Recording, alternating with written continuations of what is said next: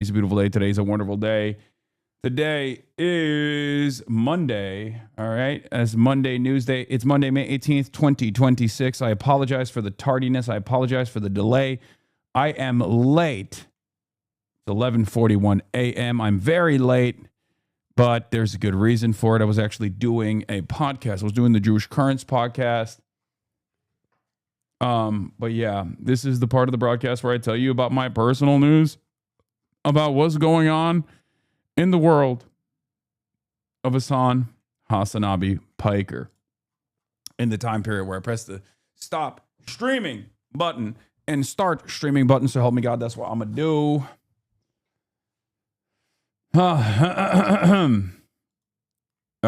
So yeah, that's it. That's what it is. That's what's up.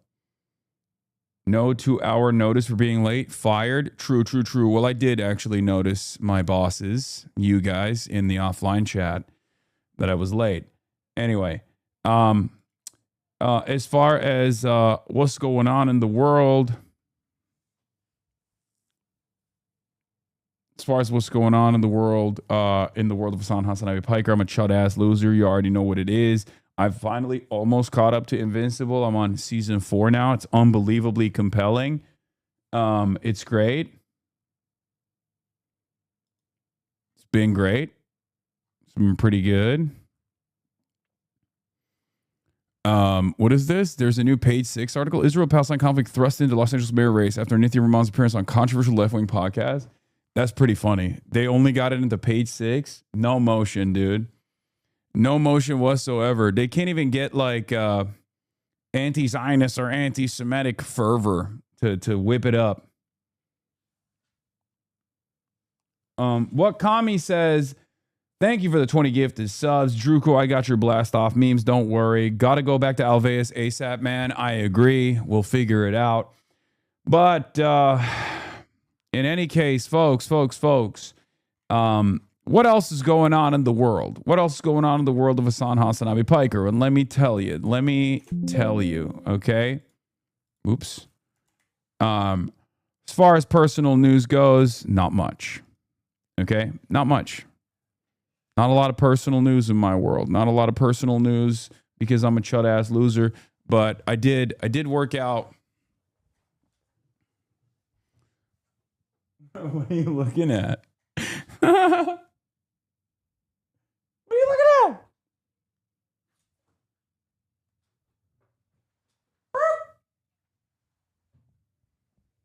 Anyway, what was I going to say? Oh yeah. So, I worked out this morning. I'm feeling pretty good. I suspect that will go away soon though. Like the good feelings, eventually. But why are you so evil? Because all of the world's and the cause of all the world's woes? Sure. Mallory went on Matt Bernstein. Oh, shit. Mallory McCuomo on Matt Bernstein. That's exciting. Can't wait to watch that. That will be exciting. Very cool. Yeah, we got some Luigi updates as well. Don't you worry. We'll be covering that too. Do you think Kaya calls you a chud-ass loser? No, she's a fat chud. She is a fat chud just like me. Me and Kaya are both fat chuds, okay? She got crowded by Emma? No, that's what Emma was talking about this morning on the Majority Report. Oh my God. I was like, she was like, yeah, I just did this interview and I won't tell you where, but it was a very interesting interview. Oh my God. No way. I was watching clips of it on Majority Report. Emma Majority got her backtrack really aggressively and she generally just looks like shit candidate the whole interview, in my opinion. Oh, what? Oh my God. Oh my God. Okay, we'll look at all of that. God damn. I asked about Mallory McMorrow on her support for Israel. Damn. Okay, UN Special Rapporteur Francesca Albanese about sexual violence against Palestinians. We'll do that as well. Potentially, here's the playlist. The Macy's, thank you for the playlist. Anyway, I'm just going to go right into it. I'm going to blast off real quick and go right into it because, ladies and gentlemen, there is a lot going on in the world and we got to cover all of it because it's Monday News Day. You already know what's up. I feel pretty replenished. I feel like, my energy's back up. I'm feeling pretty good. I love me a good news day. Okay. I love me a good Monday News Day. You already know what's going on. New York Times Siena poll shows Israel is over. Mallory McMorrow's interview on Matt Bernstein, Mallory McMorrow's Matt Bernstein / MR interview. Okay, we'll do that. Trump IRS lawsuit back to Iran, all the stuff. Musk is about to lose his lawsuit to OpenAI. I know we got the Musk AI lawsuit as well. Musk Altman lawsuit. New York City, Long Island. My favorite expressway railroad is striking. And people are, of course, doing anti-worker commentary and anti-worker propaganda in the process, as is expected, as always. They're like, public sector unions are disgusting. Yeah, you're disgusting, and you should shut the fuck up. You should never be allowed to speak ever again if that's the type of insane shit that's coming out of your fucking mouth. Okay, that's how I feel about it.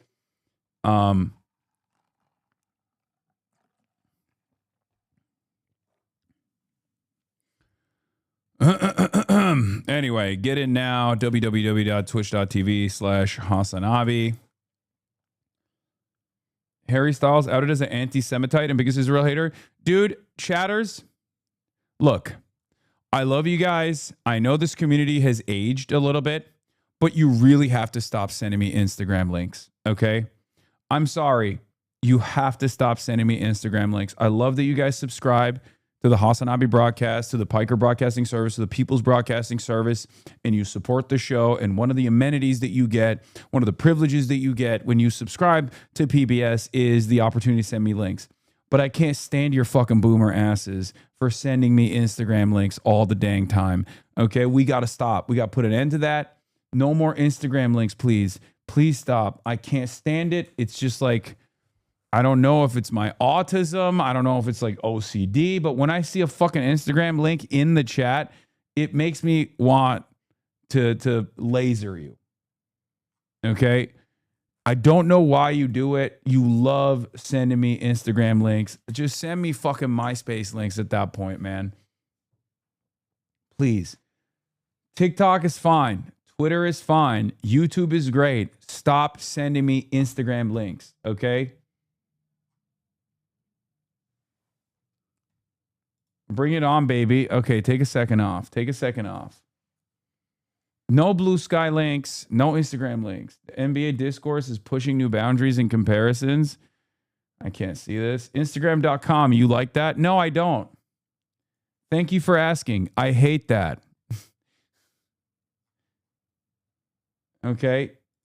Yeah, I know. 70% dissatisfied with the Democrats.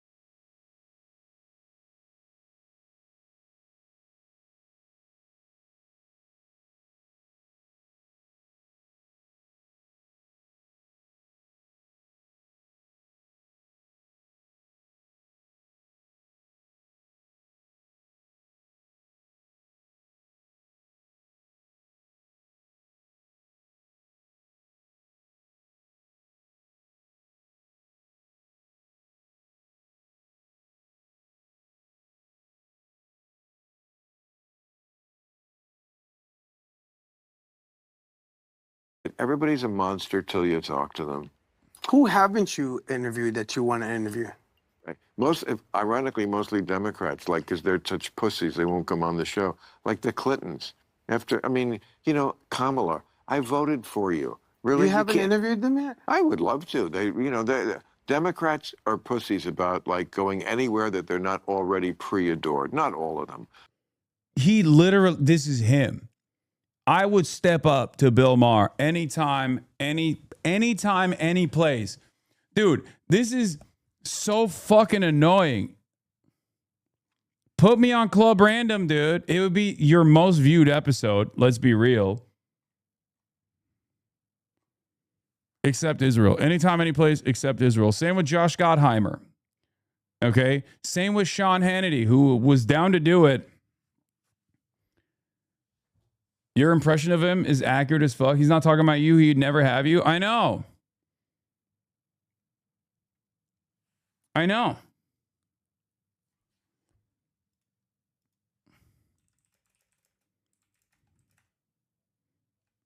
Sean Hannity said he was going to do it and then fucking backed out. He's like, oh, we have to push this back. Push it back to when? Forever. A new HasanAbi edit hit the timeline? What the fuck is this? Why are you sending me this? This is scary. This is fucking weird as shit.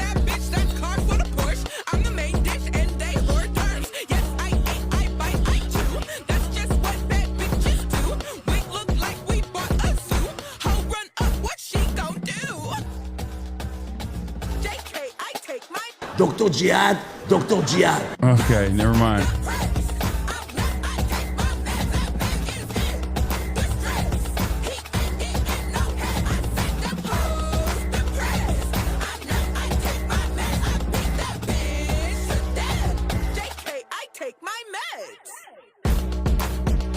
Okay, never mind. It was good. It was good. I recently I saw the clip of you trying to get into a Japanese restaurant bathroom on TikTok. Haha. Oh, nice. Okay, the edit was fire. It just like hit me in the face at first with like a strange, Destiny, random Destiny sighting. It was weird. That's why I was like, oh, but it's fine. Are you eating yogurt in that clip? Wow, shirtless is on. Remember when you promised shirtless May for the 3rd year in a row? Yeah, I'm fat, bro. What do you want me to do? I haven't gotten back there yet. I will eventually get there though. That TwitchCon political debate show promo you made was so wild in hindsight. Yeah. Dr. Jihad. You got a BBC Persian article? Wait, what the fuck? I mean, this is like, this is an op. Hasan Piker, 34-year-old political commentator, holds American and Turkish citizenship, describes himself as socialist. In recent months, he's criticized U.S. domestic and foreign policy in a sharp tone during live stream videos from his home in Los Angeles. Hasan Piker has gradually attracted a larger audience since 2016 with programs that are described as explicit and sometimes reckless, but at the same time entertaining. He's known on the Twitch platform as HasanAbi, Big Brother in Turkish, and now has approximately 10 million followers across various social networks. Isn't BBC Persian like, a little bit of an op? Am I crazy?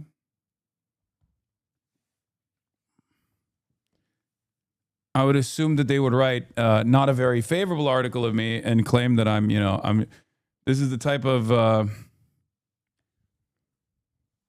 didn't they say something? Didn't they say you were a numbers guy? I'm a numbers guy. It's true. I'm a numbers guy. They got to stop using your beardless pics. I'm not going to lie. I think I look good. What's wrong with you? You don't think I look good in these photos? I think I look pretty good. It's a real Clark Kent ass look. I think I really like I really like Invincible because all of the Omni-Man folk, all the Viltrumites, they all have mustaches. You know? You look your age. Okay, that's not a very nice thing to say, I feel like, because my age is old. Today was my first day as a full-time attending physician. I work in your home state. Get ready to be showered with gifteds in a couple weeks. I listened to you all throughout residency, says Dr. Felipe. I cannot believe that this motherfucker is actually a fully fledged doctor now. That is crazy. I cannot believe it. They let HasanAbi heads become doctors. What a crazy thing. What a crazy thing. Are you around 28? Because you look 28. Thank you so much. Kisses to you, chatter. Mwah. Yeah, I know they're quoting the podcast saying I look my age. Anyway, all right. Got my PhD this weekend. Jesus Christ, dude. I can't believe it. I can't believe this goddamn community. We're everywhere, huh? We're everywhere, huh? Okay, so HasanAbi heads are fit to be dog catchers or doctors. True. You in Invincible? Oh, that's fire. Look what they need just to mimic a fraction of our power. This is fire.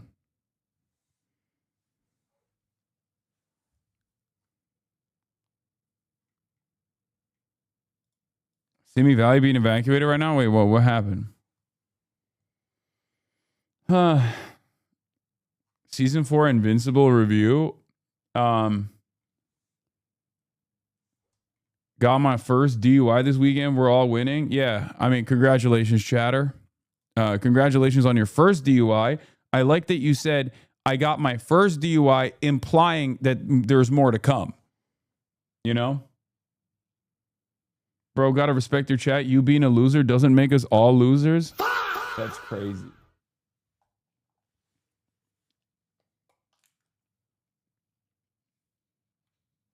That's kind of fucked up.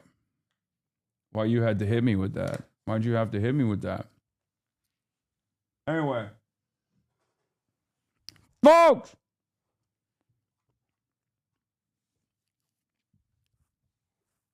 Yes, I watched the cute new fan animation yesterday, but I'll rewatch it again because I love it. Favorite. I mean, Sorry is one of the best. She's goated. And I'm glad that she made another edit.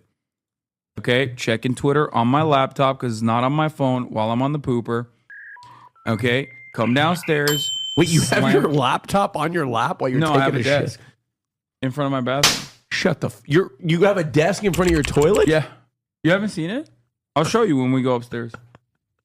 How did I miss this? It's insane. Not like a desk. It's like a side table.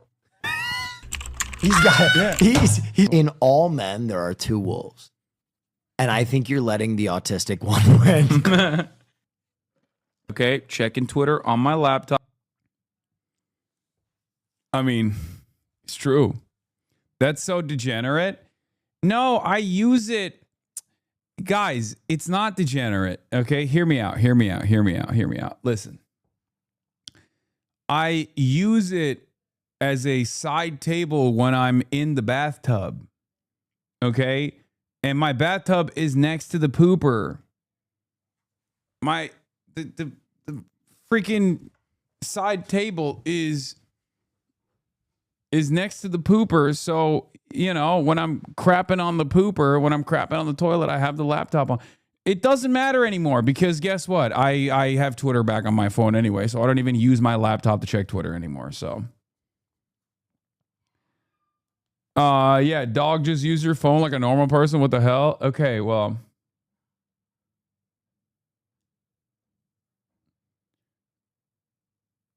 Just a heads up. Yesterday when watching the Ura video, you mixed up the Israeli org Zakah with the American org Zakah. The American one is very legit and unrelated to the Israeli one. Oh my God. I apologize. Thank you, Yehuda, for correcting me. Also, Golden Kappa trade. Yes. Solo Blumkin Fap Top. I'm going to be honest with you. I did not know that there was a distinction until you just informed me. I'm going to keep it $150 with you, big dog. I genuinely thought it was the same. I thought it was the same organization. That's crazy. Why did they do that? Why? That is... I thought it was the fucking raises. It has one extra A and an H, bro. It sounds the same.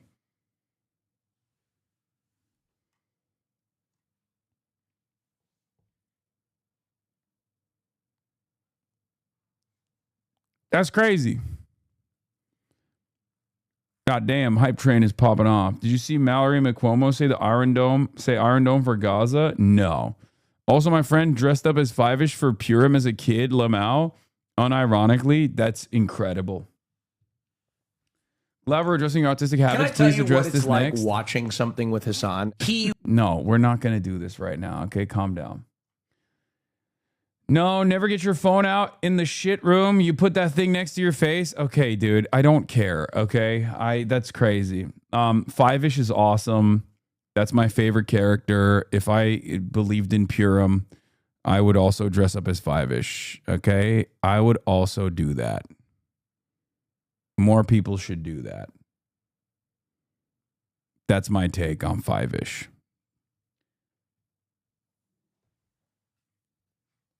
Anyway. All right. Does Chatter know that their butthole's about 3 feet from their face? Yeah. Okay.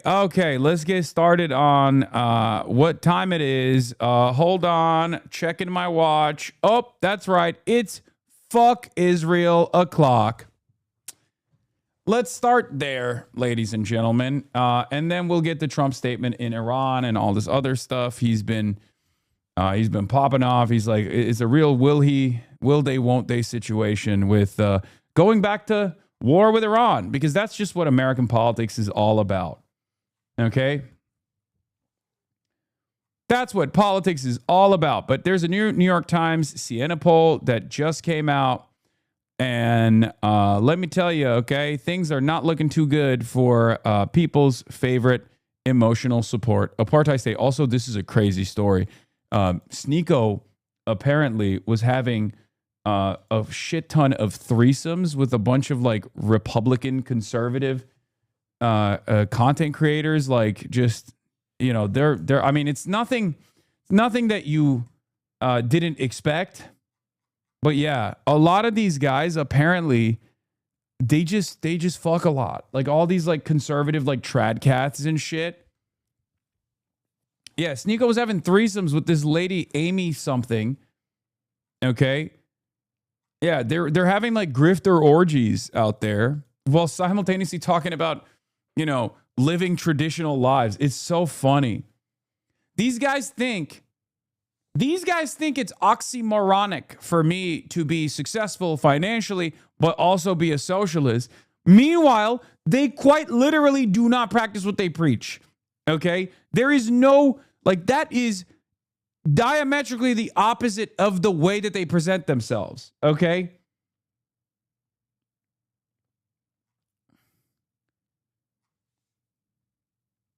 This motherfucker's running around being like, I'm actually a pious Muslim revert. I believe fully. I subscribe fully to Islam. And then he's having fucking three-ways and shit. Watching his girlfriend get fucked by other dudes. Like, I don't even understand how that stuff works at all. What the fuck?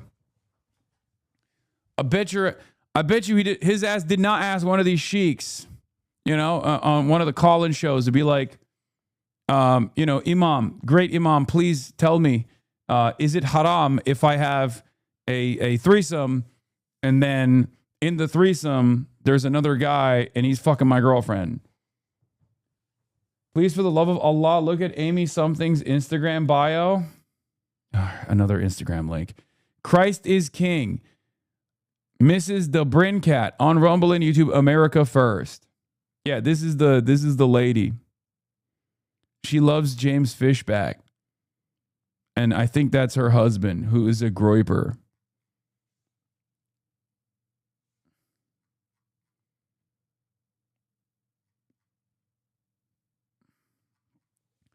Is that a Swagapino W or L?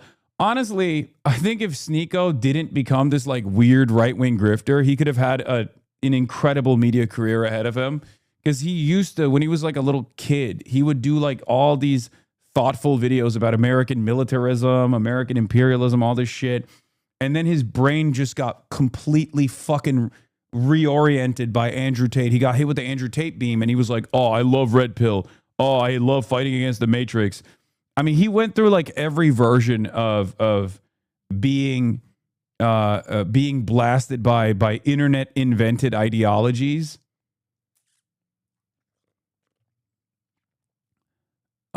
So I don't know. I don't know where he's at now, but I check logs. Okay, man. Okay. We're talking about something else right now. Fucking calm down. Okay. Freaking calm down, dude.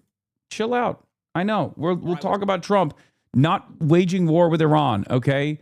There's plenty of time. There's plenty of time to get to that. There will be plenty of time to get to that. Okay. Stop begging me to check your logs.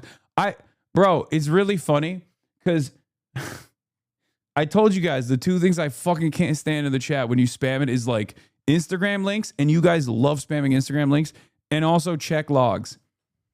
You guys love spamming both. You love spamming check logs for an Instagram link.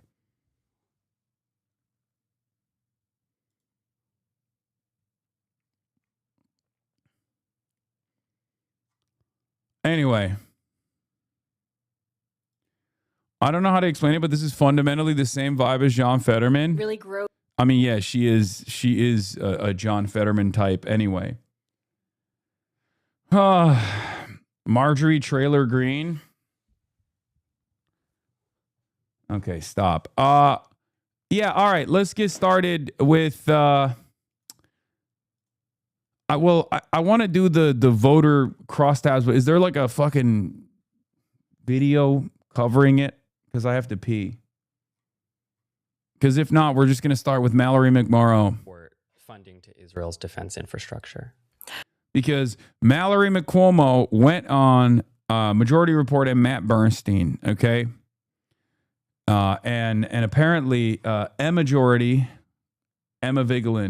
from Majority Report was brought on to the convo out of nowhere. And she played a role in apparently grilling her. Okay? And I'm very excited to watch this. I'm actually super stoked to watch this. Tom Hardy is a kneecap fan? Yeah, we know.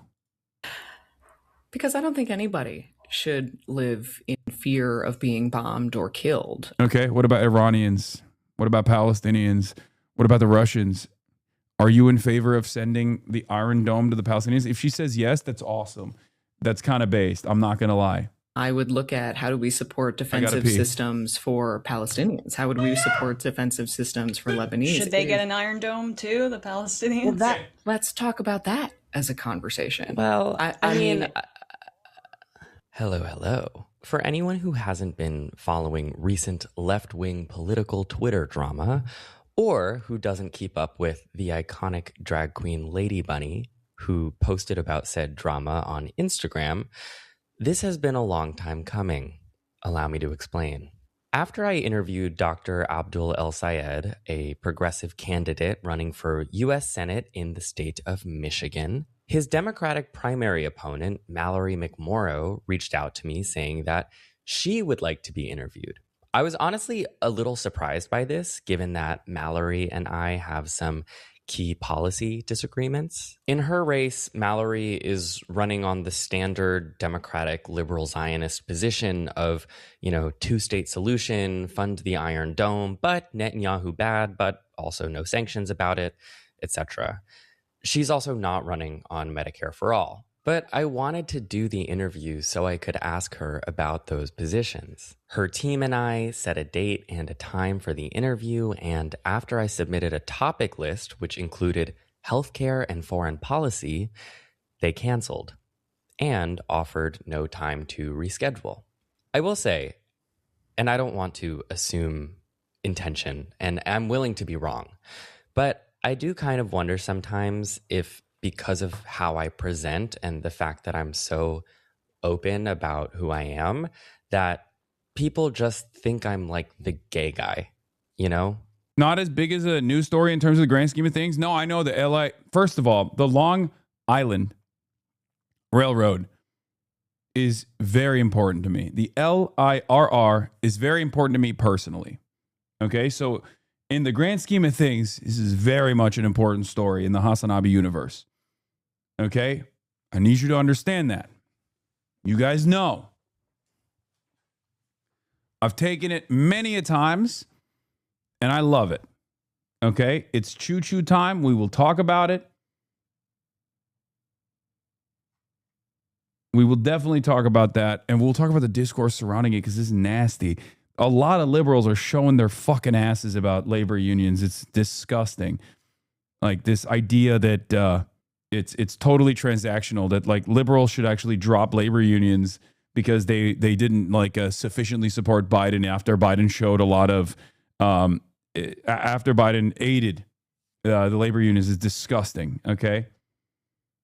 You don't support labor unions because they're left or right. You support them because it's just. Nastiness.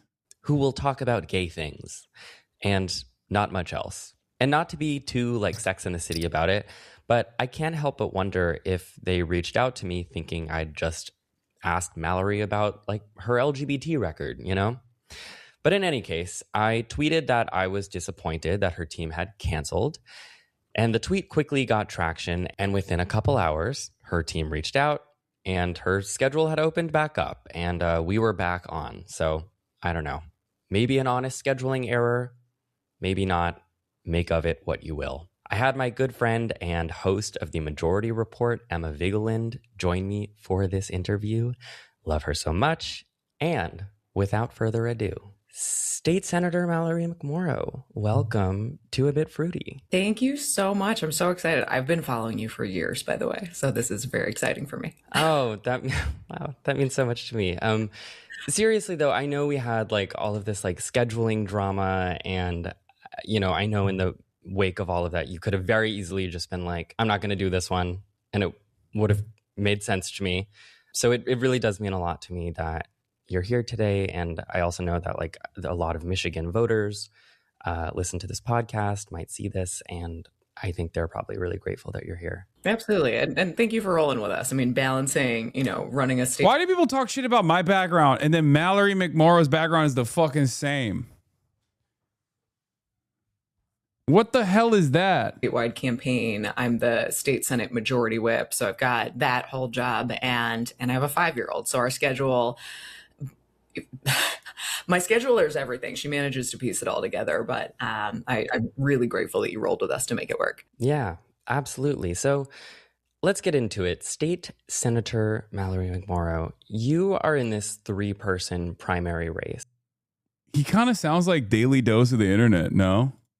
For the U.S. Senate representing Michigan, that's really captured the attention of the country. And I want you to help us characterize it a little bit for people who might be hearing about this race for the first time.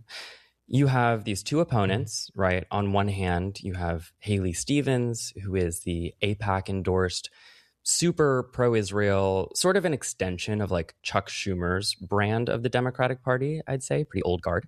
Haley Stevens was notably booed at her own Michigan Democratic Party convention recently. I'll throw a video in there if I can find it.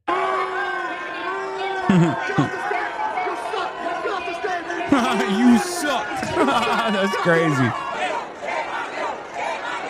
Which is pretty amazing. And then on the other side, you have Dr. Abdul El-Sayed, who we interviewed on the show a few weeks ago. Dr. El-Sayed is a very progressive candidate, wrote a book on Medicare for All, very pro-Palestine. And I think, and please feel free to dispute this characterization, that most people view you as like someone in the middle. So I was wondering if you could first just like define yourself in the context of this race. For sure. So to put the race into perspective, Michigan has an open U.S. Senate seat. Gary Peters is not seeking re-election. We have Mike Rogers, in all likelihood the nominee on the Republican side, who ran against Alyssa Slotkin in 2024, lost by only 19,000 votes. The Republicans and Trump view this as their best chance to block Democrats from having a path at taking the U.S. Senate. They're spending, the Senate leadership PAC announced $45 million that they're going to be spending in Michigan, which is more than they will spend in Georgia, Maine, Iowa, Alaska, New Hampshire. So this is it. So it makes sense that this has sort of captured the attention of the country, and we have a fiercely competitive Democratic primary. You do. I should add, so people know, sorry, don't mean to cut you off, but it's like, depending on what poll you look at, which are coming out like relentlessly, it's like neck and neck with the 3 of you. Yeah, and I think that's a good thing, but your characterization is right. You know, what I firmly believe is that the Democratic Party needs a reckoning, that the old guard establishment of the party has really let us down. The first question I was asked when I got in a year ago was, would you support Chuck Schumer for leader? And I said, no. Apparently I was the first candidate in the country to say so. And what I know is that in Michigan, we have built a very different blueprint. So for me, I know that people want to put us into neat little lane boxes, and I just don't think that's how Michiganders think. We have people in our state who voted for both Rick Snyder, a Republican governor, and Gretchen Whitmer. We have people who voted for Bernie Sanders and Donald Trump. This is a state where you don't have to register by party, and people tend to vote for the person that they like. But of the field, I am the establishment outsider, but with a track record of actually getting real shit done. I'm the only candidate to have beaten a Republican incumbent to get into office. I took on an entrenched family legacy in my first campaign for state senate, and I swung a district 20 points in a single cycle and broke the Republican supermajority. I then helped leverage a viral speech that I gave back in 2022 after I was smeared as a groomer and a pedophile by a colleague of mine. I opened a PAC. We raised millions of dollars. I supported a dozen other candidates and flipped the entire state senate for the first time in 40 years. Been there with the groomer and pedophile. Oh, same here, actually. Yeah, and can I tell you, like, all of your Instagram stories were truly so helpful for us. Like, you may not know this, but a lot of us in the state senate, we've been following you for a while, kind of hitting back on a lot of the culture war bullshit. Thank you so much. I really appreciate that. And really. Yeah, she's coming at it real nice. Appreciate everyone who stood This their is ground. good. I mean, what I think was hopefully she's a lot more skilled, I would say, or maybe it's her personality. I don't know what it is, but she is she's very good at how has everyone what is this? How has everyone been accused of being a pedophile? Wait, what? What the fuck does that even?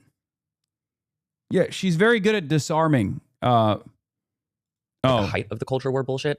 I'm of the belief that so much has happened since, especially to wreck Americans' lives economically, that even the most sort of ardent anti-drag brunch people are now kind of I don't got time for that, I will never forget, there was a press conference Tudor Dixon tried to hold in the middle of the 22 cycle, and she had all these people, and it was under the guise of protecting girls in sports, and she made this radical claims about what was happening in the state.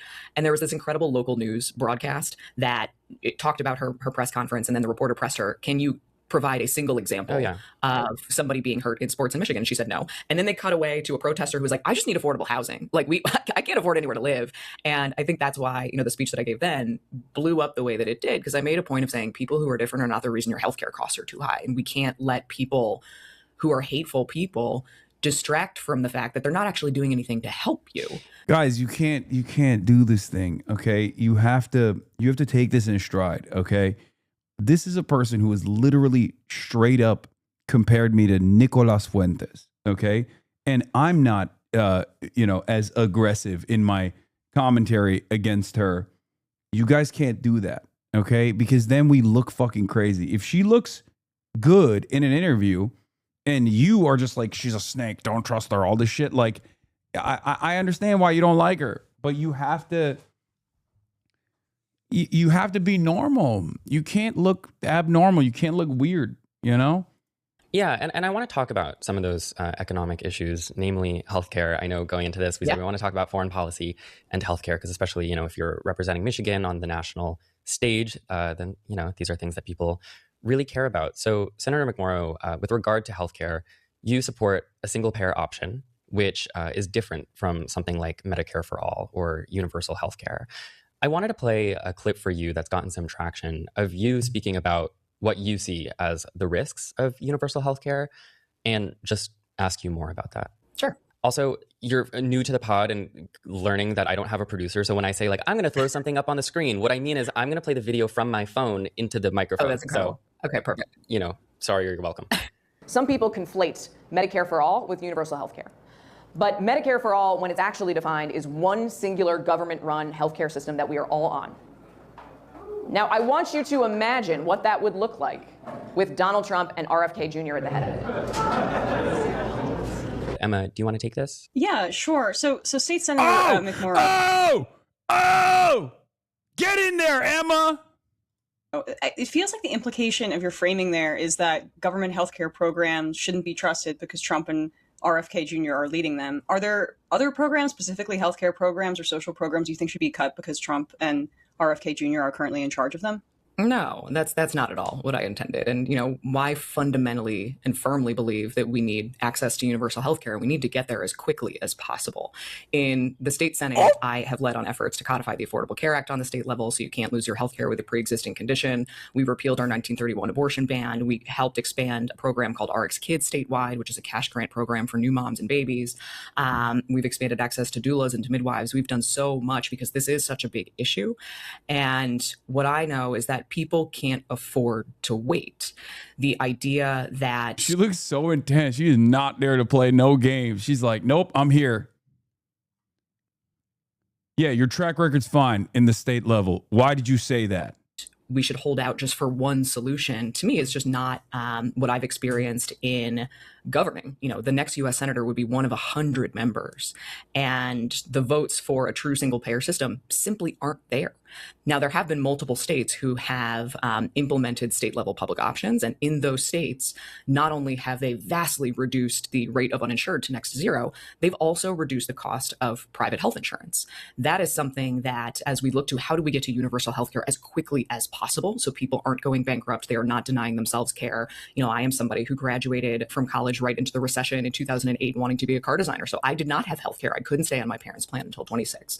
Having that real public option, anybody who wants to opt into Medicare, regardless of age, can, while also ensuring if you want to keep your plan through your union or through your employer that you can, I believe, is the best way that we can get to universal healthcare as quickly as possible. We can talk about, I think, the merits of the public option versus Medicare for all, but the public option would still be run by Donald Trump and RFK Jr. or whoever ends up being a Republican if they take over. So, additionally, the entire Republican Party is against Medicare for all and single payer. So it's almost an assertion that Democrats shouldn't pursue Medicare for all or even single payer because potentially Republicans could get back into power and control it. I mean, that is the implication of what you said. I don't think that it is. I think that's a mischaracterization. How would you characterize it then?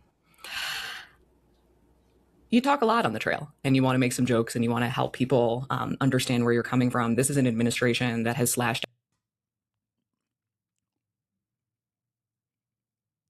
That's,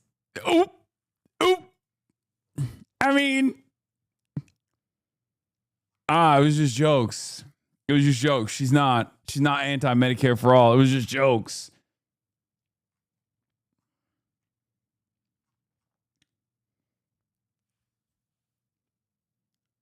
What is the joke then? I mean, you're defeated at that point, right? If you're a politician and you're talking about how we can't pursue a very popular healthcare provision because, Republicans might take it over. It's like, okay, Social Security exists. Like, Republicans have been president. They can't take it away. The fuck does that even mean? But obviously, fundamentally, when you say explain the joke, then it's over. There's nothing you can do. There's nothing you can do. When you turn around and you say, explain the joke then, I don't understand it. It's the most annoying thing that people can do. People do it to me all the time. It is an undefeated method, okay, of just hooking someone. Access to mifepristone. This is an administration who intentionally withheld SNAP benefits, even though we had the funding to pay for it in Michigan. That's 1 million kids who are on SNAP. Right. Yeah, but you would never say that, we shouldn't have SNAP because, inevitably we shouldn't expand SNAP because inevitably Republicans will control it, right? Now, I don't think we should shy away from the incredible damage that this administration is inflicting on government programs. Here in the state, I'm on the Appropriations Committee in the state Senate. We are having to backfill state Medicaid because they've vastly slashed access to funding for us. The one big awful bill means that Michigan stands to lose 13 rural hospitals. We've already seen a birthing center close in the Upper Peninsula. Now women have to drive more than 50 miles to give birth. I don't believe that it's out of line to highlight, hopefully with some humor, we're allowed to laugh sometimes, some of the incredibly damaging things that this administration has done, while we are also advocating for what we would do if we get back into power. The argument that she presented wasn't that this administration is like... The argument that she presented wasn't specifically about this administration's actions taking away people's health care. You used that as a reason as to why we shouldn't pursue government-controlled healthcare. That's a very specific criticism against government initiatives in general, and specifically against Medicare for All. Propose and how we're going to get there. How do you build a coalition to actually I love implement jokes. policy? I'm a jokester. I love fibbing. I love hyperbole, as you guys know. It's one of my biggest flaws. My biggest personality flaws is that I love laughter. Okay? Chat hates it. But there is a difference, right? When you're making a joke, you know, there's an intentionality behind it. There's a direction on the joke. You know, I'm not going to say you can't make jokes about denying people access to healthcare. It can be very funny. Comedy is legal, okay? Comedy. Legalize comedy. Legalize comedy. Comedy is legal. I don't do the jokes of bourgeois decadence. I think that you just didn't, I guess you didn't mean it. I guess you said that, but you didn't mean it. And I think that's what she's trying to do right now.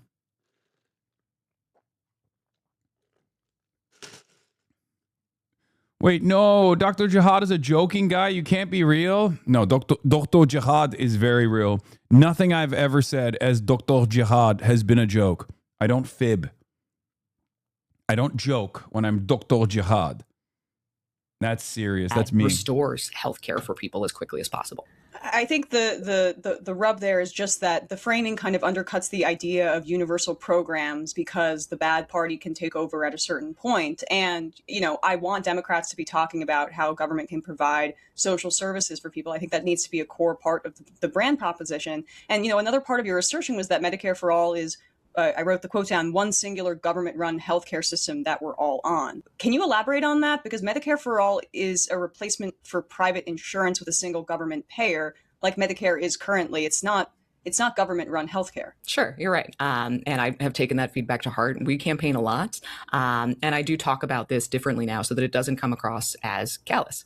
And you're right. A single payer system, Medicare for All, in the legislation as it has been introduced and sits in the Congress right now, is a single insurance plan that would by law eliminate private health insurance. The public option, can you expand on how you would solve some of the same, say, enrollment issues that you see with Obamacare? A Medicare for All plan would promise no premiums or deductibles. It would create a single payer, the largest amount of leverage to keep costs down. That is why people want to go big with Medicare for All. A public option is an improvement, of course, on the private marketplace and the Affordable Care Act, but that would still involve premiums and deductibles. Why not go all the way to Medicare for All?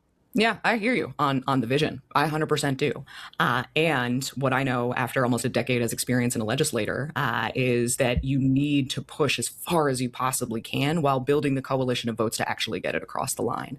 And the support for a true single payer system isn't there yet. It just isn't. So for me, what I know, I have constituents today. Bullshit.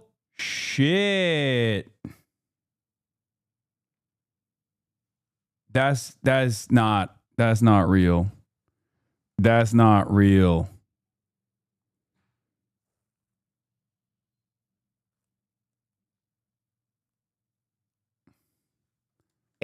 Who have canceled their ACA plans because they see their premiums have gone through the roof and they're just praying that they don't get sick and don't go to the hospital. Allowing for anybody who wants to opt into Medicare regardless of age helps us get on the path to universal health care. And I'm also somebody who fundamentally believes states are the laboratories of democracy. This is where we try things out. This is how our country was established.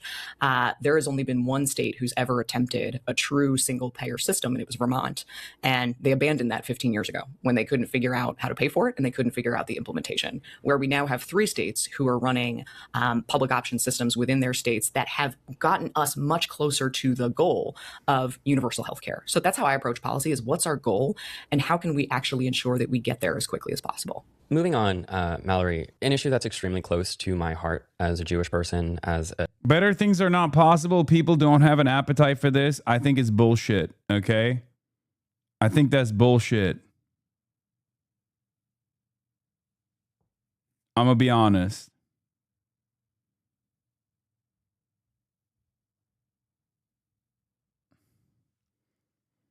It's just, I'm coming at it with the most with maximum electability in mind. Okay, well, we need bold thinkers, okay? The time for trailing the Republicans along was for yesteryear. Okay, the time for real bold changes is now. The tax-paying American as a human being is that of Palestine. I despise when people automatically come to the bargaining table. I despise when people come to the bargaining table and immediately shank their own position. Public option would be an improvement over what we have now, but why would you even start down with a watered down proposal, negotiate with the maximum? Exactly. It's ridiculous, and every Democrat that does that is a snake in the grass. Remember that. Every Democrat that does that, when any Democrat that says, oh, this is unfeasible, is doing so for a reason. Okay? It's unbelievably disingenuous.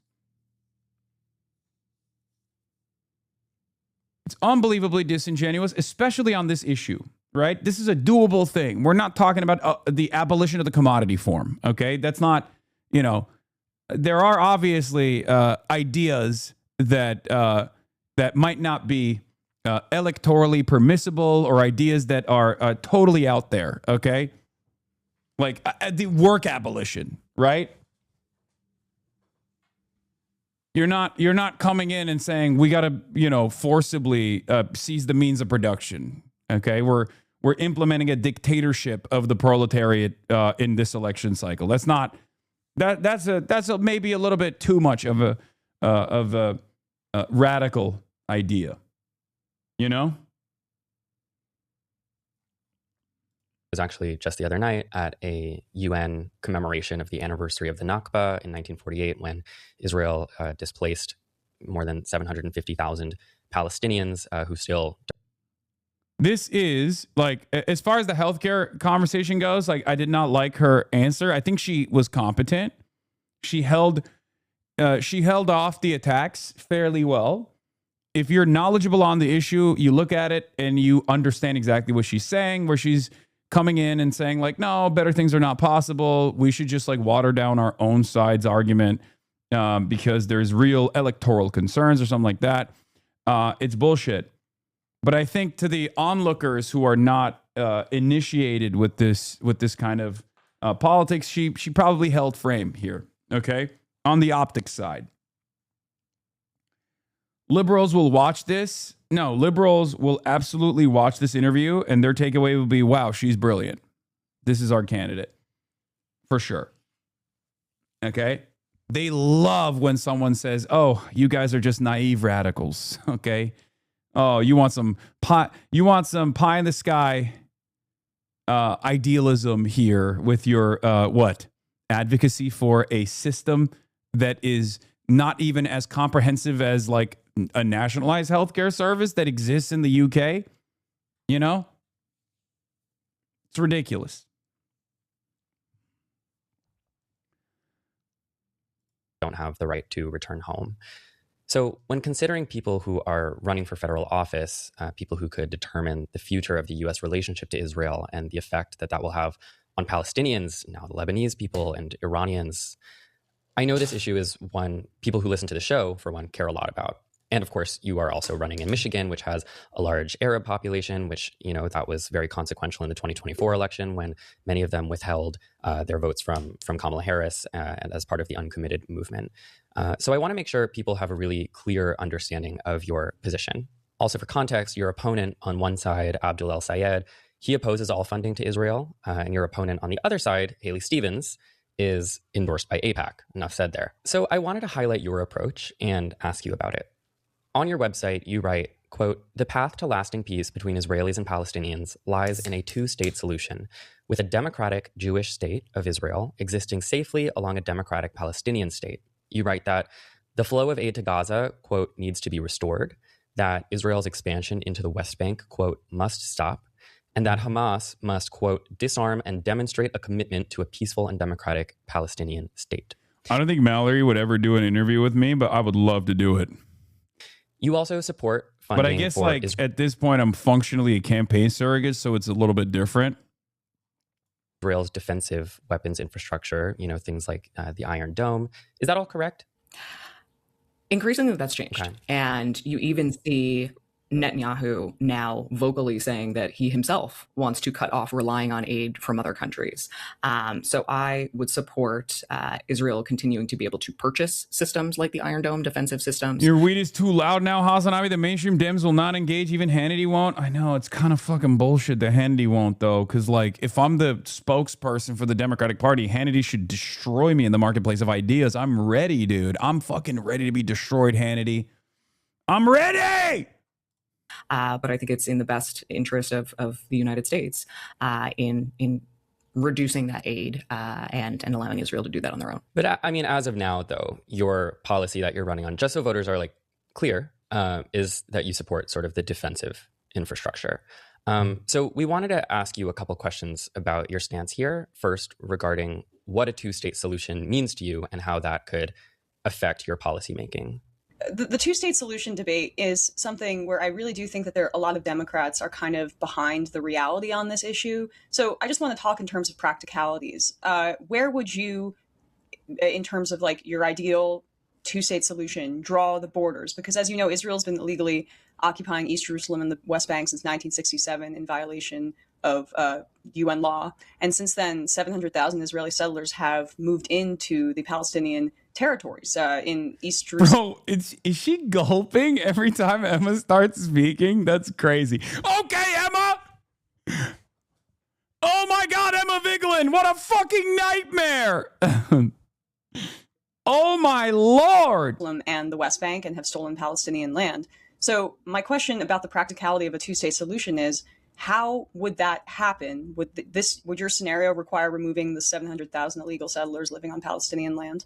So, Emma, what you're asking is, I don't believe the role of a U.S. senator. I believe that a senator should have a role in allowing the United States to facilitate the negotiation between the Palestinians and the Israelis that gets to a place where there's long-term peace, security, and self-determination for Palestinians and long-term peace, and security, and self-determination for Israelis, who all live in the region and have to figure out a way to coexist where they're not killing each other. I don't believe that it's the role of a legislator to determine where those borders are or how it coexists, but it should be our role to de-escalate the conflict. I do not support the Netanyahu government. I think that they have continued to push well beyond what is proportionate, what is rational in response to the October 7th attacks, in a way that is horrifying to watch. I mean, bombing Gaza to be completely uninhabitable, the settler violence that you see, that while it is technically illegal, they are certainly doing nothing to stop it and continue to. Okay, I'm guessing the pin is a reference to the mass shooter going on down the street from Hasan. It's not down the street from me. I think it's in the San Diego Islamic Center. That's a little ways away from down the street from me, and I don't know what's going on, but we'll get to that later. Okay? Encourage it. And Matt, you brought this up, particularly related to our state. We have a very large Lebanese population. 1 million people in Lebanon have been displaced. And I know a friend of mine who's running for state senate mentioned to me that his grandmother's home in Lebanon has been bombed 3 times, and that somehow she's still in good spirits about the fact that she is alive when many of her neighbors are not. So for me, I'm somebody, I bring a background in industrial design into how I pursue policy, which is starting with the outcome and then backing into how do you help facilitate making that happen. What I believe is that there is broad shared beliefs across our constituents in both the Jewish community, the Arab community, and frankly, for people who are not directly impacted by this, who are horrified beyond belief at the ongoing violence, suffering, chaos, who simply want the violence to stop and see the United States has played a role in continuing the violence when we need to play a role in ending it. And I hear what you're saying about you don't want to draw specific boundaries. I understand that. But I think it's important to dissect what a two-state solution would actually entail. Do you believe that should involve some sort of reparations for Palestinian land that has been stolen? Because increasingly, if you look at the map of the West Bank, it's being taken over. Yes, a two-state solution is pure. I mean, I would say it was like an idealistic concept, even in the 90s when there was like approximately, I believe in 88, there was like 80,000 or so settlers. That still would have been a very difficult process of taking away that land and like redistributing it to the Palestinians. But it's a fantasy. It's the reason why people still say it in 2026 is because it's a great way to shut your opposition to fuck up, because most people are oblivious to the realities on the ground. There is a de facto one state right now. This is a tough pill to swallow for everyone on both sides, but there is a de facto one state, and that sovereign state is an apartheid state. It's the state of Israel. So I think it's a much more productive way to tackle this issue as an end to the occupation and an end to the apartheid. The abolition of the occupation of Israel and the abolition of the apartheid is the appropriate way to go about it, given the realities on the ground. By Israel. So there would have to be either a forcible removal, or Palestinians would have to be crammed into even smaller and smaller territory. Yeah, and again, I go back to the United States role. A legislator's role should be in helping to facilitate between the negotiators and something that allows for that peace and security for Palestinians alone. Yeah, it's by cutting funding. It's by turning Israel into a pariah state to apply maximum pressure peacefully, right, through peaceful means, which of course includes an arms embargo across the board, no defensive weapons, no offensive weapons, an arms embargo, not even just like denying them free money so they can purchase the weapons. I'm talking no weapons whatsoever, and then potentially sanctions, because that's what we would do, or that's what we did do to apartheid South Africa, right? This is part of the reason why a lot of these guys refuse to reckon with what it means to be an apartheid state. That's why they act silly and naive when it comes down to the recognition of Israel's apartheid, right? It's bullshit. That's why they don't want to say genocide either. There's a reason for it, because genocide comes with legal restrictions, a just demand for legal restrictions. Apartheid comes with demands for restrictions.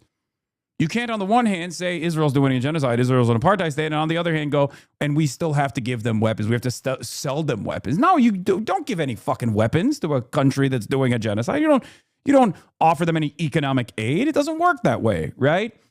And that's why they have a hard time openly saying the truth that many people now understand, at least knowledgeable people understand. Alongside Israelis. I don't believe that that is my role to dictate, to put on to the people who do live there what they should be fighting for their own lives. I want to push back, though, a little bit on... I would go a little bit harder. I'm gonna be honest. Senator, sort of, you're presenting it as like a little bit detached from the peace process there, whereas like we know that Israel's sort of violent and ongoing expansion now. Yeah, if you got a bad kid, if you got a child that's beating the shit out of people, and the school tells you like your kid's beating the fuck out of people, you don't give the kid a gun.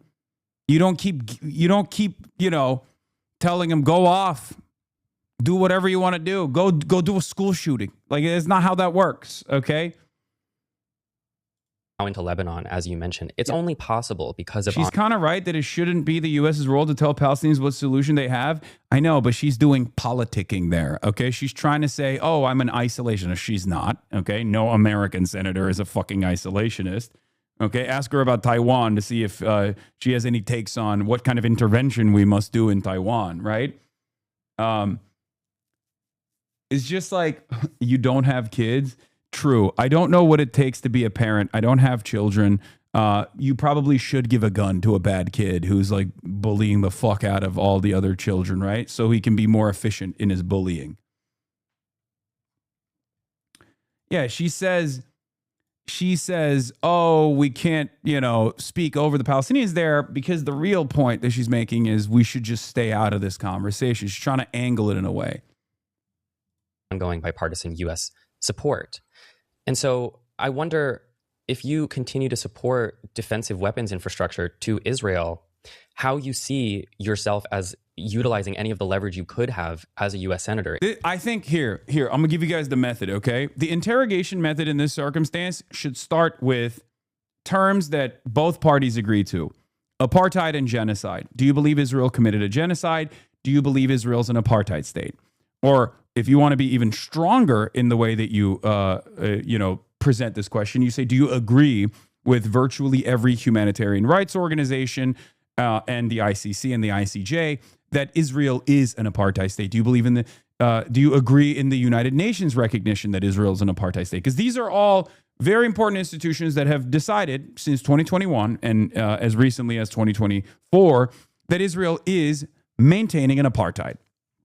Okay, so that's number one. Number two, same with the genocide distinction down to B'Tselem, the Israeli Human Rights Organization, and all these other international human rights organizations. Do you agree with their assessment that Israel has conducted a genocide? So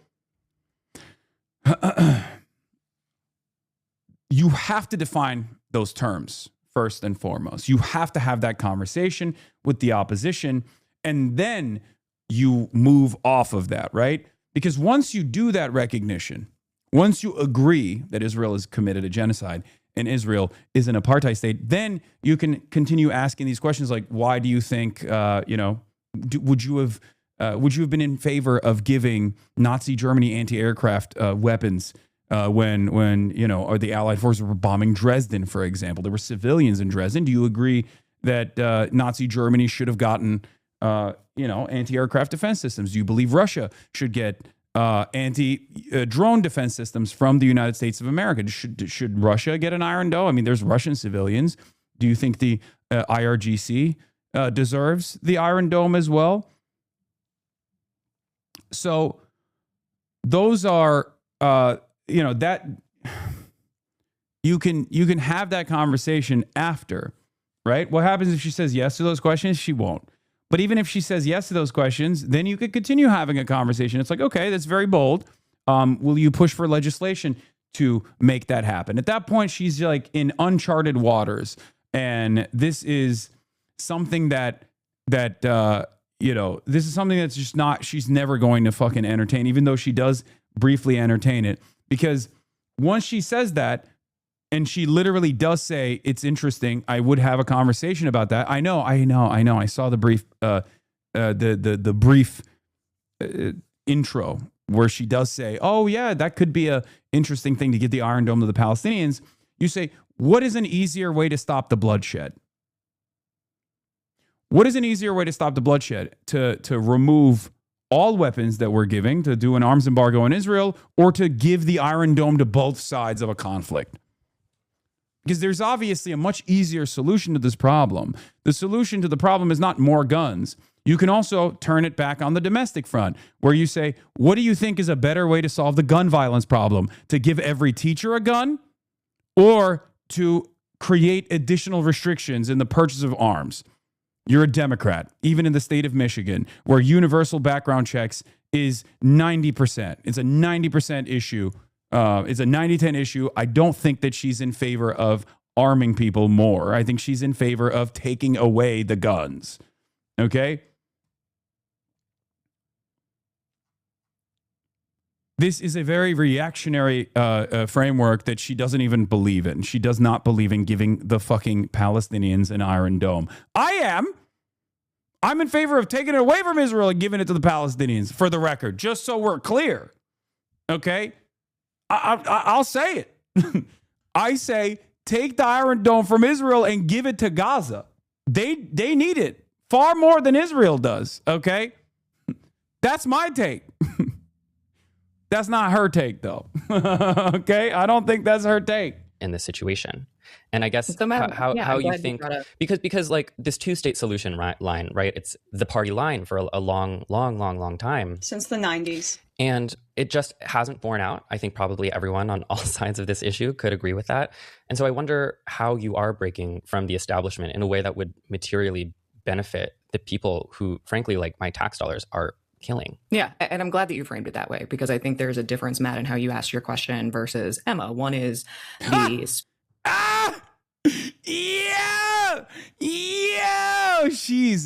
The knives are out. The girls are fighting. Hasan Farmi clips for Fox News again? Yeah, sure, whatever. I don't give a shit. Framework of the borders of the nations. Yes, dude. One side is doing the genocide. The other side is being genocided. Which side deserves the fucking defensive weapons more? Do you think it's the side that is doing the genocide that deserves the defensive weapons? Or do you think it's the side that is being genocided that deserves the defensive weapons? From a purely moral perspective, which side in this equation deserves it more? What kind of fucking stupid shit is this? The other is, what leverage does the Congress have to help facilitate this negotiation? I would have voted alongside the 40 out of 47 senators who voted in the past Sanders resolution blocking arms sales. And let's acknowledge how stunning it is that a year ago, that number was significantly smaller than it is today. My views on this have evolved because the reality on the ground has evolved. It has been horrifying to watch how Benjamin Netanyahu and the far-right government have prosecuted this ongoing war against Palestinians. War or against genocide?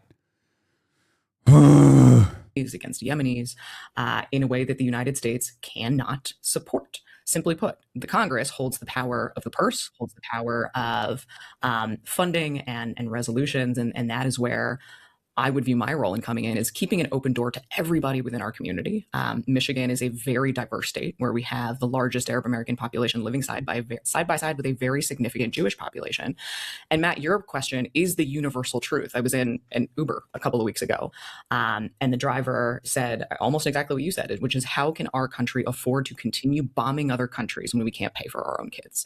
That is where we need to step in and say enough is enough, and we need to bring this to an end. Yeah. I mean, you mentioned that how in Michigan you have people of different faiths, Muslim, Jewish people, Arab people living side by side. I think it's very American to believe in multiculturalism as an ethic, in that it engenders understanding, and when you can live alongside people who maybe have different views than you, it reduces the capacity for hatred. It's why we don't believe in things like segregation and apartheid, but Israel is an apartheid state. And, you know, when we're talking about who has the right to have land and to live in peace, I mean, we're recording this right now on the anniversary of the Nakba, and the Palestinians have been ethnically cleansed since, you know, you could say 1948, but prior to that, from the land that is now Israel. Do you not believe in multiculturalism as an ethic for Israel and Palestine? Because a shared land would be, in my view, American, and also the solution that we saw in South Africa that could provide fairness for everybody involved. Yeah, and it may very well be. You know, there are... May very well be? What does that mean? By the way, this is why people who are pro-Israel are actually not even low-key, but high-key, unbelievably anti-Semitic. Okay? Or at the very least, unbelievably Islamophobic. The notion that like Jews and non-Jews can just simply never get along is, again, both anti-Semitic and also unbelievably Islamophobic, or at least anti-Arab, right? It's just crazy. It's a crazy argument to make. It quite literally is the segregationist argument in the United States of America. Separate but equal, please. We just can't have these. We can't have our kids go to school in the racial jungle, which, of course, famously was what Joe Biden said when desegregation was taking place. But it's a ridiculous argument to land on in 2026. It's crazy. We simply cannot have these fucking Arabs live with Jews. They just can't. They can't act right. That's the argument you're making. That's ridiculous. That's an unbelievably racist fucking argument. What are you saying? Like, oh, Jews just can't live with their neighbors? Is that what we're doing? Or is it that the Arabs can't live with their Jewish neighbors? It's bullshit.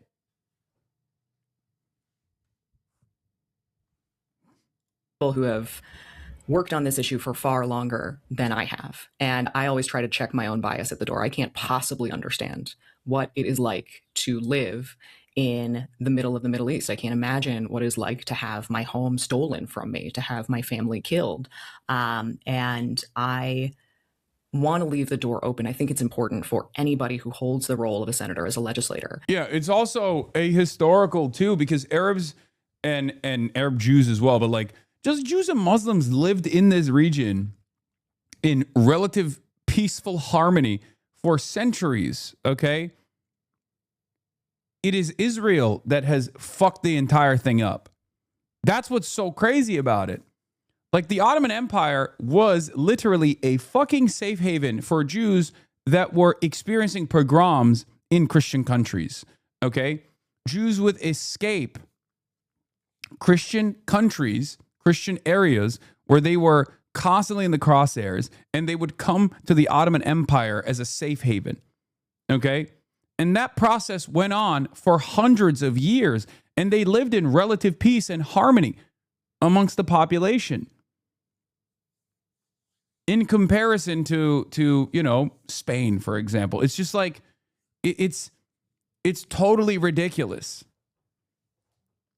and absolutely ahistorical to make it seem as though there is this like newfound Arab anti-Semitism that actually wasn't new at all, that there wasn't any enmity, or this enmity is not an enmity towards Israel, which bills itself as the Jewish state, okay? But this was an ancient anti-Semitism that always existed amongst the Arabs. It's fucking bullshit. It's not real. It's a way for also Europeans specifically to abdicate their responsibility or to whitewash or launder their personal. Yeah. Jews were forced to pay a special tax that put them as second-class citizens. Oh shit, dude. No way. I didn't realize it was just a Jewish-specific tax. Hey, maybe you should take that up with Jewish historians, okay, that have written extensively about the fact that the jizya was across the board for non-Muslims. Muslims had a separate tax that they were paying under the Ottoman Empire, and then also additional amenities were given to the non-Muslims where they didn't have to serve in the military. That's number one. Number two, it was still an unbelievable safe haven in comparison to Europe, where they were getting fucking slaughtered. Yes, it wasn't peak wokeness for 2026. It was peak wokeness for, you know, the 15th century and the 16th century. No one is saying it's fucking woke in comparison to modern day existence, dumbass. Yeah, but the idea that everything was fine was just not true. It abso-fucking-lutely was in comparison to what was going on in Europe. That's why Jews would escape Europe to come to the Ottoman Empire. You're wrong. And yes, you made it seem like it was just a Jewish-specific tax because you're a little bitch, okay? It wasn't. It was literally infinitely comparable to the Inquisition or the pogroms that Jews were withstanding.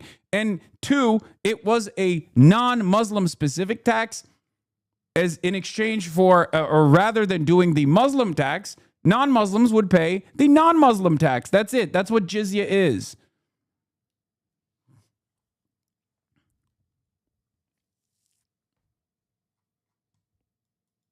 Like, this is so funny. It's like, oh, dude, you're fucking paying taxes. Like, it's crazy.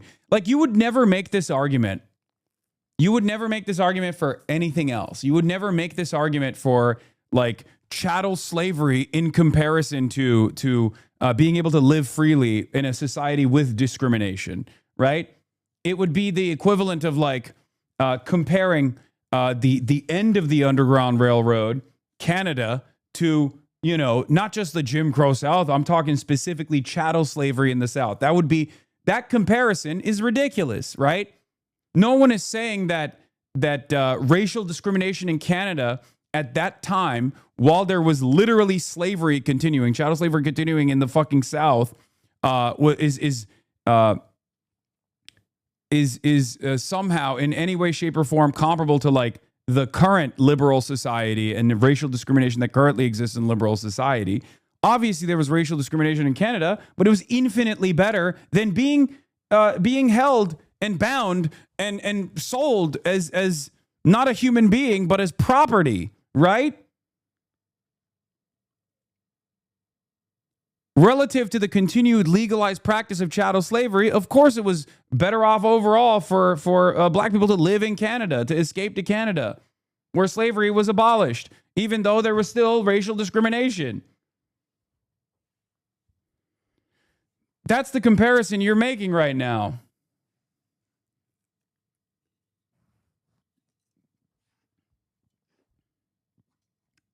Check their own bias at the door, be open and objective. And if there is, and I've heard from both the Jewish community and the Arab community, that you're right, Emma, a two-state solution has been something that has been attempted for a very long time. We have failed to accomplish that so far. Perhaps in the second line of argumentation here for all the fucking diehards that want to engage in ahistorical nonsense, for the record, is the idea that there was still conflict against Jews. In the Ottoman Empire, there were still uprisings that took place. Of course, it was a vast empire. It was an empire after all. And of course, there were still ethnic tensions that rose from time to time, many of which was ironically still in the hands of Christians against Jews and Jews against Christians, and rarely ever Muslims, even though there were some instances where Muslims also did this. I don't know why I'm fucking talking about the history of this, by the way, but let me just like dial it back here and have her respond to Emma. Killed. And I want to leave the door open. I think it's important for anybody who holds the role of a senator as a legislator to check their own bias at the door, be open and objective. And if there is, and I've heard from both Jewish... No one's excusing European action towards Jews. I just reject the idea that Jews live happily in a society as second-class citizens along with others. Brother, I said relative harmony. Okay? Relative. Do you know what relative means? Okay? Adjusted to the current conditions, adjusted to the conditions at the time, okay? Relative peace and harmony. That's it. You refuse the premise because you understand, at least if you're a little bit knowledgeable on it, okay? You understand that it was far better overall, but you just don't want to recognize that because it doesn't suit your current argument. It is an ahistorical approach to say Jews were never allowed to coexist in relative peace in Muslim lands before Israel. It's wrong. It's objectively wrong.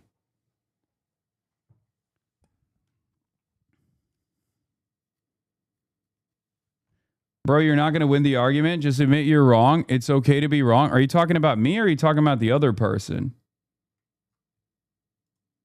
There's no way you genuinely think that this is... Oh, the chatter. Oh, okay.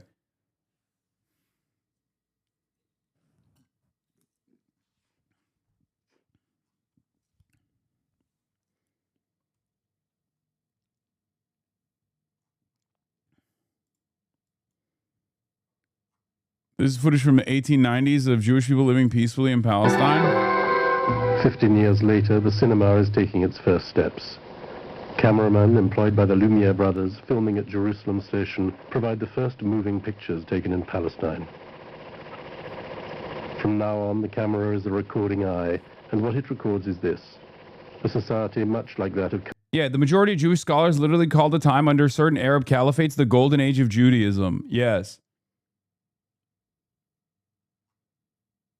It's so funny. It's just like you're denying reality, man. You're fucking denying reality. That's all this is. It's so frustrating that people are doing this 10p camera. Brother, this is literally the first camera. What are you talking about? Damascus or Beirut. This is 1896, man. In an Arab city, much like any other.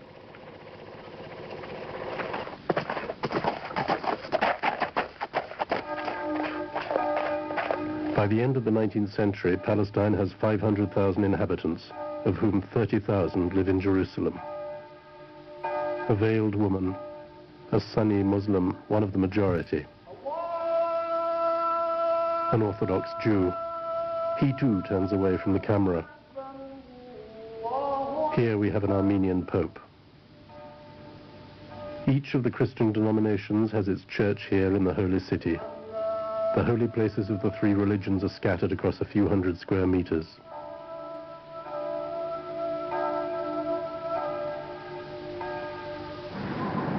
The Great Mosque is close to Christ's tomb.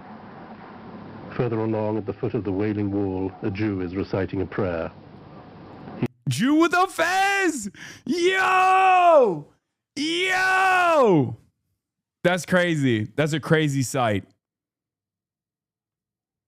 I didn't even know it was like that. See, I'm learning new things too. He is wearing a Turkish tabush, and though he prays in Hebrew, his everyday language is Arabic. Jews form half the population of Jerusalem, but in the country as a whole, they make up less than 5% of the total. Christians account for 10% and Muslims 85%.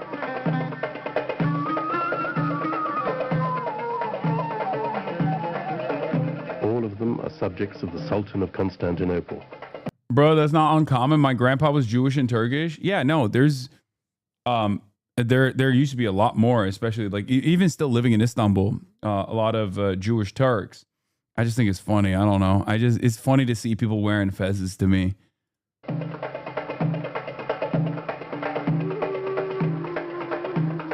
There are no frontiers in the Ottoman Empire.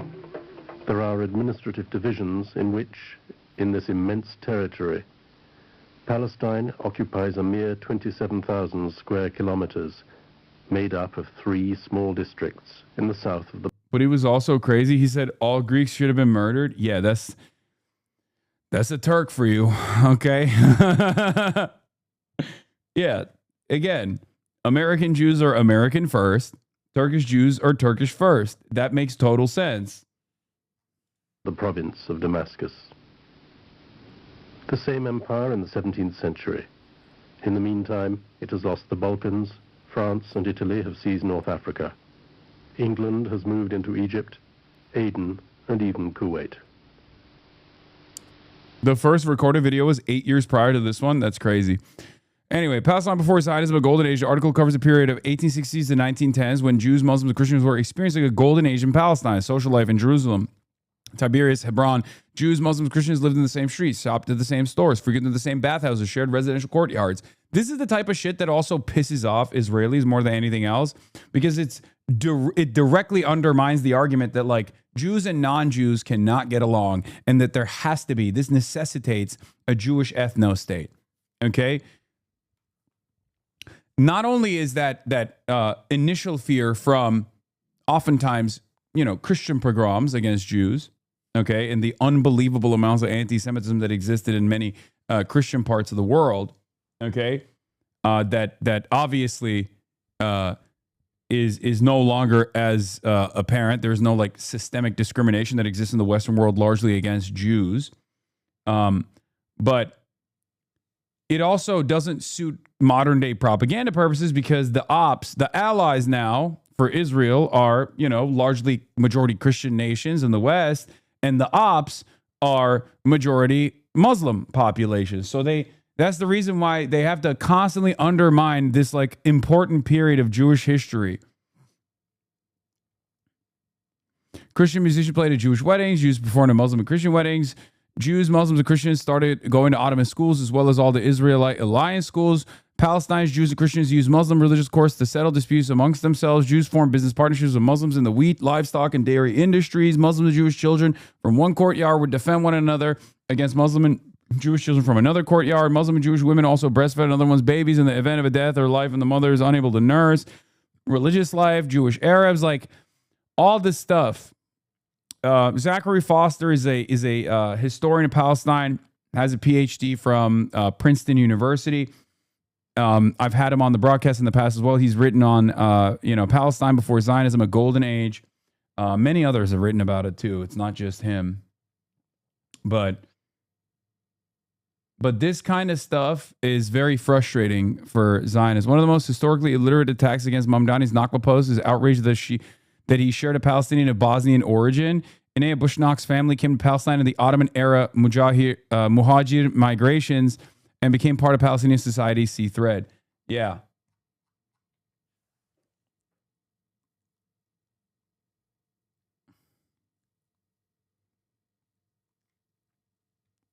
Anyway, let's get back to this video now. Community and their Arab community that you're right, Emma. A two-state solution has been something that has been attempted for a very long time. We have failed to accomplish that so far. Perhaps a multicultural solution where people are living side by side is a better solution, but I want that to come from the people who live there. It shouldn't be the role of me to assert my views on residents of another country. Yeah, I'll move on a little bit, but I think it's just, to me, it's like Israel, who is the occupying power in this dynamic, I mean, as recognized by international law, does not want a multicultural state. Obviously, that is, when they say like, oh, you guys want to destroy Israel, what they're talking about is a destruction of the apartheid system. What they're talking about is bringing in equality. And so I guess I want to stay on for a second, like how you could use your leverage good as push. a U.S. senator to stop this violence, which we all agree has to stop, right? Like we mentioned, you draw a distinction between Israel's defensive and offensive weapons infrastructure and currently support funding for the defensive part of that, like the Iron Dome. I think a lot of people, though, might disagree with that distinction and say that Israel's defensive capabilities enable their offensive capabilities. Like, the Iron Dome allows Israel, one might say, to operate with impunity because they don't face the same threat of retaliation. So what would you say to that? I hear you. As you can imagine, this is a conversation we have every single day in a state like ours, where we have vastly different viewpoints on the right course of action in the Middle East. And it is the job to go in with an open mind and to listen and to make the right, most objective decision that I possibly can. And as I said at the outset, it is increasingly the view of even Netanyahu himself that he wants to be able to do it on his own and doesn't want to rely on foreign aid. There seems to be a recognition that they are going at everything they possibly can and are losing the support of the world. They're losing the support of Americans. And I will always, my pledge is to always be objective.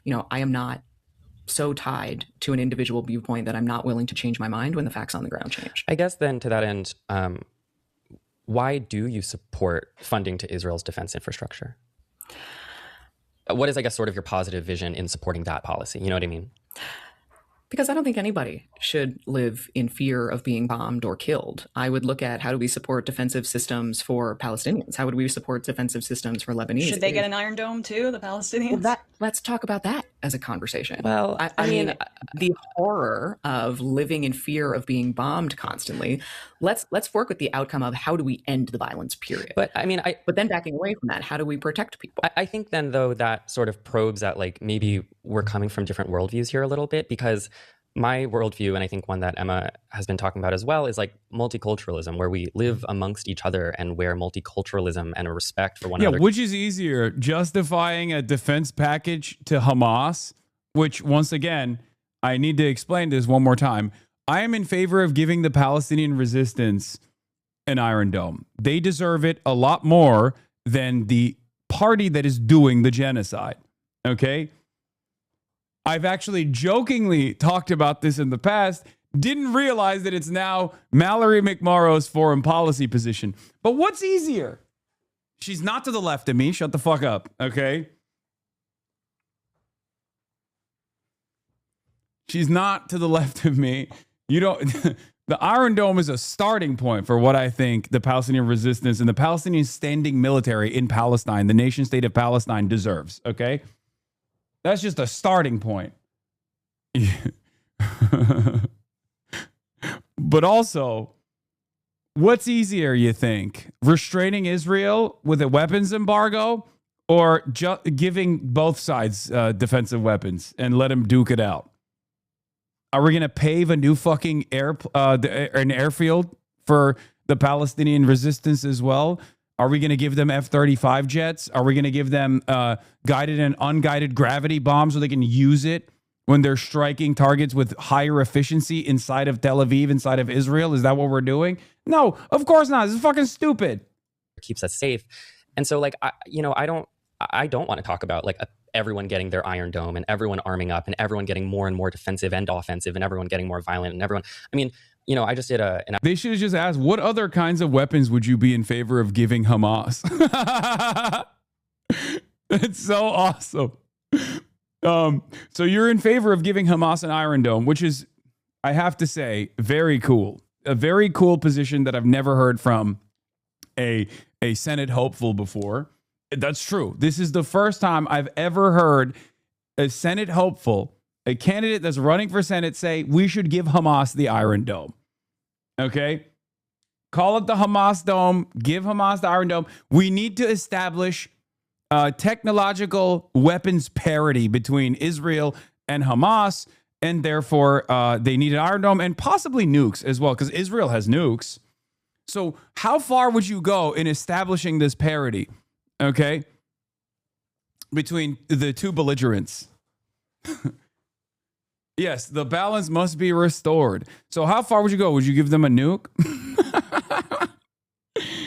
She didn't even say it's her position. She just said, yeah, let's talk about that conversation. Like, we got to talk about how to talk about it first before she even considers it. Yeah. Episode that actually comes out today, which I'm very excited about, with Naomi Klein, about Tucker Carlson's worldview that he has been espousing as of late. And he does view the world that way, where, you know, in America, we should bunker down and have our white Christian nation, and everyone else is bunkered down in their own very racialized nations as well, with like tons of weapons, and we're all segregated. And like, I just find that to be such a grim reality, you know? Yeah. And so I think, like, I'm wondering if your politics could come from a different place philosophically, where it's not like, what about funding also the Palestinian Iron Dome, where it's about taking away the Iron Dome from Israel, this thing that, in my opinion, allows them to continue operating as a genocidal apartheid state unchecked. Well, and I think where you and I find agreement here is exactly that. Ideally, we should be at a place where we're not armed to the teeth against each other. We are a multicultural society in our country, and yet we have more guns than we have people in the United States. I sat on the state Senate floor. Oh, now all of a sudden, domestically, no longer in favor of defensive weapons to the teachers and the students. Remember what I told you? This is a great analog for you to be like, okay, gun violence. This is an awfully reactionary perspective that you have here, where you're like, oh, we should have a conversation about giving defensive weapons, or we can have a conversation about a weapons embargo to Israel, right? Below 4 men with AR-15s and full tactical vests who I promise you wanted me dead. That is not the world that I want to live in. The goal, yes, is let's have multicultural societies where we're not attacking each other. I do start at that place. And I want to make sure that I go in recognizing that I would have a responsibility. I have a responsibility today as a state senator to check my personal beliefs at the door sometimes and make decisions that are in the best interest of protecting as many people as possible. Again, this all loops back to continue giving Israel an Iron Dome, but then also give Hamas an Iron Dome. That's awesome. Do you think the Iron Dome is in service of that? What is this? I would love to get to a place where it's not needed, period, for anybody. Okay. Do you believe Israel has committed and is committing a genocide? Yeah, we went through this on our campaign.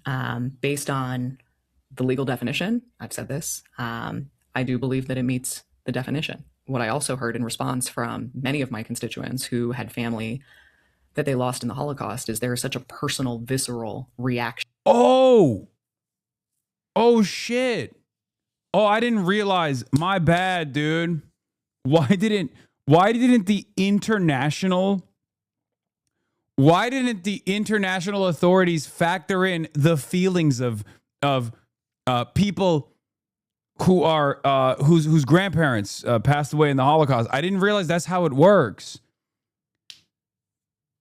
This argument, again, is so fucking stupid. You literally are saying they should get one, okay? They should have a little bit of a Holocaust themselves as a treat, okay? That's what the argument is. You don't get a fucking freebie. What is this conversation? Also, Matt is Jewish. The incredible argument, okay?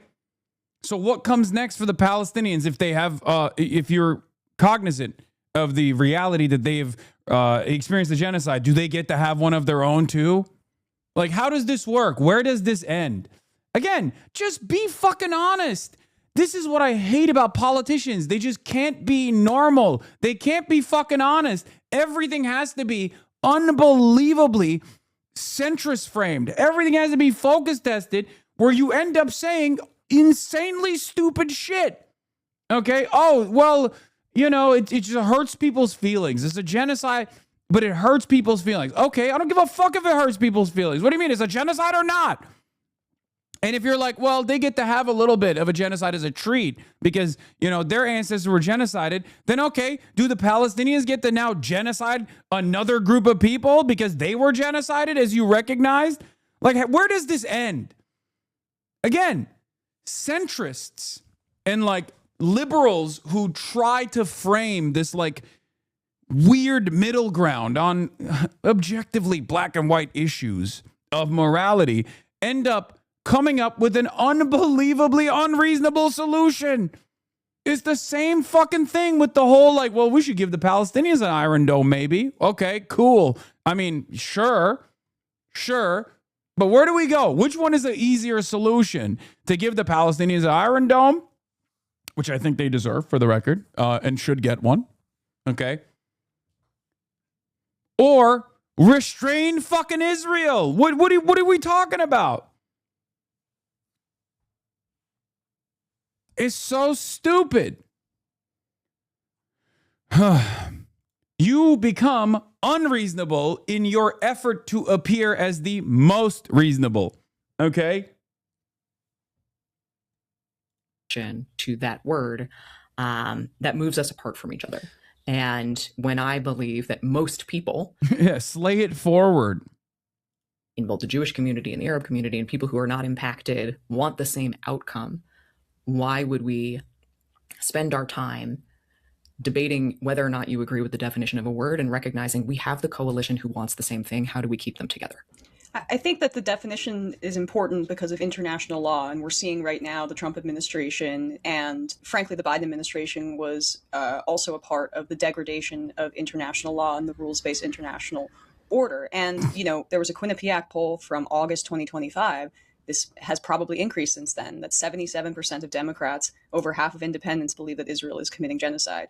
Don't you think that it's important to articulate that just to support international law at a time when the foreign policy of the United States, and by extension Israel, is might makes right? I think it is important to listen to everybody that I would be asking for faith and trust to represent, and to build the coalition that. Yeah, we gotta listen to those who are being genocided, and we gotta listen to those who are doing the genocide. Both sides have a role to play. One side is doing the genocide, the other side is being genocided. Okay, this is how it's got to go. This is again, it's not radical to just say. I think if there is a tier of radical statements that just sound objectively insane, when you're so predisposed with trying to figure a fucking comfortable middle ground, you end up coming across like the insane one. These guys literally do this all the time. Liberals do this all the fucking time. Okay? Like, I know you guys are saying be radical, be specific, be extreme. You're not. She is extreme. She's the more extreme position. I don't think our position is more extreme than this position. Okay? There is no other issue where you would be like, okay, this guy is a pedophile. Let's hear from both sides. Like, it doesn't work that way. You know what I mean? You don't go, hey, let's hear from the pedophile first. I know this is a convicted pedophile, but let's hear why he did the pedophilia, and then we'll hear the victim as well. It doesn't work that way. It doesn't fucking work that way. What are you talking about? Yeah, let's hear from Jeffrey Epstein and then from the victims as well.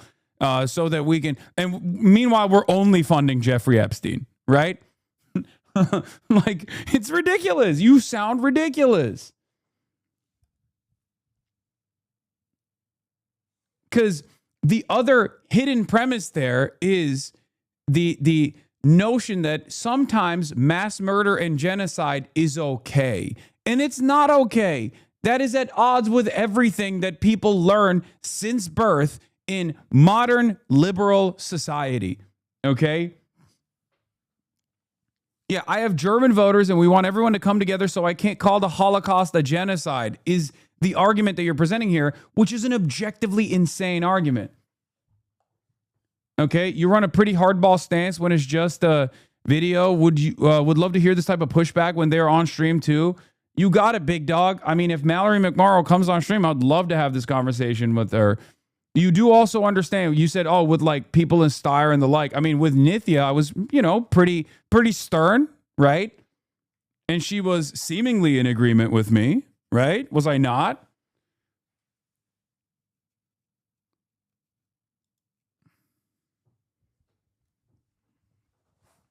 I don't understand why people will accuse me of not doing this.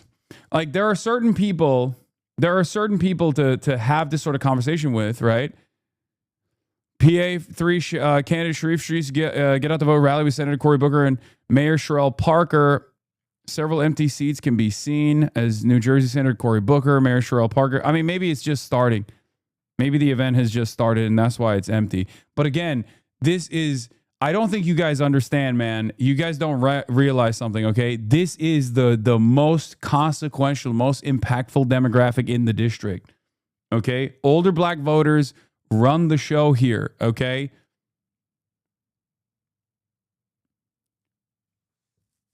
You guys are looking at it and going, oh, it's there's no motion. There's no motion. It was an 11 a.m. Eastern rally. It's been over for 5 hours. Okay. Still. Like, even when people were talking about, like, oh, why are they doing this on a Monday at 10 a.m.? It's because they're all retirees. I'm far more worried about Chris Rabb's chances than many here are, it seems. Anyway, that's totally different, though. That's irrelevant. Let's get back to this for now, and then we'll talk about it later. Same goals. There is no doubt that war crimes have been committed. There is no doubt that the pain and suffering at the vast expense of our taxpayer dollars, Matt, to your point, that we continue to pay for this, needs to end. And I want to keep my people together at a moment when so much of the emphasis is on how to tear them apart. Yeah, I don't mean to be pedantic. I really, really don't with like the genocide label. But I think to me, identifying it as a genocide is important to, like Emma said, give an internationally understood and legal label to what is currently happening to a group of people. And to me, like, anyone's feelings about that word, I think, are not as important as like recognizing what is still happening to people right now, which is a genocide under international law, you know? How does your family feel about it? How are those conversations going? Well, you know, it depends on the family depends member. on the family member, and it's tense. But ultimately, I assume, you know, you're asking that because I'm Jewish, and you'd be right for that, because it's, especially intergenerationally, it's a tense conversation because people have, you know, different levels of Zionist indoctrination and also differing sort of proximities to the Holocaust and the timeline. But I think, though, the difficult conversations that are happening within my family are less important than the reality of what is. She's pretty good. I hate to give her credit because that's a really good way to not respond to the question and flip it back to be like, see, you're having a hard time getting across to your older relatives, but that's not the question. You are a senator, okay? You are a senator. You have an obligation to the truth, okay? My grandparents believe a litany of different insane things is the retort here. They don't believe in climate change. Are you going to fucking come out and be like, I don't believe in climate change because some of my voters don't believe in climate change? You would never do that. What if I have relatives that think every child should have an AR-15? Are you going to turn around and say, you know what? We have to factor into our advocacy as Democrats that maybe some children should get AR-15s. How about 10% of children that get AR-15s in school, in classrooms, as a reasonable mechanism of defense? Sometimes constituents have a litany of different insane opinions. You are placing emphasis on certain opinions, and you're giving a lot more priority to certain opinions, even if they're fucking objectively ridiculous. That's it. You know?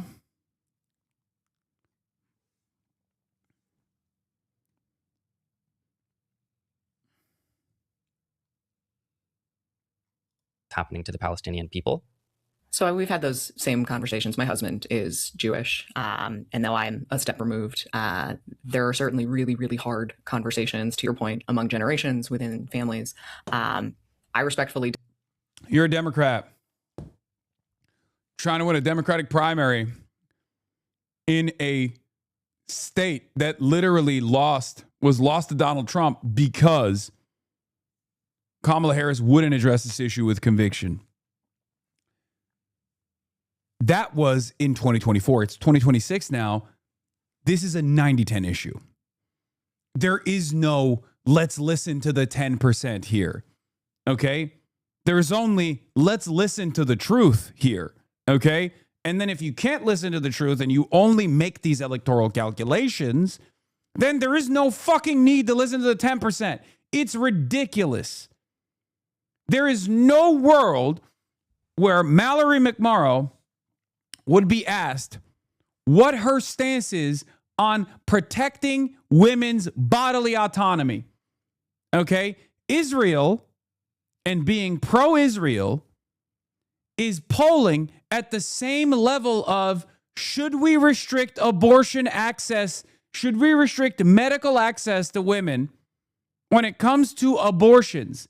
Would you say that about abortions? No, of course you wouldn't. You wouldn't go, well, some of my constituents want to stop women from being able to have, abortions. We got to listen to them. You would never say that. The only reason why people say this about Israel is because of donors. That's it. That's it. That's fucking it. It's so ridiculous, dude. What the fuck?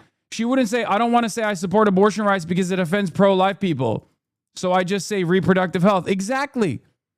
Exactly. She wouldn't say, well, my husband is a devout Christian.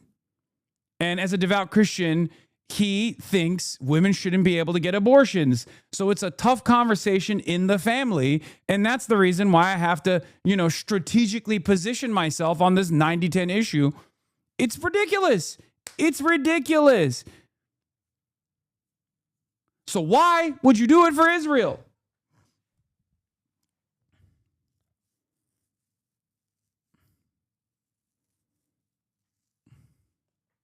Disagree, and I believe the responsibility of a legislator, somebody who represents, I'm asking for the trust to represent 10 million people in a very diverse state that is a purple state that could very easily go to the Republicans. Yeah, totally. Yeah, Republicans, by the way, also independents, Republicans even, are no longer as favorable to Israel as Mallory McMorrow presents it. Greatest joy in this job as a legislator is when I get to help people one-on-one and when I get to be a part of their story. And keeping coalitions together is hard work. And I mean, this is the type of shit that I would have said, by the way, if I had the opportunity to talk to Mallory McMorrow. It'd be great. I'd be like, would you say that? Like 10% of your constituents, 10% of all Michiganders, but certainly more than 10% of all Michiganders, but 10% of Democratic Party constituents believe that there should be restrictions on abortion. Would you talk about the issue of abortion with this kind of language, with this kind of wishy-washy, centrist, middle-of-the-ground language? You wouldn't. You would never do that because that would be fucking ridiculous. So why do you do that for Israel? That's the question. Why do you do that for Israel?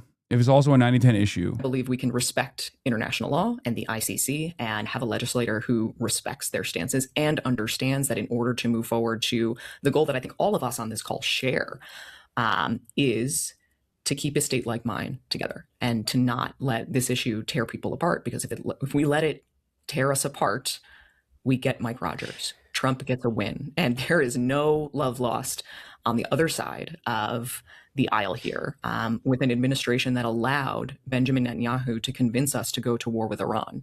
I think, because we're still in the primary, especially, like I'm pressing, Democrats a little bit more on this because we're not yet really talking about the general.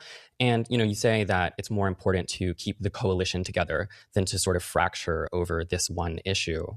But I don't know. I think for me, and I'm not trying to be antagonistic at all, I promise. But sort of when I look at what a candidate like Dr. Abdullah Sayed is doing around this issue, it doesn't feel like we actually have to abandon dignity and actual justice for Palestinians to keep that coalition together. I mean, like we said at the beginning, you guys are all, neck and neck. Yeah, and I agree with you. I don't think we need to either. And that's not my goal at all. I guess, we on this topic, we've exhausted it a little bit, but you also have groups like Amnesty International, Human Rights Watch, and the Israeli organization itself, B'Tselem, calling it a genocide. So I read that out just because I think that when we're talking about how to keep a coalition together, the 77% of Democrats that think Israel's committing genocide, the 90% of Democrats that have a negative view of Israel or don't want to send them more money, that would, I would imagine, be the position that would be as unifying as possible, because it appears like this is kind of a consensus opinion now within Yes! Get him, Emma! the Democratic base. I mean, I hear that it's reflective in... I'm listening. I'm hearing, I'm listening, and I'm speaking, okay? McMorrow gives me hope because it feels like the maximum amount of lying establishment Dems are willing to do and is still not working. The problem with McMorrow is that she's not running in 2018, okay? This would be a banger. In 2018, oh my God, Resist Libs would be going crazy for her. Problem with McMorrow is she's running in 2026. The environment has shifted so much, okay? That's it. That's the problem. We have a much more diverse media diet, okay? People have an outright rejection of mainstream media. There's not a lot of credibility there. There's no like universal approach to shit like this. So when you do actually have a coalition, when you do actually have consensus politics when it comes to Israel, and someone is still trying to hit the fucking middle ground, people are very skeptical of that. They go, no, I don't actually like what you're doing here. Okay?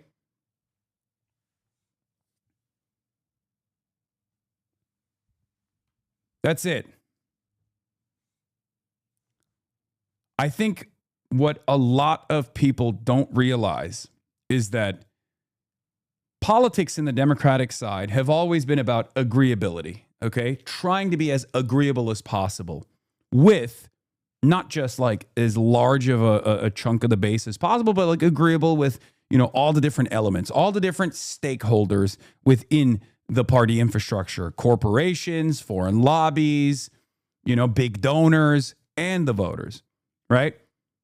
In 2026, disagreeability actually works sometimes far better than that, okay? Disagreeing with the centrist forces within the party infrastructure, disagreeing with mainstream media, disagreeing with corporations. That's actually good. That is how you establish credibility. Polls and reading polls and asserting how campaigns should be run based off of polls is not a way that you win in a state like ours. And Matt, I hear that you don't want to talk about polls and morality, both polls and international law and morality. And talking about morality, Trump put out an AI-generated video of Trump Gaza and has told us we cannot afford daycare, we cannot afford Medicare, we cannot afford Medicaid. And not only that, but that states should tax themselves even more to pay for those selfish things so that we can pay for a war that he... Oh, she's trying to bring it back to Trump. Like, we both hate Trump, right? Emma won't bite on that. She'll be like, you're running in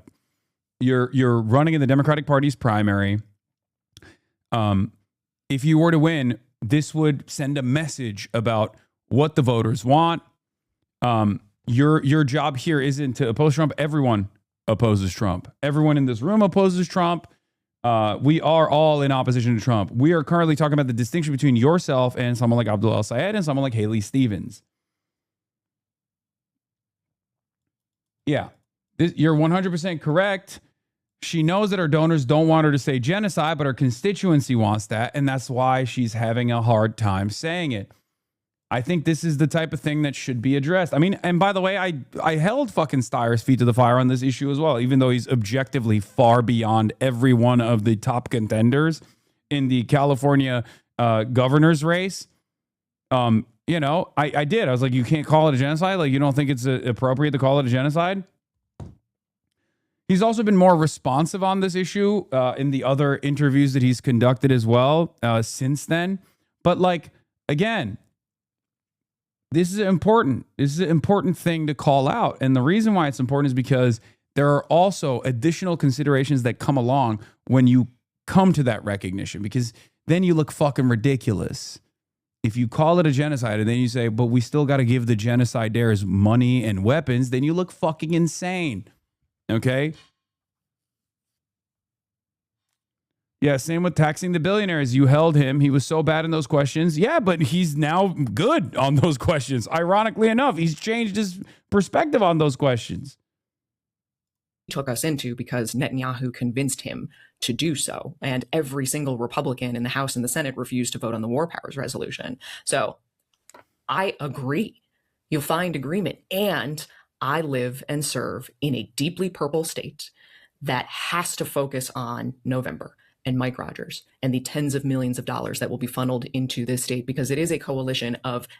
Deeply purple state that also recognizes that Israel's committing a genocide. By the way, deeply purple is bullshit. It's only purple because Kamala Harris. You can literally make the argument that it's a purple state because Kamala Harris did not recognize that Israel was committing a genocide and wanted to put an end to it. That's literally the only reason why it's fucking purple. It was not purple. It was supposed to be blue. It is supposed to be a blue state. And it would have been a fucking blue state if Kamala Harris actually nipped that shit in the bud and charted a different path forward with Israel. Openly said, Israel's committing a genocide. We have to put an end to it, and I will put an end to it if I'm president. Okay? I disagree. I agree with a lot of the things that Biden did. He's my president. He's been great. But this is one issue where I think now is the time to say enough is enough. Okay? That's it. As many people in the state as possible. You don't win in Michigan without independents. You don't win in Michigan without Republicans. Yes, independents. Overwhelming majority of independents also fucking consider what Israel's doing to be a genocide and want to stop it. That's it. That's it. That's it. That is. You don't get to angle this as I am doing reasonable, moderate centrism to win this fucking election against Mike Rogers. This is stupid. This is dumb. This is actually worse for independents. So it is keeping the Democrats together, keeping the Democrats engaged, keeping our diverse communities together to recognize we have the shared goals. We do. And it's hard work, and it's work that I'm in every single day. So hopefully you see there's not disagreement here, but it is the work every single day. God, I would love to have Mallory McMorrow on the show. Keeping our people together so that we don't lose a seat to somebody who would rubber stamp everything Trump wants to do, who will certainly not end this war or secure security for Palestinians anytime soon if it were up to him. Yeah, and I'll wrap up. I know you probably have to run. Busy day running a campaign. I think neither of us would argue that like every Republican is doing all of this and worse, much worse. And none of us would argue, in favor of anything Trump is doing. I just think especially, during a primary season. No, this is a problem though. This is absolutely a problem. This was the problem with Trump versus Kamala Harris. When you take a wishy-washy attitude here, yeah, look, among independents, this is a new poll that just came out, 44% among independents sympathize with the Palestinians, while 29% side with Israel. 68% oppose U.S. providing military aid to Israel, while 28% support it. In case anyone cares about the general election, says Adel Haq, it's over. It's done. It's done. It's gone, baby. It's over. New York Times Siena poll, 37% of all Americans, including Republicans, sympathize more with the Palestinians in the Israeli-Palestinian conflict, while 35% side with Israel. 57% oppose the U.S. providing military aid to Israel, while 37% support it. I'm a numbers guy. I chat GPT it. I grok it. It tells me you're a numbers guy. Patrick Bet David, you're a numbers guy. And it says the numbers tell me it's over. It's time. I look at my watch, very expensive watch. I look at it. It's Audemars Piguet. And the watch tells me it's time to say fuck Israel.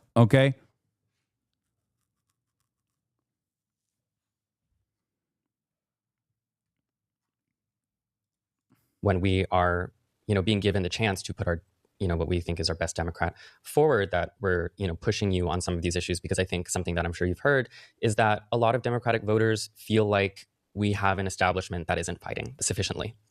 And I 100% agree with you. Yeah. This is a party that's not meeting this moment, not only on this issue. Yeah, which is why I also will refuse to meet the moment. It's great. On voting rights, on civil rights, on... Could you ever be normal again if they ever actually let you on Patrick Bet David? Absolutely not. I would probably do a Patrick Bet David voice for the rest of my life if they finally let me on Valuetainment to valuetain the Valuetainment fans, because I'm a Valuetainment fan. I would probably rewatch my Valuetainment broadcast over and over again. I'd be grokking it. I'd be doing ChatGPT. Childcare and healthcare and housing. There's so much at stake here, which is why I'm doing what I can. I believe truly that we built a blueprint in Michigan, in the legislature, when we flipped control of the legislature for the first time in my entire lifetime, that we can take with us to Washington and build a party that knows how to fight and knows how to win and knows how to actually get things done for people. Totally. And I just want to mention, as a New Yorker, I got to rep my city and, push back on the idea that we have to make these sort of like middle of the road concessions on some of these issues, especially like a humanitarian issue. We had Mayor Zoran Mamdani, who just won in my city. And, 1 in 10 Mamdani voters also voted for Trump. There was a small but mighty MAGA for Mamdani coalition. And you know what? It's confounding, but that's, I guess, Amazing.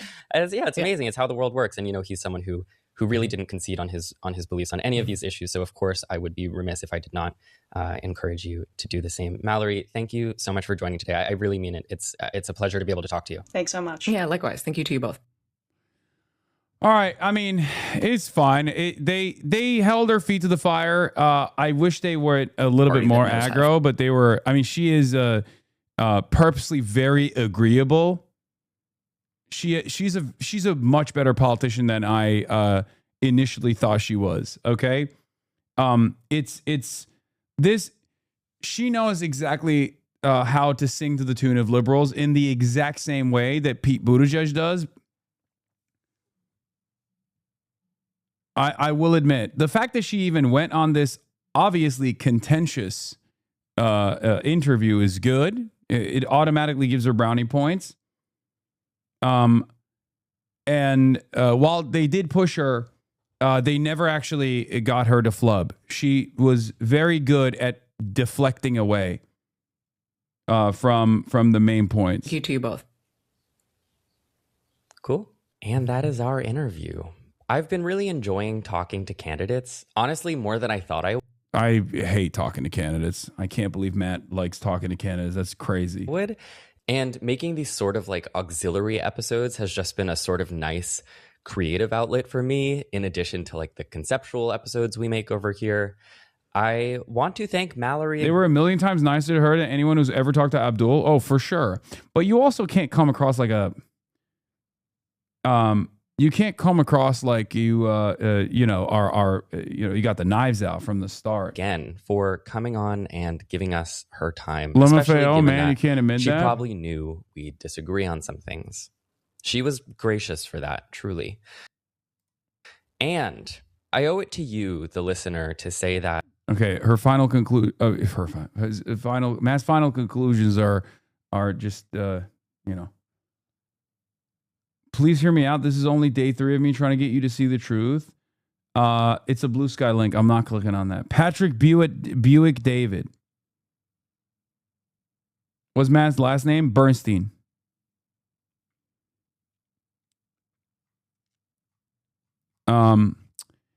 Yeah. Carjority reported Matt Burnout Steen. Okay, stop with the car puns. Please stop with the car puns. No more. Patrick Bentley David. Oh my God.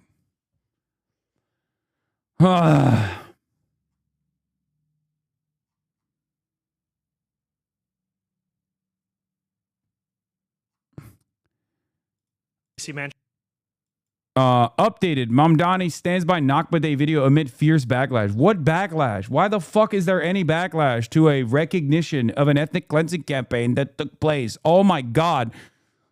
Everything is busted, dude. We live in unbelievably busted times where if you fucking recognize a real ethnic cleansing campaign that took place, you're a bad guy. And the people that don't want you to recognize that ethnic cleansing campaign that took place are the good guys somehow. Tonight, does the door need to remain open in order for you to continue to work with the Jewish community to fight anti-Semitism? And then, just on the substance of one of your posts last week. Could I first answer the first question, then we'll go to the second one? Thank you very much. My message to Jewish leaders across this city is that my door is always open, that I look forward to welcoming a number of those leaders to Gracie Mansion this evening for Shavuot. And I also know that that is a door that we will keep open beyond just this evening's event, beyond just Jewish American Heritage Month. And it is part of a commitment to be the mayor for every New Yorker. And that means a mayor for those who voted for you, who didn't vote for you, who didn't vote at all. And that also means that there will be times where you will meet New Yorkers at an event, at a specific conversation, out on the street. I look forward to all of those interactions. Your second question. My second question is, you want to be the mayor for all New Yorkers. You've made this promise. Yet the city of New York seems to be now taking your, the city of New York posted this Nakba post last week, which was upsetting to some Jewish New Yorkers who felt that perhaps there at least should have been an acknowledgement that Holocaust survivors were also facing painful displacement.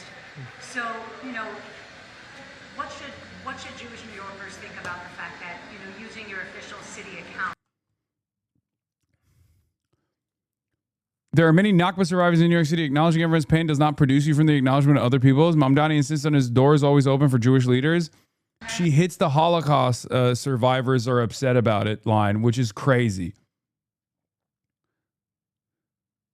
Like, can you imagine being like, hey, you recognize the horrifying nature of chattel slavery, but there are Holocaust survivors who were offended because it takes away from, you know, their pain.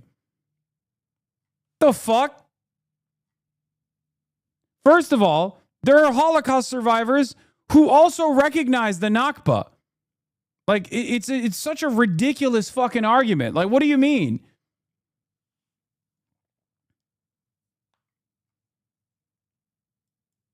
There are plenty of anti-Zionist Jews who survived the Holocaust as well, for the record. You're now making certain statements about Israel, you know, using your official city accounts. People understand your views on Israel, but, you know, they don't necessarily feel like you speak out about all these other sorts of situations, other conflicts, other issues. So I was proud to commemorate Nakba Day, which is an annual day on May 15th that commemorates the expulsion of more than 700,000 Palestinians from 1947 to 1945 during the creation of the State of Israel and for the year that followed. And it was a privilege to be able to share the story of Vinia and her story as not just a Nakba survivor, but also as a New Yorker. And I firmly believe that acknowledging any one's people pain does not preclude you from the acknowledgement of another people's. And when it comes to New Yorkers like Ania and so many others, not only has their pain never been acknowledged, but so often we have seen that even their identity is up for debate. And my message to each and every New Yorker is that this is a city for you and that we will continue to... For a little bit behind the scenes on the Nakba video, can you give us more insight into those discussions? You're the first mayor to ever acknowledge this. How did you decide to do it in this way? Why didn't you appear in the video? If you could just give us a window into how you guys decided to acknowledge it. So May 15th has long been the day of commemorating the Nakba, and there are many Nakba survivors in New York City. And we wanted to ensure that the focus of this was just to hear from a New Yorker herself on her own memories of what it meant to be expelled and what her life has been like and how she has found that home in New York City. We wanted to have a Nakba survivor be at the focal point of this video as opposed to myself. I was intending to be there as part of it. However, I did fall sick and we didn't want... Yeah, it's not like he didn't acknowledge Holocaust Remembrance Day. Like that would be insane and also completely inappropriate for the record for any mayor to do. But yeah, it's crazy. Like they don't do this for Armenian Remembrance Day. I mean, Turks do. Turks get mad, right? But like no one gives a shit, and no one should give a shit. Do you see what I'm saying? Like not that long ago, last month, he put a post out for the recognition of the Armenian genocide. A lot of Turkish people got mad in New York City. There's Turks living in New York City. There was no media cycle, right? There was no fucking media cycle where people were taking sincerely the grievances of fucking Turks about Zoran's recognition of the Armenian genocide. It would have been fucking crazy. That would have been insane. Can you imagine? Can you imagine the New York Times or like any number of different articles being written about like, is Zoran Mamdani undermining the Turkish position on the Armenian genocide by recognizing the Armenian genocide? That'd be fucking crazy. Yeah, Mallory McMorrow would be like, my Turkish constituents don't like the term genocide. Eric Adams would never betray the Turks like that. Yeah, Eric Adams almost went to prison for his... for his loyalty to the Turk. Shout out Eric Adams, the real mayor, my real mayor. Okay. Yeah. There's no, you know what's really fucked up? It literally is the same as like people that sound pissy, people that get pissy that Juneteenth is a holiday. That's what you fucking sound like when you're like, oh, how dare you recognize the Nakba? Your analysis of Maureen Galindo was correct. She's a fan of Professor Jiang. Yo! I know my cranks, dude. I know my fucking cranks. Okay. I'm telling you. She's got something. She's got something that might be magic.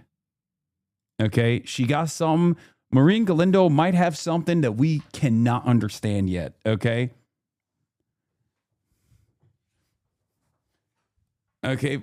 A Professor Jiang lover can spot one in the crowd like a fucking stand user. Okay? That's who I am for all of you. I got a real eye for this sort of thing, okay? I'm telling you, I love my cranks. I know my cranks. When I see a chunkist in the wild, I can spot them from a mile away.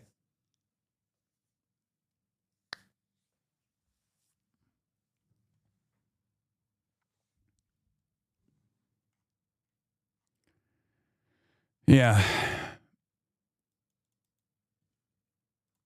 Acknowledging the existence of Palestinians hurts my feelings and is a form of racism is an insane belief. It is diluted in racist and solipsistic. Why does anyone have to take these lunatics seriously? Yup. Yeah, my spidey senses tingled when I learned about the existence of Maureen Galindo.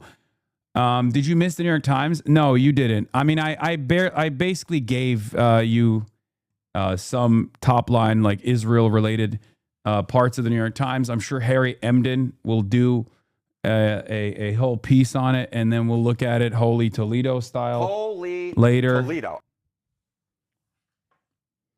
Also, Turks did get mad about Mamdani's Armenian genocide recognition. Yeah, it doesn't fucking matter. What do you mean? Like, that's my point. There's no motion in this. No one in the media takes that shit seriously. That's my argument. My argument is like, yeah, Turks get mad about it, but no one gives a fuck, right? It's like totally ridiculous. If this was no serious institution, no serious newspaper in circulation in the United States of America would ever genuinely bring this up with one of their beat reporters. Okay?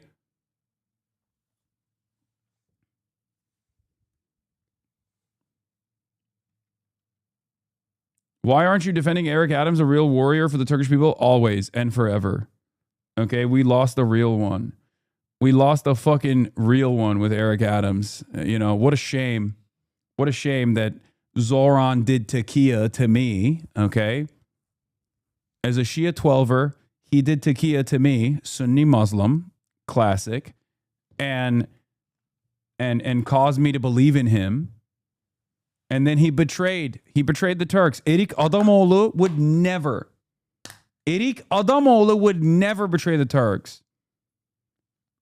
Many of you don't understand. You say, oh, he became Albanian afterwards. It's like a loss for New York, but a gain for Albania. Albania is the most Turk-coded European country out there anyway. So like his move to become Albanian has made him even more Turkish than before.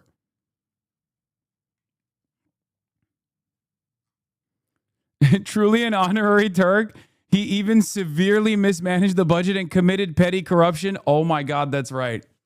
Eric Adams, in many respects, was ahead of the game because there has been a real alarming Turkification of American politics, something that I've talked about quite a bit. And honestly, Eric Adams was doing all of that. That is unbelievably Turkified. Respect to Erik Adamoğlu. Okay? Ankara impressed.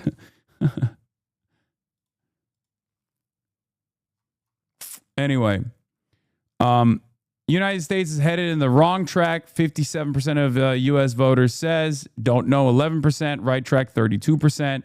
Nation's economy. Poor, 49%. Net fair / poor at 76%. Excellent / good at 22%. Oh my God. Thinking ahead of the November midterm elections, are you almost certain that you will vote? Very likely to vote, somewhat likely to vote. Almost certain across all U.S. registered voters at 43%. Not at all likely at 5%. Not very likely at 2%. Somewhat likely at 11%. If we look at the crosstabs, I want to see from party ID. Almost certain at 51% for Republicans. Almost certain of Republicans, or 51% for Democrats. 43 for Republicans. 39 for Indy. It's not looking too good for the Republicans there. Very likely at 40% for Republicans. Very likely at 38%. Somewhat likely at 10% for Republicans and 2% not very likely, and not at all likely at 4% for Republicans. Nice. Looking back at combined congressional ballot, includes leaners. If 2026 general election for Congress were held today, which party would you vote for? Which candidate? Democratic candidate, 50%. Republican candidate, 39%.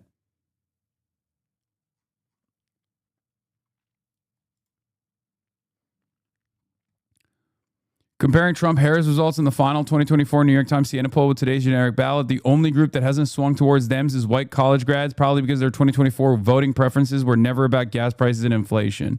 This is consistent with what we find in our surveys, too. It's an apocalyptic 2026 environment for Republicans. Are definitely probably voting metrics were D plus 10 a month ago, but one driven by young Hispanic and non-white voters rather than whites and white college voters. Now, I'm not, contrary to my Patrick Bet David impersonation, I'm not a fucking numbers wizard. Okay. I'm a numbers guy, but I'm not a numbers wizard. Okay. But I told you this a fucking mile away. I told you this was going to happen, that they were going to snap back. Low propensity voters and voters that voted for Donald Trump for the first time ever. That thought it was a gamble and that they were like, fuck it, we ball. Let's break this system all together. It's not working. Would realize very quickly that Trump was not going to follow through on his promises. And they snapped back. The problem is, it's not enough. The Democrats need to do more. And they're not doing more. Their communications, their comms are ass. Okay, why do PBD and Big Yahoo sound alike? Why you wear accountant uniform, if not numbers guy? This is not an accountant uniform. This is a young college Republicans uniform, if anything.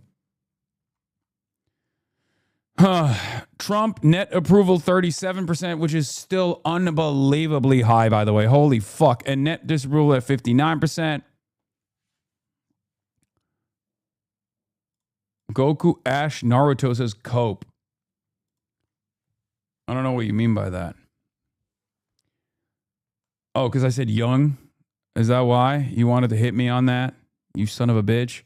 Anyway, let's take a look at some other polls that came out while I go pee. Say they're stretching their budgets.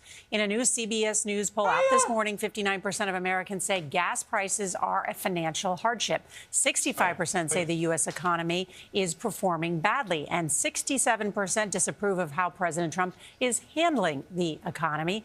Ed O'Keefe is at the White House with some of the implications. And Ed, it's an election year, and people vote with their pocketbooks.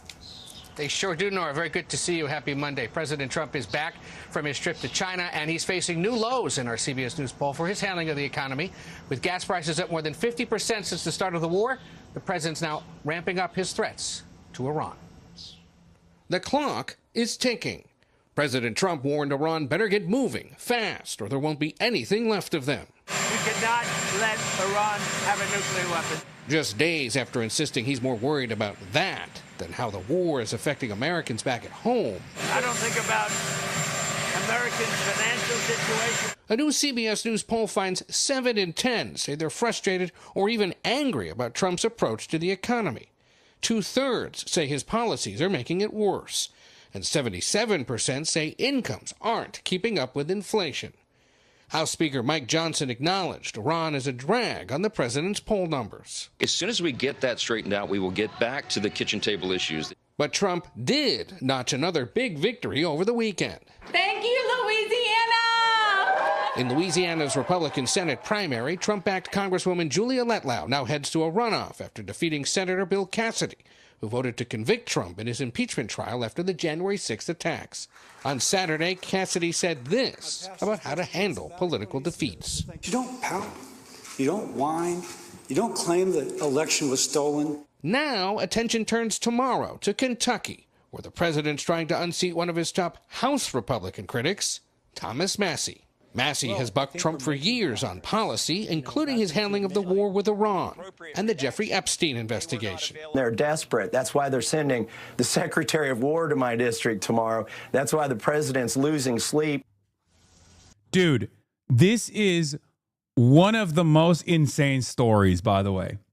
As of like this past month, given by expenditure, the Thomas Massie primary has been the most expensive, historically the most expensive primary. Number 2 is Jamal Bowman, and number 3 is Cori Bush. Notice a pattern there. Do you see what's going on? What's going on? Democracy is supposed to be a pressure valve, a civic duty. And yet, democracy is no longer as democratic. Foreign lobbies are spending billions of dollars, sometimes dumping $10 million into one Democratic primary race to make sure that certain Democratic candidates are unseated. What's going on? What happened to the democracy I love? What happened to the country I love? The top 3 most expensive House primaries in history have all involved pro-Israel group spending to get rid of an Israel critic. Number 1 at Thomas Massie, number 2 at Bowman, and number 3 at Cori Bush. How ridiculous. KY4 being the most expensive primary in history is objectively nuts, and clear evidence is about sending a message more than Massie as such. Why is this appropriate? Why is this allowed? Seriously. Massie's being targeted because he represents his actual district, not Israel, and he refused to back down over the Epstein file cover-up. It's crazy that any Republican would want to replace him. GOP elderlies need to find some self-respect and vote for a man with a backbone.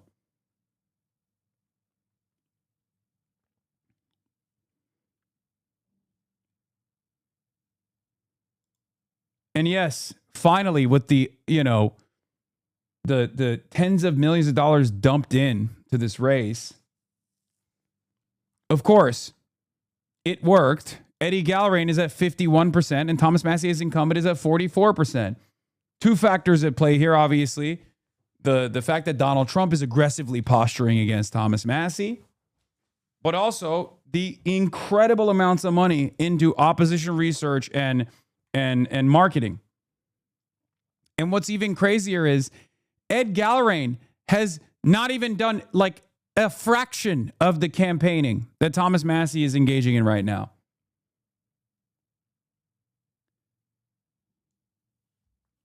It's so fucking annoying. There's been a lot of talk about a civil war inside MAGA. We've talked about some fissures that have emerged among conservatives. Fissures? Yeah, it's blown up. The administration's top counterterrorism official resigning in protest over President Trump's war with Iran. Betrayed his campaign. Massie also rejects the left very aggressively. He might lose in Kentucky. Are you insane? For a fucking lifelong deep red Republican? No, of course he's going to fucking reject Republican. He's a psycho, first of all. Like, I have respect for him for having consistency on this position and standing by his convictions. But that doesn't mean that he's like a good guy overall or has a decent worldview. Of course he's going to be fucking anti-left. How the 25th Amendment is asked. I mean, honestly, like the president at 380 chest, fucking shut up about that shit. That fight might be coming to a head right here in northern Kentucky. This guy named Thomas Massie, there's something wrong with him. Representative Thomas Massie has held this seat since 2012, and despite his loyal support for the Republican agenda, I vote with my party 91%. 91% of the time. He's in trouble. big trouble with President Trump. Thomas Massey is a disaster for our party. What's landed him in this fight for political survival? 2 issues that have the potential to split the MAGA base: foreign wars and the Epstein files. It's a hoax that's been built up way beyond proportion. This is bigger than Watergate. Major combat operations in Iran. I don't think we should start another war. Because of this, Massey is now facing a Trump-endorsed challenger in his campaign for re-election. This is a real hero, Ed Galrine. And big money is backing up. Doesn't even know his fucking name, by the way. Trump's attempt to smear Massey. This is officially the most expensive U.S. House primary in history, with over $25.6 million spent on ads. Where'd that money come from? It didn't come from regular people. It's come from billionaires. At least 95% has come from the Israeli lobby. But this race isn't just about Massey and Trump. It's a litmus test for the future of the MAGA coalition. So I'm driving around Kentucky to find Trump voters and ask them, what's driving their vote in this primary? Is it loyalty to the president? Or are the cracks in MAGA really starting to form? Hey, we're down making a video. We're looking to talk to voters about the Republican primary that's coming up. Can we talk to you a little? This guy is awesome because he looks and speaks fluent Haganese. Okay? He's so perfect for this.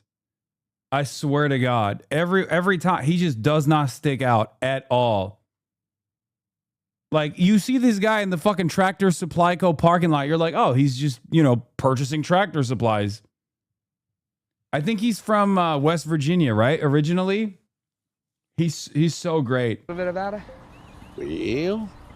Yeah, okay. Did you vote for Donald Trump? Or no, not West Virginia. He's a Northeast Ohio boy. Okay. Yes, I did. I voted for Trump this last election. I've got my Make America Great Again hat at home. It's nice and refreshing to actually have someone to stand up and say, enough's enough. And so that's why I've been a Trump supporter. And why anybody opposes that, I think you're a traitor to this country. President Trump laid out the stakes for his base in this election. Are they loyal to him or not? And with his popularity lower than ever, it might be a question of the strength of MAGA as we know it. So we asked Massey about it. Do you view your race as a fork in the road for the MAGA base? Well, I think the MAGA base is already split, as you point out. Some have gone with the principles that Trump campaigned on. Some have gone with Trump, even when he's changed his mind on things like Epstein. Okay, let's dig into Epstein first.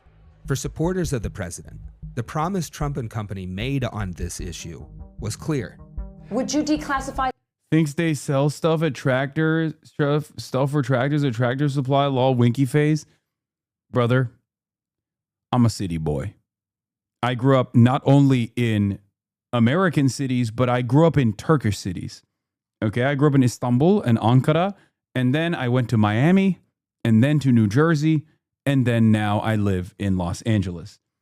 I have never even seen I've never even been around a Tractor Supply. I don't even think I've been around a Tractor. I've been all around the country. I've been to the South. I've never seen a fucking Tractor Supply. It's not Tannerite. They sell explosives. Hell yeah, partner. I fucking love me some Tannerite. I love shooting a Tannerite with my 50 cal. A little bit of overkill, but I love doing it anyway. I bought ducks at Tractor Supply once. I love me some ducks to shoot at as well as Tannerite. I get beekeeping supplies there sometimes. It's kind of somewhere between a small town hardware store and a Home Depot. Nice.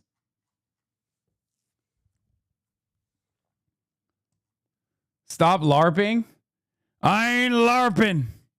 I love shooting me some Tannerite. You know what I like getting at Tractor Supply Co.? Ivermectin, and not for my horsies, if you know what I mean. Ivermectin for me, and a little bit of ivermectin for the ponies. That's right.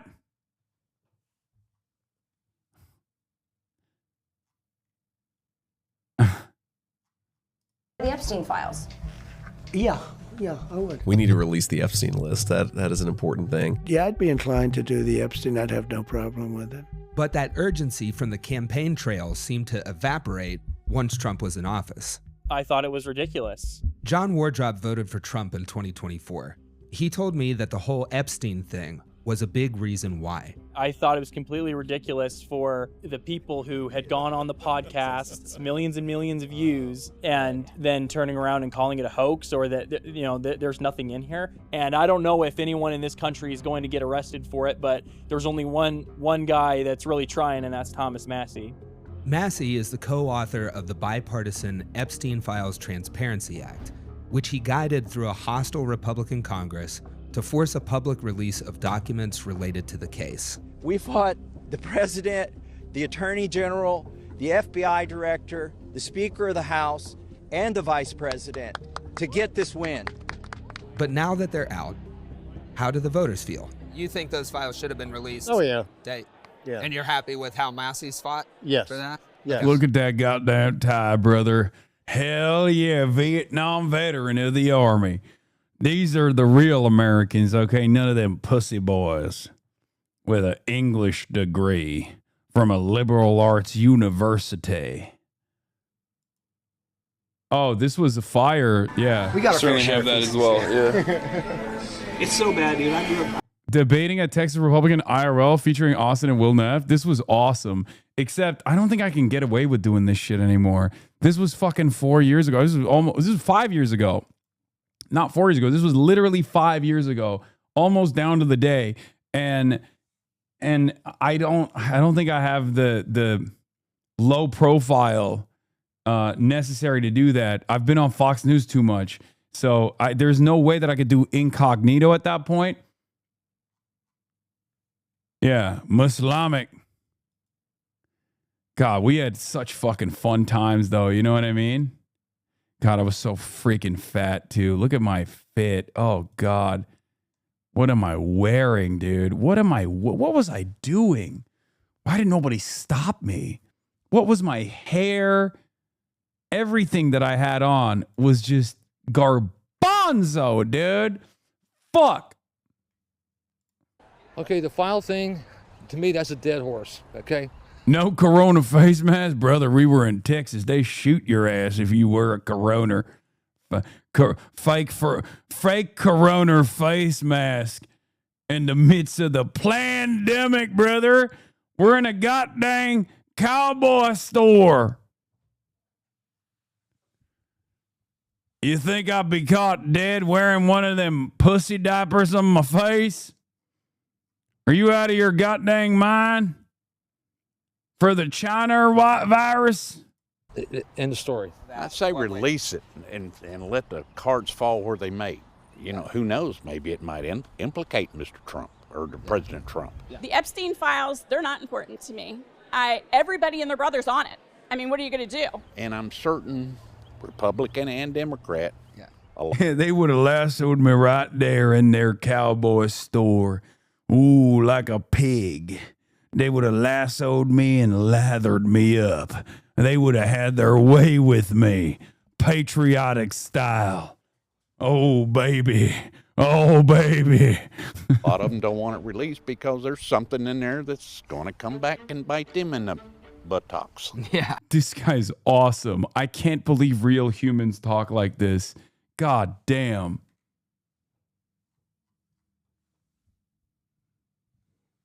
He said buttocks. But with no new convictions following the release of the files, it seems like the only ones bit in the buttocks are the Republicans who actually followed through on Trump's own campaign promise. He was extremely angry at me that I had signed the discharge petition. Stupid people like Marjorie Trader. I believe he's trying to protect friends and donors. Perhaps the worst Republican congressman in our history, this stupid person named Massie. It's typical politician stuff, breaking promises that helped get you elected. But a lot of people voted for Trump because he said he wasn't like your typical politician.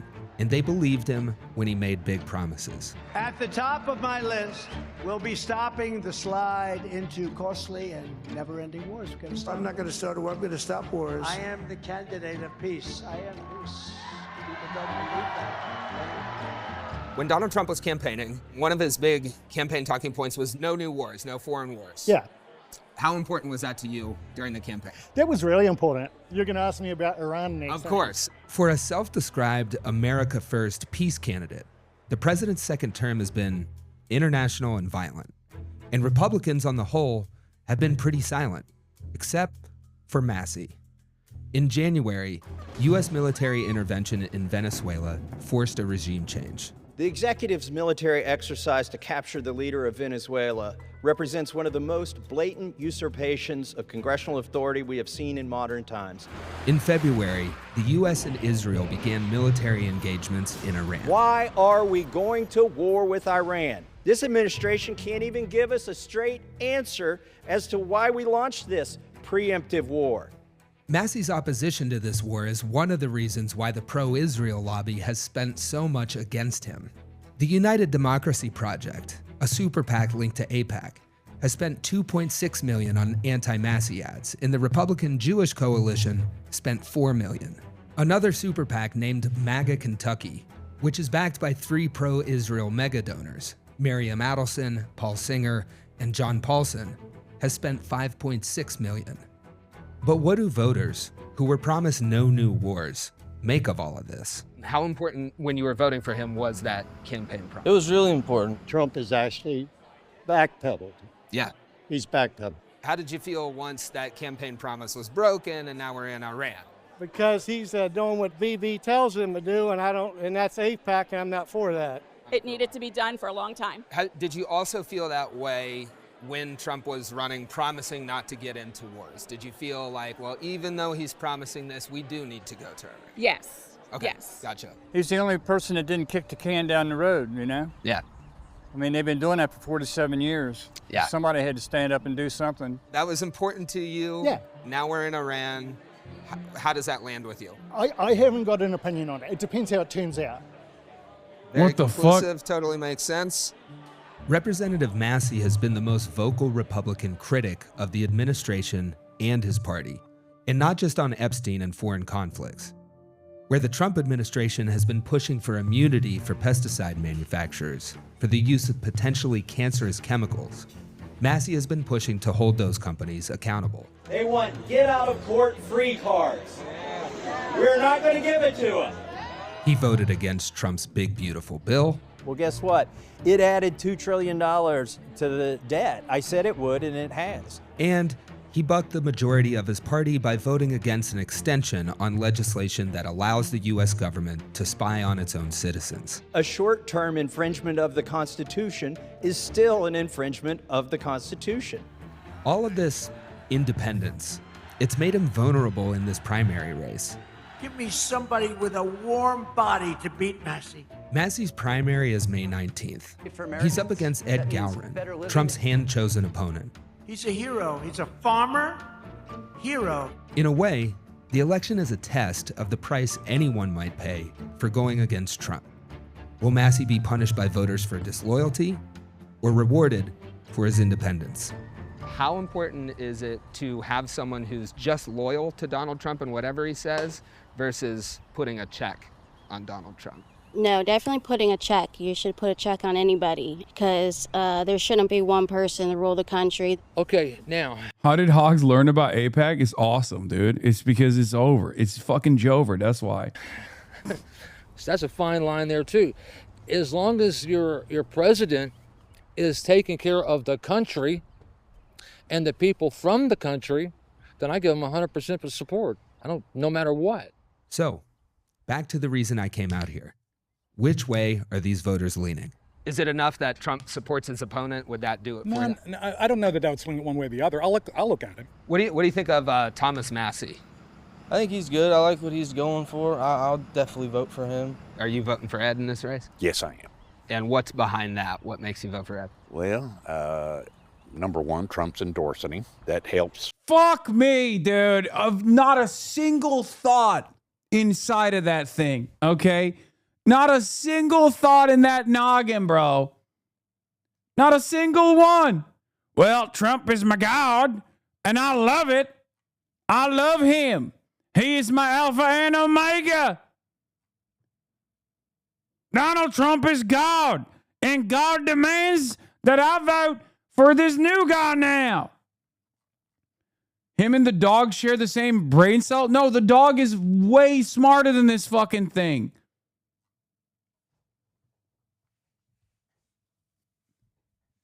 The dog has survival instincts. He does not. I believe that Thomas Massey was MAGA before MAGA was coined phrase. I want a clear thinker. I want somebody that makes their own decision, not make a phone call. How should I vote? So does Massey have your vote? Massey has my vote. I talked to a lot of voters on this trip. What I found is that while there are some cracks in the MAGA movement, we don't know where they're going to go yet. And even the people crossing the president's endorsement and voting for Massey don't see it as turning against Trump. You want more Masseys? Yeah. Yeah, if we get enough of them, and if maybe a few more Trumps, we can actually get stuff moving. If that contradiction sounds confusing to you, you have to remember, voting against Trump's preferred candidate is still a big deal, even if the voters I talk to don't see it that way. Up until now, almost all of Trump's endorsements... It's a cult. It's a cult. It's a cult. It's a cult. It's a cult. It's a cult. It's a fucking cult. It's a fucking cult. That's it. It's a cult. And I do think that because it's a fucking cult, this like relatively unknown Ed Gallagher or Ed Galrain or whatever the fuck his name is might actually win. And he's done he has such little presence, an unbelievable amount of money that they're spending against Massey, and it still doesn't fucking matter. It's a goddamn cult. Trump said it. And on top of that, there's 15 million or even more than that now. A tremendous amount of money being spent here. And centrist Dems want to win over said cult. Wow, what other conclusion can you come to other than we should reorient the entire pro-Palestine project towards groveling at these demographics? Yeah. The only demographic groups with majority support for additional funding to Israel are voters who approve of Trump at 68%, Republicans at 66%, Trump voters at 62%, voters 65 plus at 53%. The West and Northeast are the least pro-Israel, while the South is the most pro-Israel. Evangelicals are in a death cult, okay? And that death cult has a leader. His name is Donald Trump. It's over. Just stop trying to win these fucking guys over, okay? There is any calculation that revolves around trying to win this suicide pact cult, this suicide cult that exists in the United States of America that just genuinely wants to commit suicide, by the way, that's what the rapture is delusional. You're out of your fucking mind. Stop. You can win them over by saying, hey, I know you're in a suicide cult, but in the interim, before the rapture happens, would you like some health care? And if they say yes, then great. But trying to reorient your politics to win these fucking psychos over is insane. Okay? It's insane. You are not going to win them over with centrism anyway, because there's always more madness on the other side of the cult. You can't just be 20% of the way into the cult to win these guys over. It doesn't work that way. What the fuck?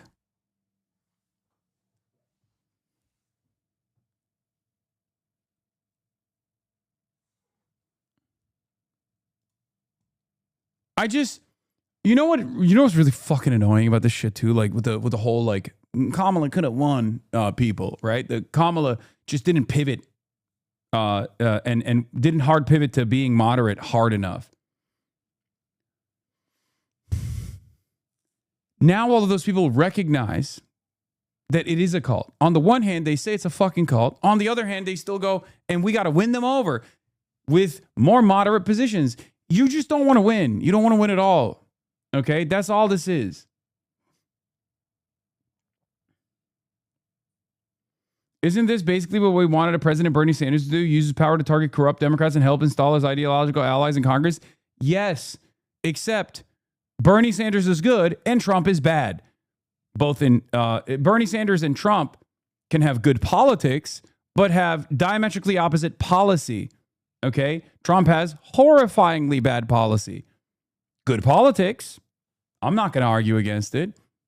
I mean, he's ruling with a goddamn iron fist.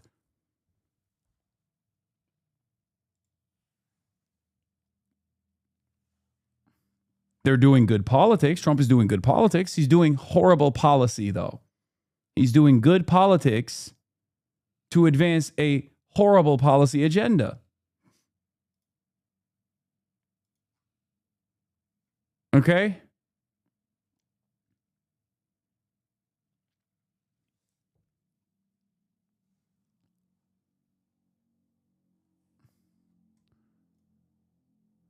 Ugh. Just fucking ridiculous. Picks have won their primaries. And this isn't just about the voters in the district. Politicians across the country are going to be watching the results of this race closely to find out what are the consequences for standing up to Donald Trump in 2026.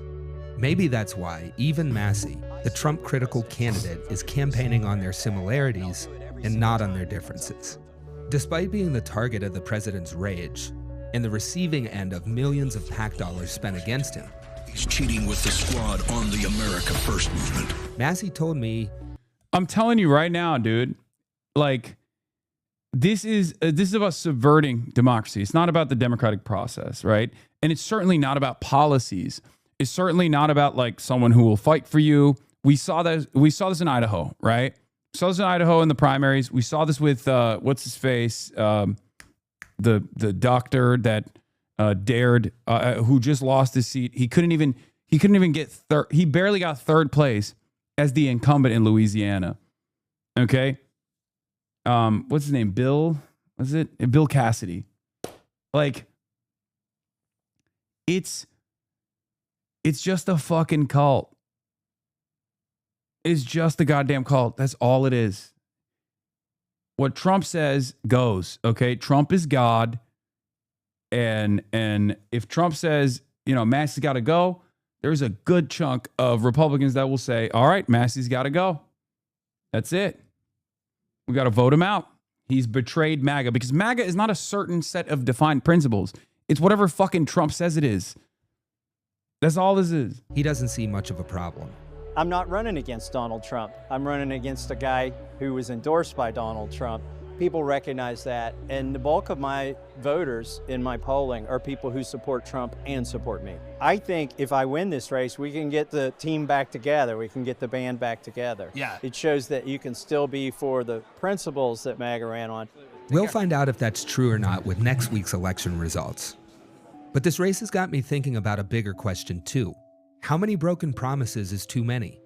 And which promises are the ones that matter?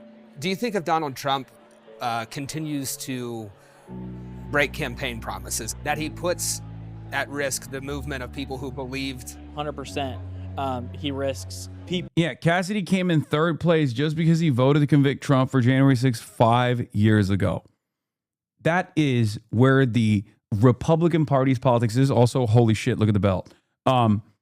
That's where it is. That's where the Republican Party's politics is. They hold on to like insane, idiotic grievances of politicians that have offended Donald Trump. Donald Trump's grievances are their grievances. It's just a cult.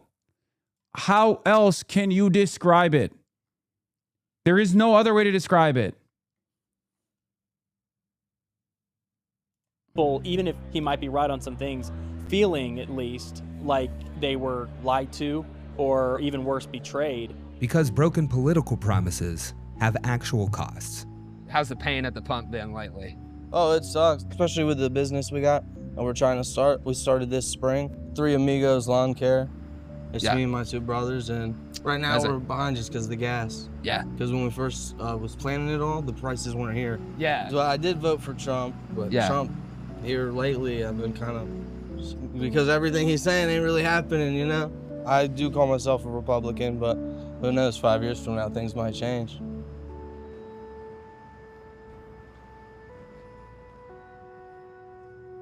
Smash like and subscribe to More Perfect Union like Phil right here. Right, Phil? Yeah. And if you liked what was in this video, you can leave story ideas in the comments. You can tag us on Twitter like Phil here.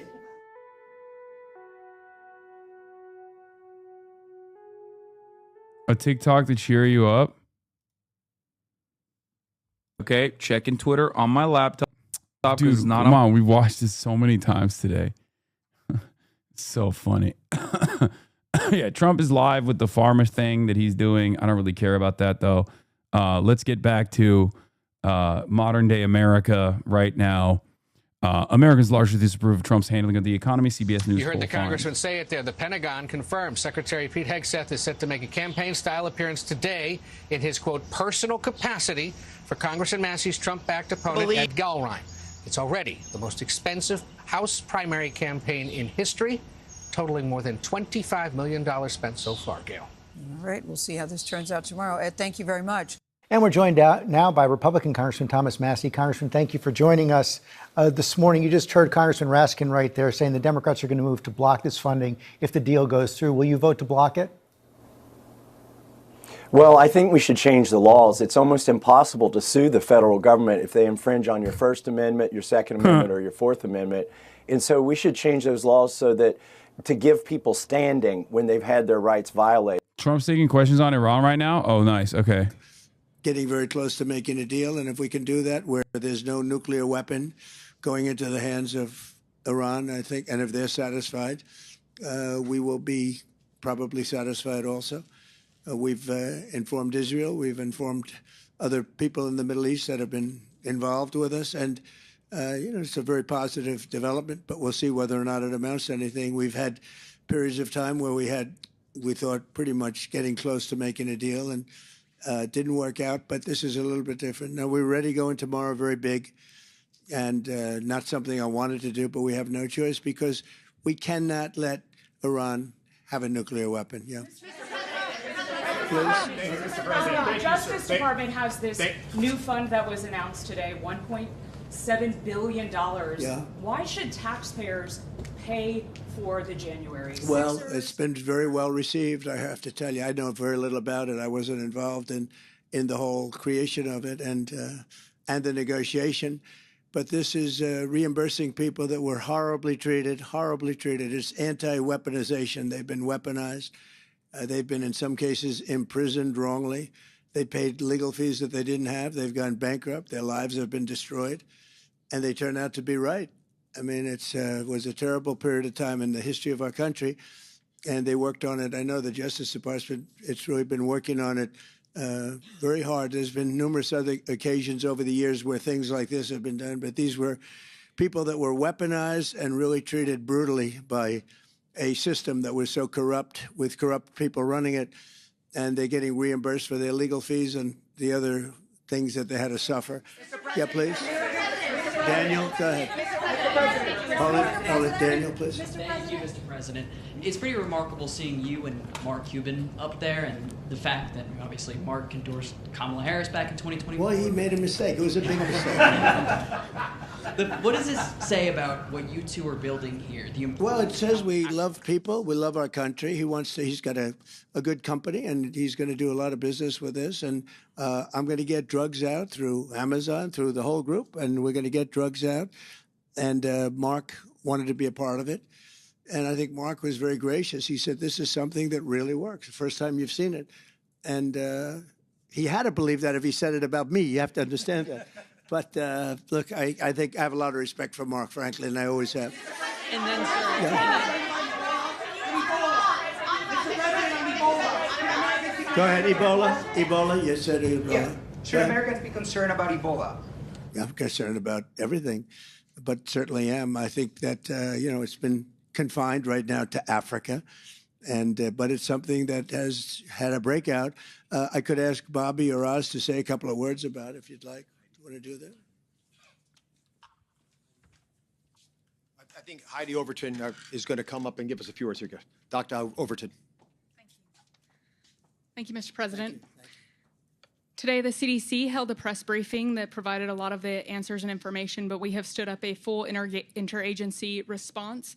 The Department of State, the CDC, the Department of War, everyone is fully involved in tracking Today we do have an announced today at the press briefing. There is an American that is symptomatic and has tested positive for it's the Bundibuja virus, a strain of Ebola.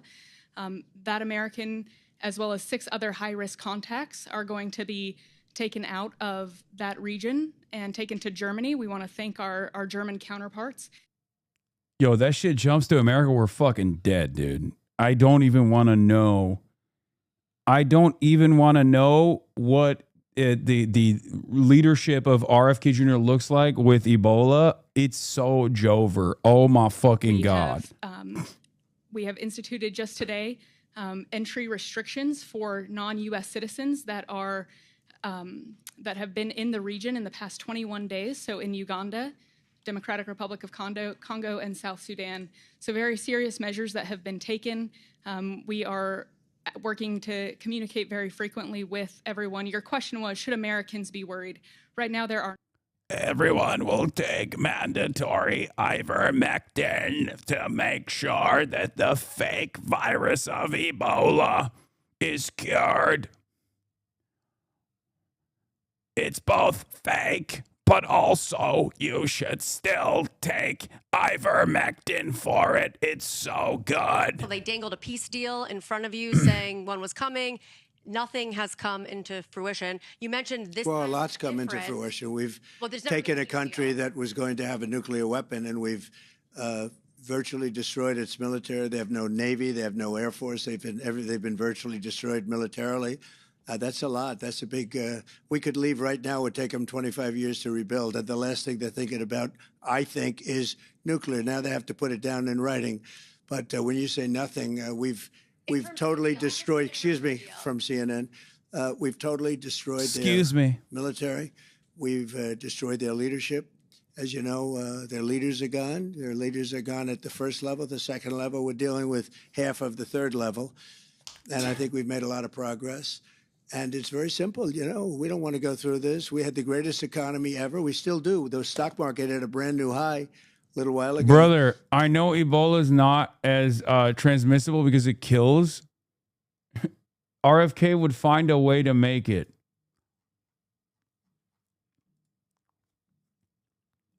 RFK would be like, you need to all get Ebola to make sure we develop a strong herd immunity. Iran, because they are desperate to have a nuclear weapon, and the only reason they want it is to use it. And I said, I hate to do this because we're doing so well, but this is the most important thing we can do. We can't let Iran have a nuclear weapon. So we did that. And when we did that, we were met with a little force, and we ended up destroying them. We now have a tremendous, we built really a steel wall where no boats to blockade, where no boats are able to, not one boat has been able to get through our blockade. So good. Look, our blockade is even better than the Iranian one. Anywhere in the world. I just left China, and I will say President Xi was very, very complimentary of our military. He was amazed, actually, at our military. We have the greatest military in the world. We're not going to let Iran have a nuclear weapon. So I was called by these 3 countries, plus others, and they're dealing directly with our people and, right now, Iran. And there seems to be a very good chance that they can work something out. If we can do that without bombing the hell out of them, I'd be very happy. Please. I have a question on weaponization. Do you believe that people who committed violence against Capitol Hill police officers on January 6th should be eligible for compensation from this DOJ fund? And are you or your family members going to be seeking compensation from that fund? It'll all be dependent. Why is RFK's ties so thin? He likes his thin ties, man. Talented people, very highly respected people. I think it's a committee of 5. And again, I didn't do this deal. It was told to me yesterday. They said they're doing something. I do believe there has to be compensation for people that were destroyed. You have families absolutely destroyed, and it's all going to be determined by a committee of 4 or 5 people. The IRS thing is so nutty, bro. Also, new reporting came out this morning or yesterday that Trump has made $700 million to almost $1 billion in trades in the beginning of this year alone. It's just so much corruption. So much fucking corruption. And now they're dropping the IRS case, and they're forcing the IRS to do a $1.7 billion slush fund that Trump has complete control over. He has complete control over the slush fund, and he's going to use that slush fund to pay out January 6 families. Okay, which, by the way, he probably won't even do that. He'll probably just like take the money and pocket it. But like, what the fuck are we doing? How are Americans not grabbing their pitchforks? How are the Trump supporters not grabbing their pitchforks? Oh, that's right, because it's a fucking call. Really? Do you really It's want a to do call. that? Please, sir. I'll lose my job if I don't do it. I was very proud to hand her identification and everything else. I mean, you want to have proof of citizenship. You want to have a voter ID. You want to have all these things. But to me, maybe the worst of all is the mail-in ballots where they come in. So, as you know, in Maryland, 500,000 fake ballots were sent out. When they were caught, they said, oh, we'll pull them back. And they issued 500,000 new ballots. And as you know, they never got the original ballots back. So there are 1 million ballots out there. Many of them went to Democrats, and it's a very serious thing. And I'll tell you, I've looked at Maryland for a long time, and I know Maryland pretty well. And I was told that it's automatically a Democrat state. And I don't believe that because I think I did really well there, and I don't believe it. But they issued, as you just got caught recently, 500,000 ballots, illegal ballots were sent out, and they were totally fraudulent.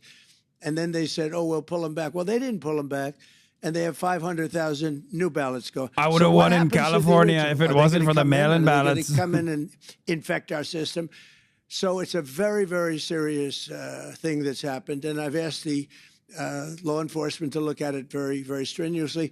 I want to thank you all. We're so proud of it. And I want to thank Bobby and Oz and Mark and all of the people that are here. And Joe, great job. You are really something. I heard about you for a long time.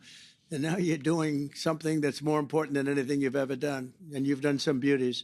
Thank you very much, Joe. Thank you very much, everybody. Appreciate it. Thank you. Thank you.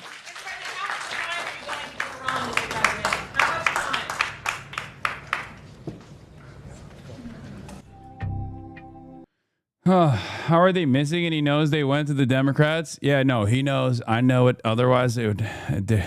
Any vote that was cast against me is obviously a fake vote.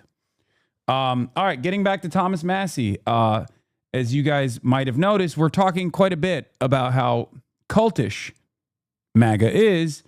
And of course, Thomas Massie is on the receiving end of the MAGA cult for standing by his constituents and also standing by his principles.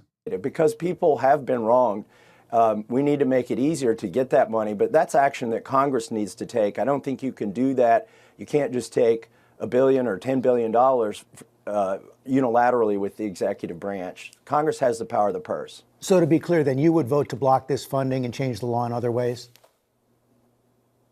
I don't think there's going to be a vote to block the funding. I would change the law in other ways. Well, the congressman just said there would be. I guess we'll find out if there is. Meantime, you're facing a primary on Tuesday. In the wake of Senator Bill Cassidy's loss in the primaries yesterday in Louisiana, the president has been up posting on Truth Social throughout the night and into the morning about you. Just a few minutes ago, he posted this. I want to show our viewers right now. Bad Congressman Tom Massie voted against tax cuts, the border wall, our military enforcement. Actually, he voted against almost everything that is good. The worst congressman in history. Kentucky, vote the bum out on Tuesday. We can't live with this troublemaker for another 2 years.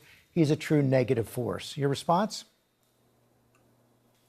Well, I think that's going to help my fundraising at thomasmassie.com. Every time he tweets about me, it's good for, some money coming in because people don't like that. And, how did this race become the most expensive race in the history of Congress for a primary? It's because 3 billionaires from outside of Kentucky have funneled millions of dollars in here. They're trying to buy a seat. And so it's not just the president's tweets. I could sustain those without a problem. It's because Miriam Adelson and Paul Singer have dumped money in here. In fact, Miriam Adelson has given so much money to my opponent that instead of paying for the ballroom, they're going to need taxpayer money for the ballroom now. Well, you've actually said this week that your vote is a referendum on whether Israel gets to buy seats in Congress. What did you mean by that? Well, the RJC, AIPAC, and Miriam Adelson and Paul Singer, they're all part of the Israeli lobby, and that's where all the money comes from. And it will be a referendum on foreign policy, whether Israel gets to dictate that by bullying members of Congress, and I'm the one they haven't been able to bully, so they're putting all the brunt and the force on me.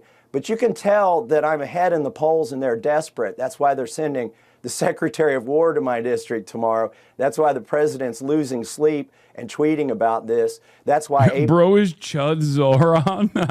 No. No, not at all. Because Trump loves Zoran. Trump fucking hates Thomas Massie. Ironically enough, he's actually kind of the opposite of Zoran in many respects, because Trump is more likely to endorse Zoran Mamdani for re-election before Thomas Massie, okay?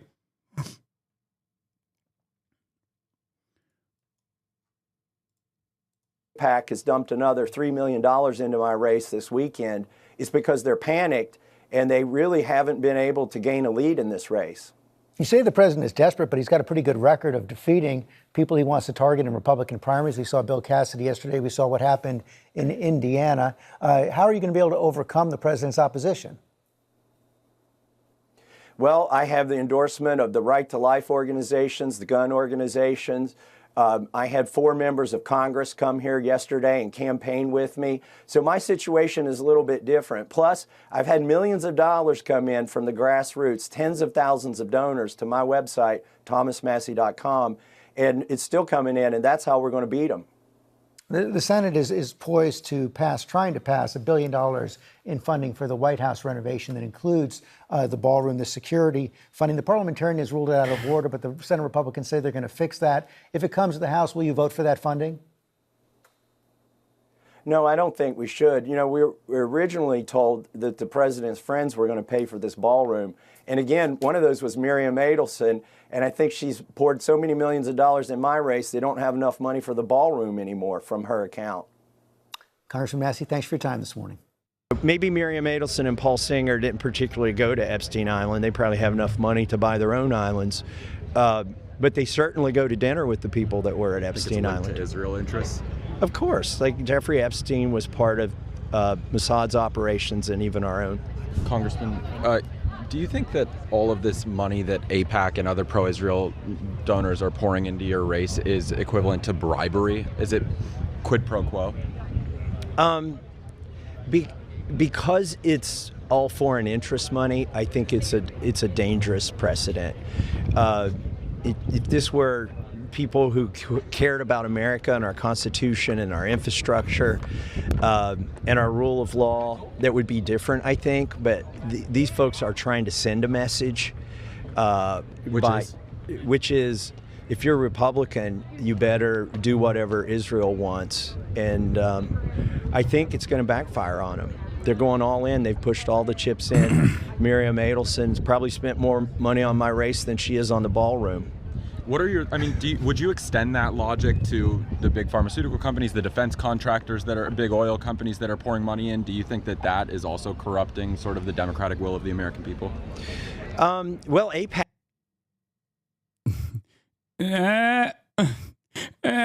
Now listen, I'm still a Republican now. Okay, I said AIPAC. I didn't say oil and gas was bad. Oh, come on, man. Not right now. Not right now. Let him say the chorus. That's good old wholesome American-born corruption. I like that. None of this Israeli corruption. Yeah, I said AIPAC, not all PACs. AIPAC is kind of a proxy for the military-industrial complex. When they used to try to lobby me, they tried to convince me that the aid to Israel would help our country because it would all be spent in gift certificates at your local Lockheed Martin and Raytheon outlets. And I'm not buying that. Like, Americans are not better off when we build bombs for Israel and then pay for them and then drop them on people in the Middle East. You think this has to do with the fact that you've led the push to investigate Jeffrey Epstein, and he's had ties that have been established between intelligence agencies like Mossad? Well, no, this has a lot to do with the Epstein class. Is it just pure coincidence that one of the 3 big donors against me is in the Epstein files. Organizing an event for Howard Lutnick and shaking down Jeffrey Epstein for money for that event. I mean, I think it's pretty interesting. Maybe Miriam. What's Republican about Massey? He's anti-genocide and anti-Epstein class. That's as good as a progressive in my non-American books. Yeah. Just don't look at anything else. Okay. Pretty much everything else is maximum Republican, right? Like we're talking mass deportations. He's on board with. He loves ICE. He venerates ICE. Oil and gas, drill, baby, drill. Pro-life. Women can't have abortions. Unbelievably anti-LGBTQ. He is, he is a Republican through and through. Okay. Down to the goddamn bone. You're kind of ruining the moment when you ask questions like this, because I want to say like he's damn. Oh yeah. Tax cuts for the rich, small government, deregulation, all of that good stuff he's on board with.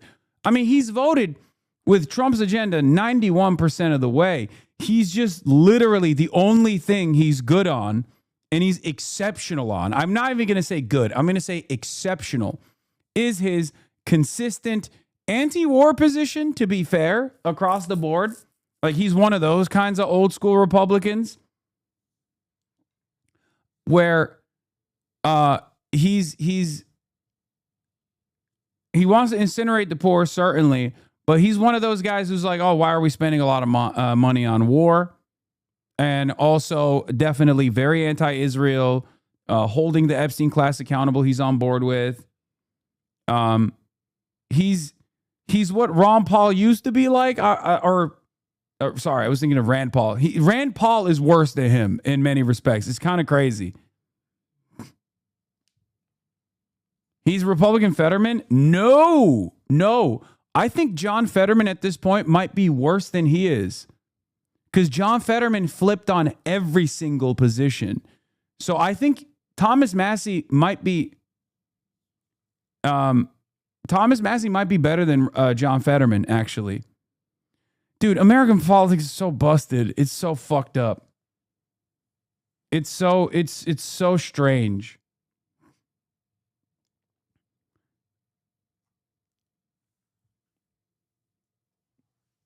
He doesn't care about tax dollars being spent on Israel. He cares about the existence of tax dollars. I mean, no, he does care about it being spent on Israel for sure. He has definitely been consistently anti-Israel across the board. He's across the board anti-taxes too, but he's definitely also anti-Israel. So yeah, when you look at John Fetterman, I'm almost certain that John Fetterman might be worse than Thomas Massey at this point. Is Fetterman against abortion and gay rights? I guess, has he been? I don't know. I don't think it's been presented to him, because if it had been presented to him, he probably would be, right, at this point. Because guys, not yet, but most likely. And the reason why I say that is because John Fetterman is anti-immigration now. Okay? John Fetterman is anti-immigration. The reason why this is hugely important as far as like what has changed in his mindset is because his website, what is this, securing LGBTQIA rights? I don't think he's still, none of this shit is consistent anymore. Yeah, this is when he was running for office. He's not the same guy who was running for office. I mean, here, let's look at his fucking guaranteeing healthcare, securing LGBT, fighting inflation, lowering costs, promoting American energy, supporting workers in the union way of life, building a humane, safe, and secure immigration system. I fundamentally believe immigration is what makes America great. America. This issue is personal to me. My wife, Giselle, was a dreamer who came to America when she was 7, fleeing violence in Brazil with her family. I would not have my family if it weren't for immigration. He's literally anti-immigration now. That's not true. Fetterman isn't anti-immigration. He is pro-2008 Obama-style immigration. Buddy, You're out of your fucking mind. American immigration attitude has shifted dramatically to the right across the board. I know you're trying to probably make a joke to say, oh, well, Obama was anti-immigrant in 2008, but Barack Obama's anti-immigration came along with DACA protections. It never at any point said that migrants were a national security threat. And on top of that, his deportations were largely on the border, which we can discuss the morality or immorality of such actions as well. I certainly had an issue with Barack Obama's immigration policies. But right now, we have interior removals. With Trump 1, we moved away from just like border stoppages and like direct removal from the border to interior removals. This was a key distinction that happened with Trump 1, okay? In most circumstances, interior removals only happen for edge cases, like, you know, someone who had done a heinous crime, and it happened inside of prisons, inside of the prison systems, right? Trump swapped that, where Trump very openly and very deliberately started doing interior removals for like non-offenders, like for immigrants with like minor crimes and whatnot in Trump 1, okay? Something that didn't happen prior to that to the same degree. And then under Trump 2, we've moved away from that to mass deportations, okay?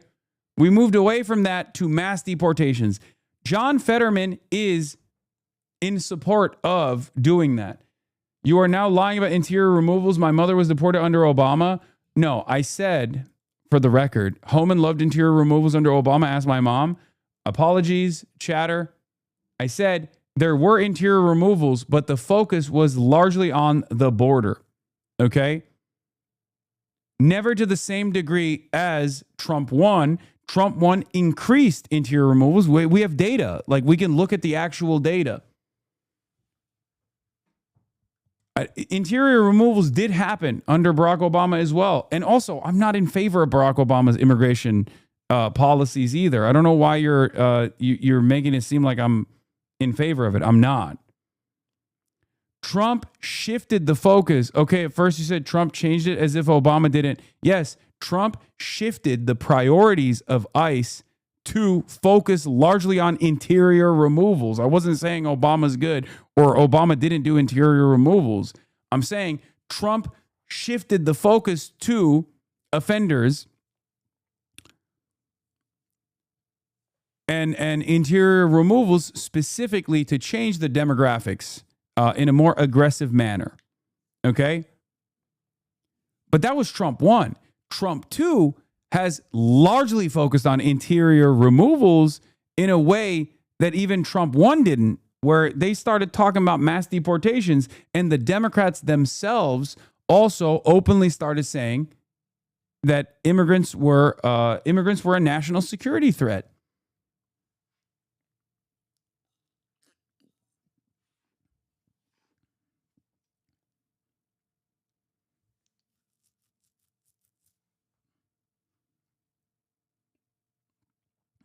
And once again, there was always, under the Democratic leadership, even though I disagree with the way they handled this, under Democratic leaderships prior to the genuine shift in the way that Democrats communicate, and this happened in 2023, okay?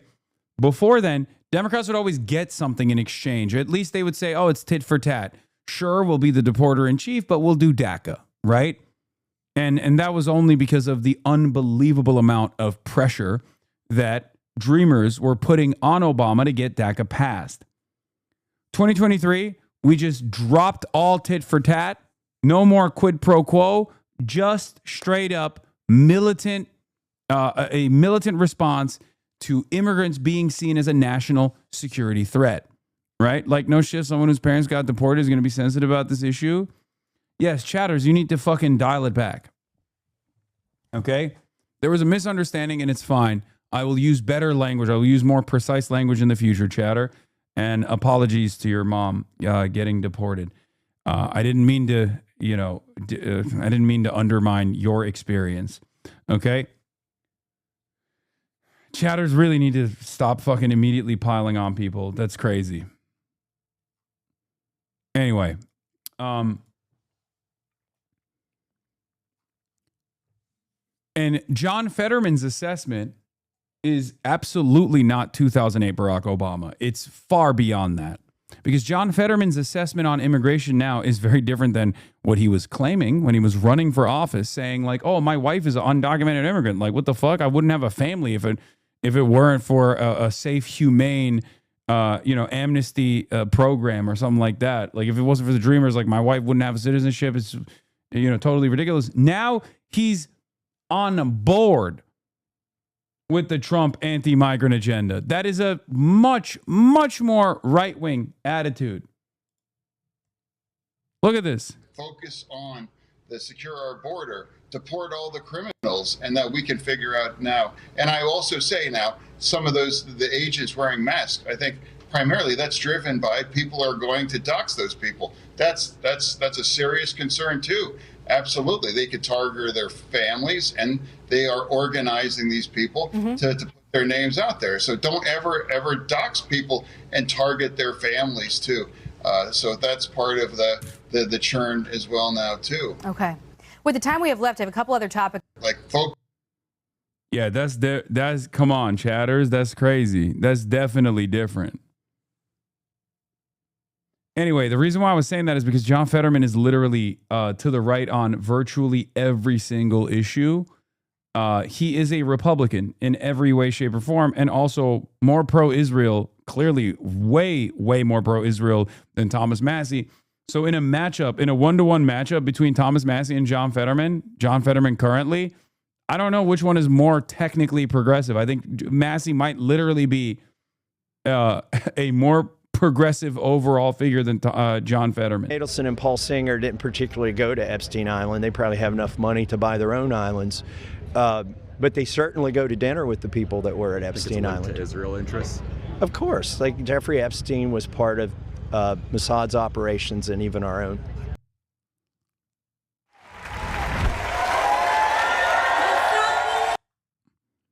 Working Families Party came out with a video. This candidate for Congress is running for the people politicians have forgotten.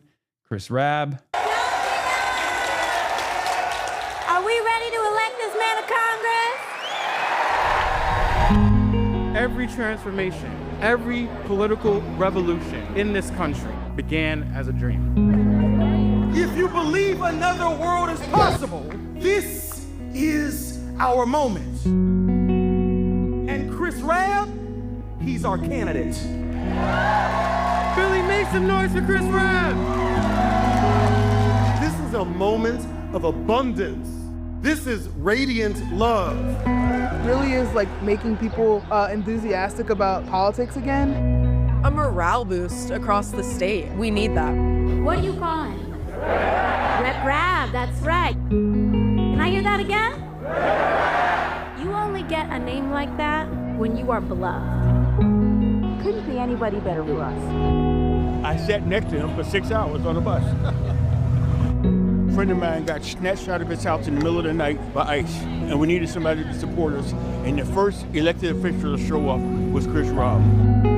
Come on, stand on your feet and shout it out. Chris Rabb for Congress. Chris Rabb for Congress.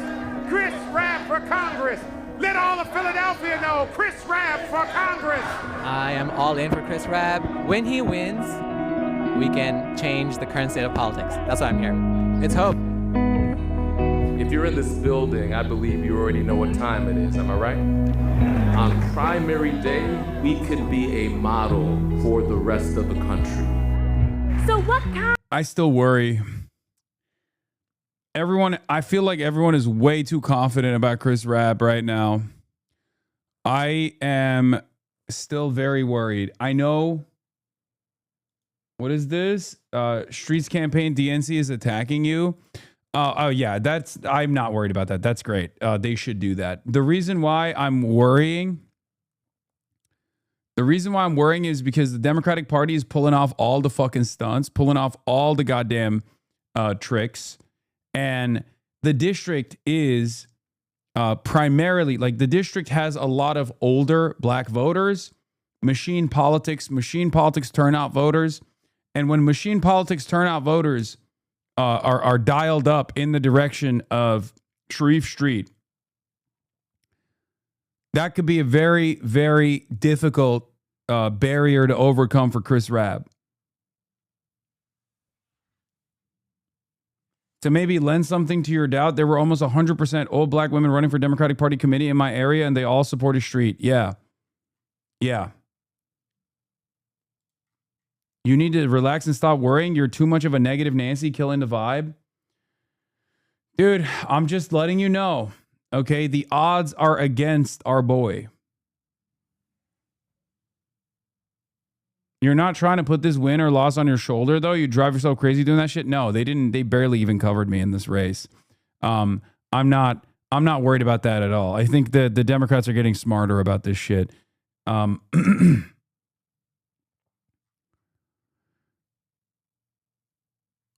Days before Tuesday's primary election, anonymous text bombarded Philadelphia's voters with attacks on 3rd Congressional District candidate Chris Rabb, accusing him of spreading conspiracy theories and holding extremist views. The unsigned text violated federal election rules by failing to clearly state who sent them. Philadelphia's Democratic City Committee, which is coordinating with Senator Sharif Street's campaign after he won the official endorsement of the party. Federal Election Commission rules state that the campaign communication to voters, including text, must identify who paid for it and state that it was authorized by the candidate or campaign. Street spokesperson Anthony Campisi confirmed the origins of the text on Monday, but said the campaign had no control over DCC's communications. The negative text targeting Rabb, a state representative who was one of the 3 frontrunners in the 3rd Congressional District race, were familiar. I don't give a fuck about Kalshi, man. Stop. Kalshi is irrelevant. Guys, every fucking institutional Democrat in the state is out to knife Chris Rabb. Okay? Lock in. It is nowhere near as pretty as you think it is. This is not a sweet and easy ride to victory. He's got tremendous endorsements from every single left group, Working Families Party, DSA. All of this stuff matters. Okay? I wish Bernie had endorsed him, but honestly, I don't even think Bernie has any motion in this race at this point. Chris Rabb, this is a incredibly safe district. It is very it is a very black district. Okay? A lot of older black voters that are lifelong, reliable Democratic Party voters. Okay? But machine politics works in Philadelphia. Okay? The older residents are not to the left wing of the party. No, that's not even the case. Okay?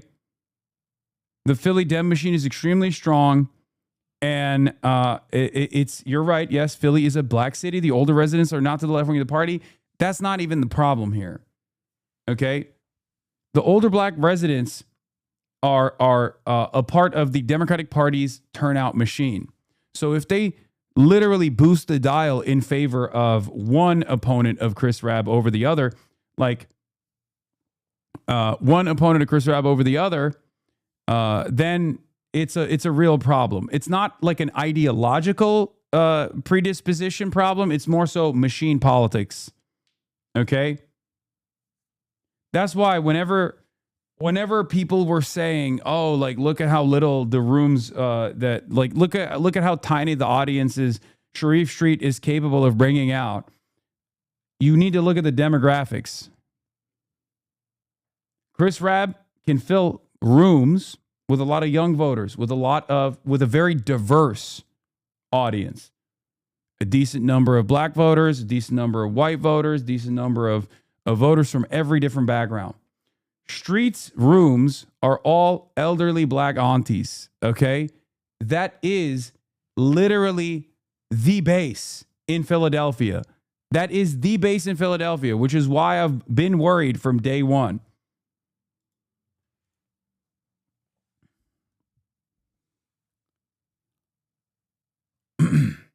And that base organizes, that base moves, that base goes out and votes, okay? It's true what you're saying about Philly. It's an incredibly controlled city with a very unengaged voter base. It's changing, though, but not as fast as other cities.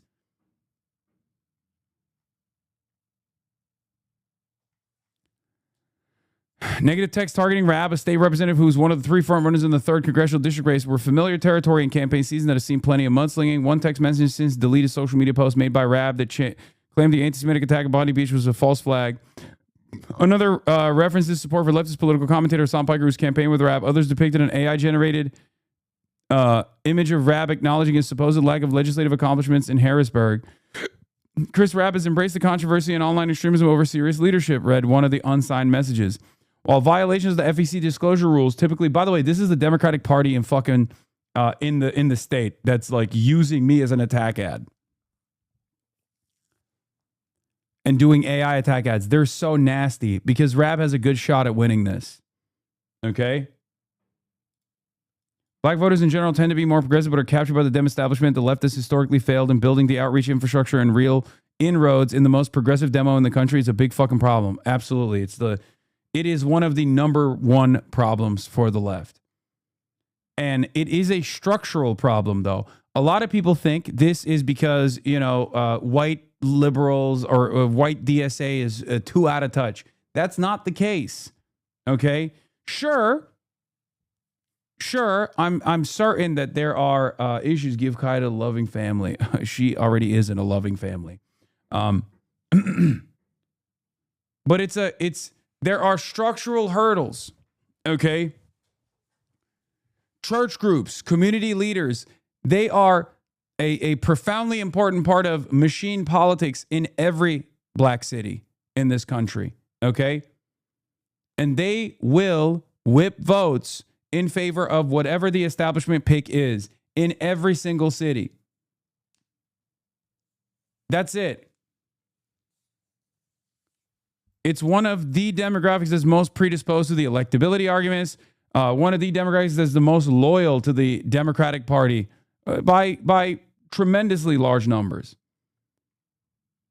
Breaking through that noise and trying to bring out a candidate requires a lot more mobilization. Lol digging a hole again. Lol, here we go. Don't dig a hole. Lol doomer. Lol doomer and not a hoper. Lol digging a hole again. I'm just saying it's tough. It's a tough race, a much tougher race than the way people think it is.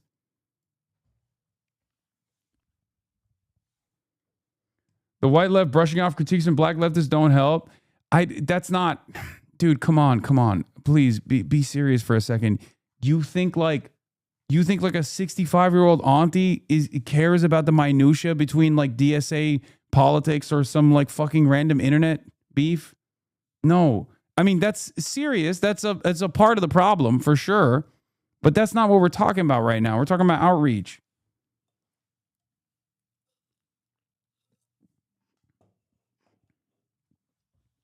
The DSA definitely doesn't have enough cachet with actual working people. Oh my fucking God. Shut the fuck up. You're so stupid. That's not true. The DSA is entirely comprised of working class people. It's just what kind of working class people are we talking about? Yes, the DSA doesn't have enough cachet if you think the actual working class is plus 55 people who are about to fucking retire any day now. Okay. Yes, the DSA is not very good at that kind of working class. Every other type of working class, the DSA has tremendous cachet with. Okay.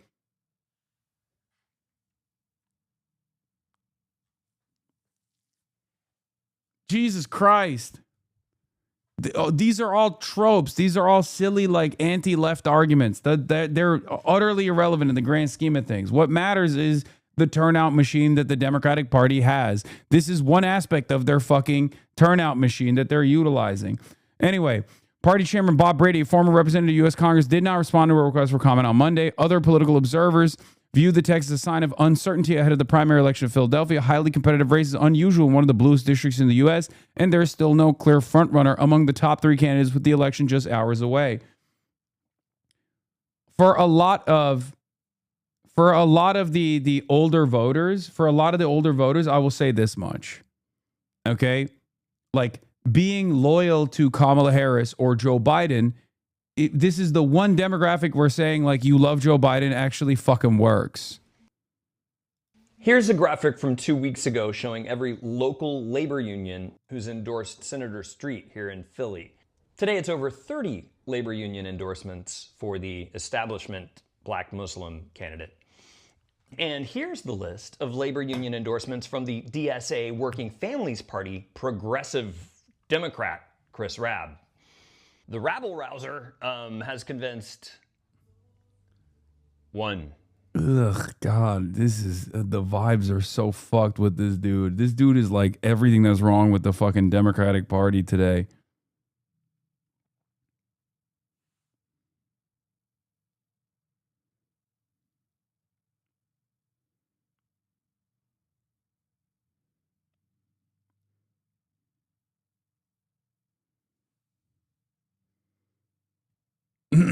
Yes, I know. Nancy Pelosi endorsed Connie Chen. Union to back his campaign.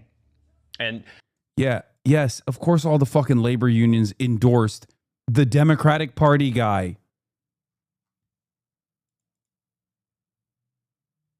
Yeah, I don't even want to watch this shit. This pisses me off. Fucking blue MAGA.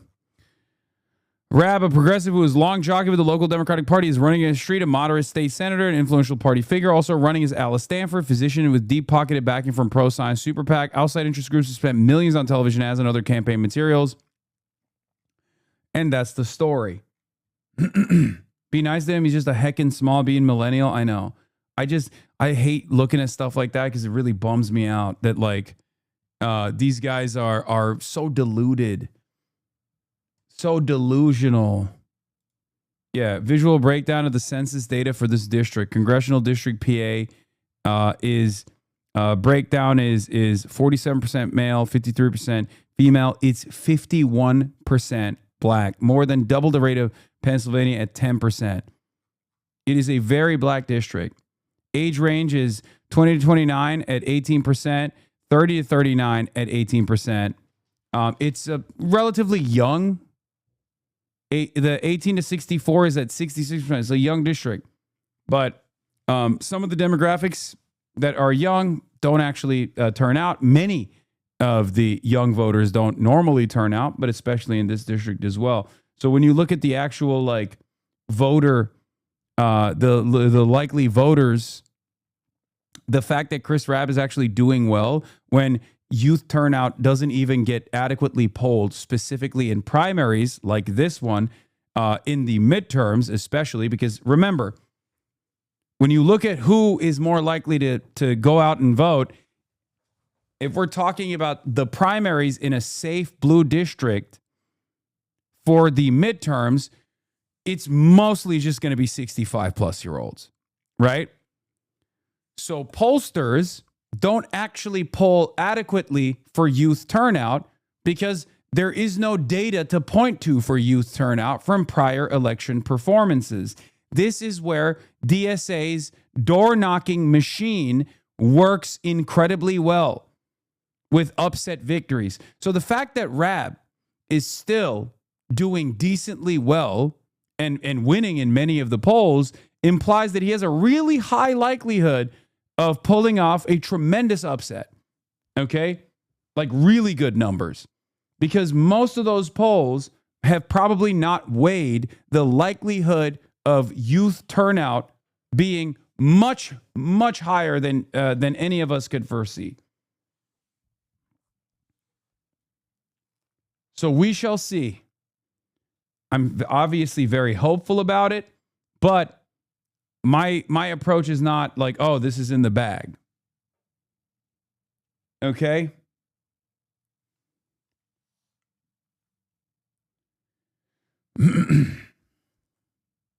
I'm hitting the global communism button, bro. Done with your ass? Oh, no.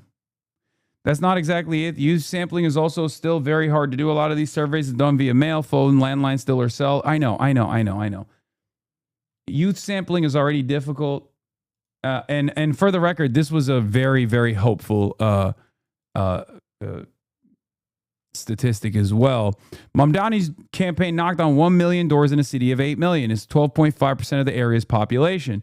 Raab's campaign knocked on 100,000 doors in a district of 700,000, which is 14.3% of the area's population.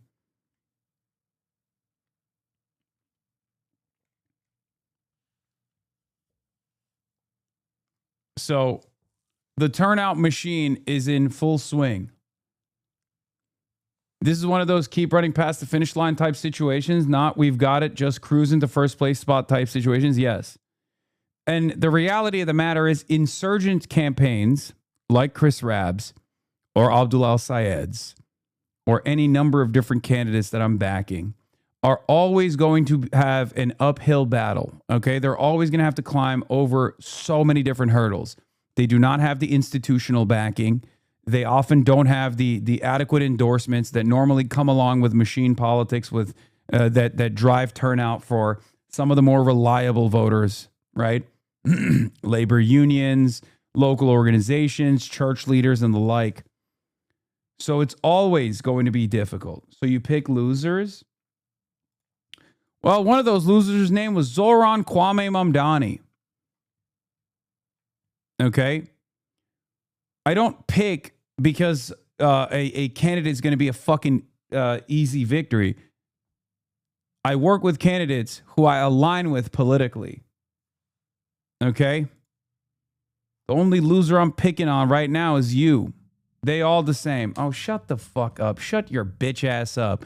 If the Democrats obviously made no distinction between certain insurgent candidates and machine Democratic Party operatives, then they obviously wouldn't be doing these like disgusting little tricks to rat fuck Chris Raab. God, so fucking stupid. It's all the same from where I'm standing, dude. I'm the most intellectually pure, ideologically pure guy.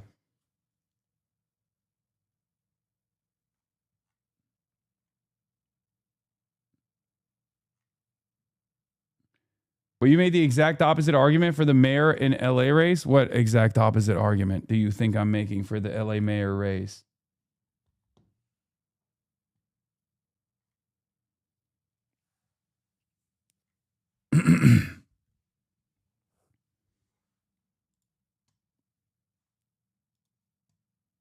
Kind of Democrat will represent the bluest district in America.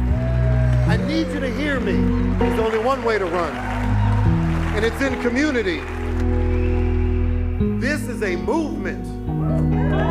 Don't let anyone tell you otherwise.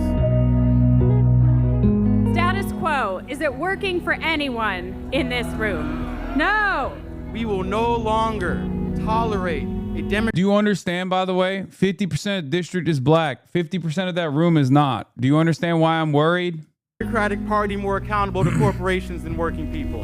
I was with the Democrats for 12 years on the committee and they gaslit me. Working Family Party rules.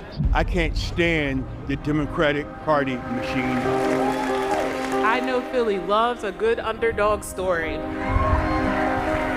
Rep Raab cannot be bought. He went up against the Philadelphia machine. He was not supposed to be here. Philadelphia, city of brotherly love, is the city of abolitionists and organizers in this country. But Rep Raab doesn't come from the establishment. He is a labor organizer. He is an abolitionist. Rep Raab is Philadelphia. Philly deserves Chris Raab because he's a fighter. For the first time in my life, I can actually have a real representative, somebody who actually comes from the people, who represents the people. And to the billionaire class, we're coming for you. You're not safe. Your money will not protect you. See, we're worried that they're coming for us, but they've always been coming for us. As we're turning the tables, we're coming for you. But I'm here for justice. I'm here for justice. And if you're an enemy of justice, you're an enemy of mine. These regular people can win. Did you hear me? And on May 19th, they're going to hear from all of us, aren't they? We are on the precipice of an extraordinary victory. They are scared because they see what is being built. We have to win this election, and the only way we can win it is for all of us to get our heads in the game. So Philadelphia, let's make this happen. I'll be like, Chris ran for Congress. Glory be to God. All power to all the people. Let's win for working folk on Tuesday. Let's get it done. I didn't know that this would happen because you all keep showing up for me.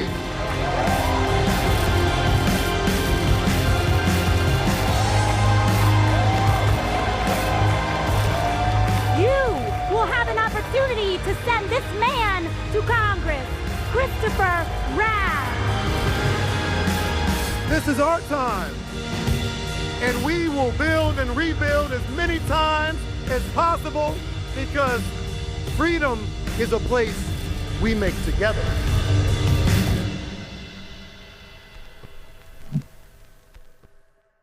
This is an attempt to dilute my vote. It's called redistricting, and it's redefining America. It's unconstitutional, it's unfair, and they're trying to suppress the black vote. Is Donald Trump tearing up civil rights to boost his chances of holding on to power? This is white supremacy, straight up white supremacy. To answer that question, we've come to the Deep South, to Memphis, Tennessee. It's the home of the blues, but it's being forced red by the redrawing of election maps in midterm election year. A process that has wiped out the only majority black voting district in this entire state. I never thought that I would be in a position where I'm fighting for the rights that my grandparents and my great-grandparents already fought for. Split down the middle. This is Shotwell Street, the latest dividing line in America. 9th District, the only Democratic seat here, has been carved up to benefit Republicans. But it's the only majority black district in Tennessee. They try to dress it up, that this is about politics and numbers. No, it's about politics and racism. Voters choose representation. Representatives don't choose voters. Dr. King was shot at the Lorraine Motel. They've been here before. This community knows all about struggle. It was here that Martin Luther King gave his last speech and breathed his last breath. And the shot rang out. Kapow! District 9 is holy ground to the civil rights movement. How do you feel about the fact that it's happening in the very district where your father paid the ultimate price? I mean, voting is fundamental to what democracy represents. So as it relates to my father, particularly, yes, he was there in Memphis and was gunned down in Memphis. So it is like a devastating blow. Hopes of the past now replaced by fears of the present. Fears that this city is losing its soul. Old times there are not forgotten. Look away, look away, look away, Dixieland. Old times here are not forgotten. And there are a lot of people, especially in the rural areas, which is the MAGA areas and the Republican areas, that have never forgotten the Civil War. They've never gotten over it. The future's unclear for his constituents. Steve Cohen is the congressman whose seat's been commandeered. He's evil incarnate. And he wants these seats. The most evil, degenerate, thieving president in the history of the United States. Both parties are scrambling to redraw maps, but the president is winning this race, backed by the Supreme Court. That's the kind of ruling I like. Some states don't need to redraw, and some do. Republicans have added most seats, making it much harder for Democrats to flip the House of Representatives in November. President Trump has been very integral in this whole process. Trump ally Brent Taylor now sees a seat for the taking. We drew these boundaries for political purposes. We want to maintain the Republican majority in Congress. That's not a secret. Redistricting means much more than politics in a place like this. Memphis is a 64% black city. It's the blackest city in the entire country. And to combine it with the same district that the Ku Klux Klan was founded in is truly unconscionable. But there are two sides to this story. So we headed east to a place of politics and prayer. Lord, I ask that you be with us as we seek to do the things that need to be done to make it a better place to live. The monthly meeting of Republicans in Bolivar. They are right behind their president's power move and reject claims of racism. I think people assume whites are voting one way and blacks are voting another way, and it's not true. I think everybody's trying to win, and it's gamesmanship now. If you believe you're right and you want to win and do the right thing, you're going to do everything in the world to retain power and win. We've got people on both sides of the line, a lot of friends that are on both sides of that line, but really, I would love to see just everyone come together and serve what's best, or do what's best for Tennessee. Bolivar is 70 miles from Memphis. They're now in the same voting district, but there's a world of difference between them. When the sun goes down in one, the lights come up in the other. From blues to country to rock and roll, the music of Memphis is its own map of American history. But the city of Elvis, B.B. King and Otis Redding is getting a political makeover, and there's nothing these streets can do about it. This is Donald Trump's town now, and in his quest to hold on to power, it's now or never. When she's gone too long. David Blevins, Sky News in Memphis. This morning, sources say the president is one step closer to creating a new $1.7 billion fund of taxpayer money to pay his allies. ABC News learning the president is expected to settle a $10 billion lawsuit he brought against his own government as early as today. Sources say as part of the deal, the president would drop the suit in exchange for a commission to pay Trump allies who claim they were mistreated by the Biden administration. One group that could benefit from that, the rioters. By the way, it's not. It's a slush fund.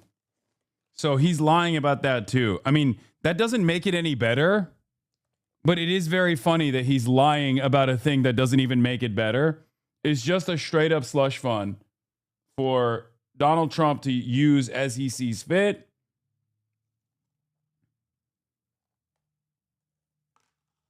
These are people who belong in prison. It's ridiculous. This is the United States of America, though. This is what we're doing. This is what we're dealing with. Fucking awesome, dude.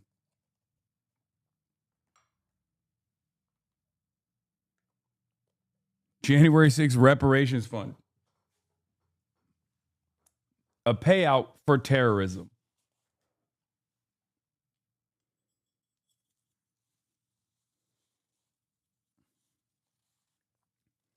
Yeah, this is Trump just dunking on us. That's what it is. He's pooping on us. Who stormed the Capitol on January 6th. The president sued the IRS earlier this year, claiming damages from the leak of his tax returns in 2019. He has also sued his own Justice Department for $230 million for investigations he faced during the Biden administration. An American president has never sued his own administration, something the president acknowledged last fall. It's interesting because I'm the one that makes the decision, right? And, that decision would have to go across my desk. Sources say the president would have control over who runs the commission and the authority to remove members without cause, and that the commission would not be required to disclose to the American people how it runs or its decision-making process. Most Republicans staying silent, but some moderates shocked. I don't even know how that's allowable to happen. Democrats calling it an abuse of power. It's outright corruption. What we're seeing here is outright corruption. Only Congress has the power to appropriate money, and Congress never voted on creating this $1.7 billion political slush fund at the Department of Justice, and Congress would never pass that. So sources caution that the details of this plan are not finalized until publicly announced. In a statement, the president's legal team says that the president continues to hold those who wrong America accountable. The Justice Department declined to comment, George. No question this will head to the courts. Okay, Rachel, thanks very much. Again, this is taxpayer money. Mm-hmm. Taxpayer money. From President Trump. Here we have this tweet from Trey Inc. saying President Trump says he is holding off on a scheduled attack of Iran at the request of Gulf leaders. Now, we have the Truth Social post here on the monitor here from President Trump saying this: I have been asked by the Emir of Qatar, the Crown Prince of Saudi Arabia, and the President of the United Arab Emirates to hold off on our planned military attack of the Islamic Republic of Iran, which was scheduled for tomorrow, in that serious negotiations are now taking place, and that, in their opinion, as great leaders and allies, a deal will be made which will be very acceptable to the United States of America, as well as all. This is not a boss call.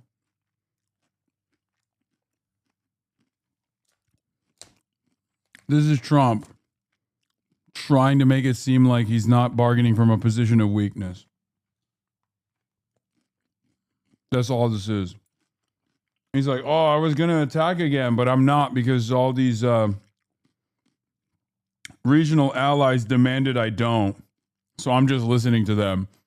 When in fact, this is him tacoing again. Countries in the Middle East and beyond. This deal will include, importantly, no nuclear weapons for Iran, all caps. Based on my respect for the above-mentioned leaders, I have instructed Secretary of War Pete Hegseth, the Chairman of Joint Chiefs of Staff General Daniel Kane, and the United States military that we will not be doing the scheduled attack of Iran tomorrow, but have further instructed them to be prepared to go forward with a full, large-scale assault of Iran on a moment's notice in the event that an acceptable deal is not reached. Thank you for your attention to this matter, President Donald J. Trump. Again, President Trump putting there on Truth Social, making the announcement that he has called off a scheduled offensive on Iran and will instead be continuing negotiations at the request of Qatar, Saudi Arabia, and the United Arab Emirates. There is no further threat. Both suspects in this case are deceased.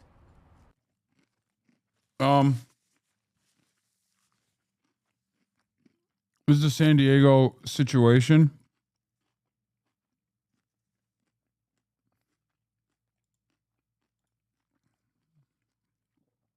Trump on Ebola, I'm concerned. Yes, I know Candace Owens with Hunter Biden is coming out on Thursday.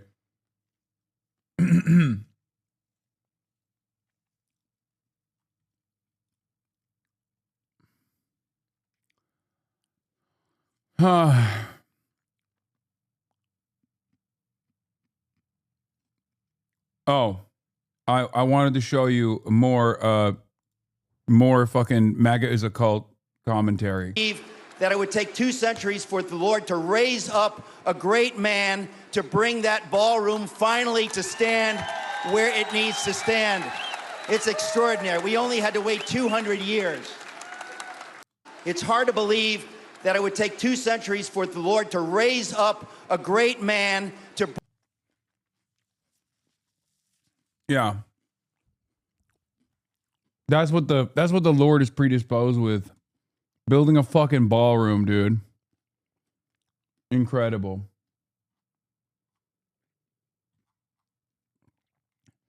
Anyway, Iranian officials said to Donald Trump's response this morning, as Iran previously stated, it has no intention to build nuclear weapons. This claim is just an excuse and deception by Americans at this point. This point is also emphasized in the new text. Trump, this deal will include, importantly, no nuclear weapons for Iran. He just keeps dancing around the nuclear weapons thing as though he's making tremendous gains there, when in fact it's not even a significant point of contention.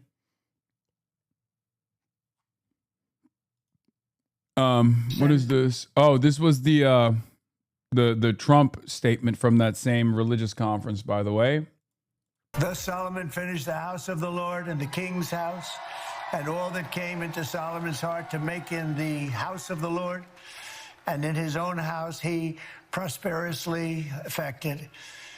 And the Lord appeared to Solomon by night and said to him, I have heard your prayer and have chosen this place to myself for a house of sacrifice.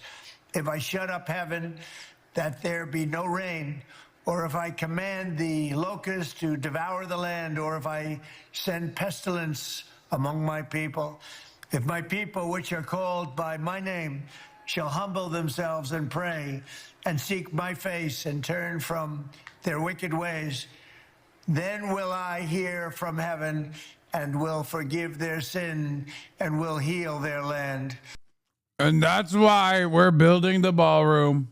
Now my eyes shall be open and my ears attent to the prayer that is made in this place. For now I have chosen and sanctified this house, that my name may be there forever, and my eyes and my heart shall be there perpetually. And as for you, if you will walk before me as David your father walked, and do according to all that I have commanded you, and shall observe my statutes and my judgments, then will I establish the throne of my kingdom according to as I have covenanted with David your father, saying, there shall not fail you as a man to be ruler in Israel. But if you turn away and forsake my statutes and my commandments, which I have set before you, and shall go and serve other gods and worship them, then will I pluck them up from the roots out of my land which I have given them, and this house which I have sanctified for my name will I cast out of my sight, and will make it to be a proverb and a byword among. Why is everybody saying fucking AI, dude? Why? I can't tell if you guys are like joking because you think Trump is like incapable of reading or something, because it is. It's not, man. It's not fucking AI. Jesus Christ. No way he got John before you. Oh, Matan. Hello, everybody. Yeah. Why is this shocking to you? No, I mean, we've been in contact with his team. He's just, I don't know. He's not going to do, I mean, he says he's going to do it, but I don't think he is. There's something off about it.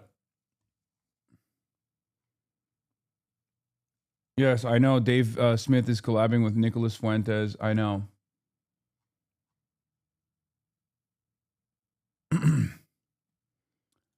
Anyway, here. All right, we'll do the San Diego mosque shooting. 3 killed, 2 suspects dead in San Diego mosque shooting, police say. All of the kids are safe.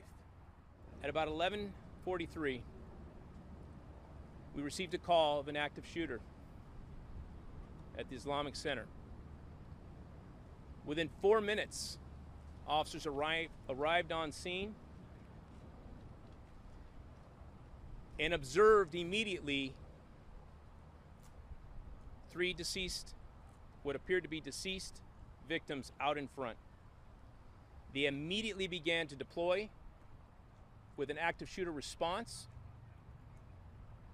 into the mosque and adjacent school. At about the same time,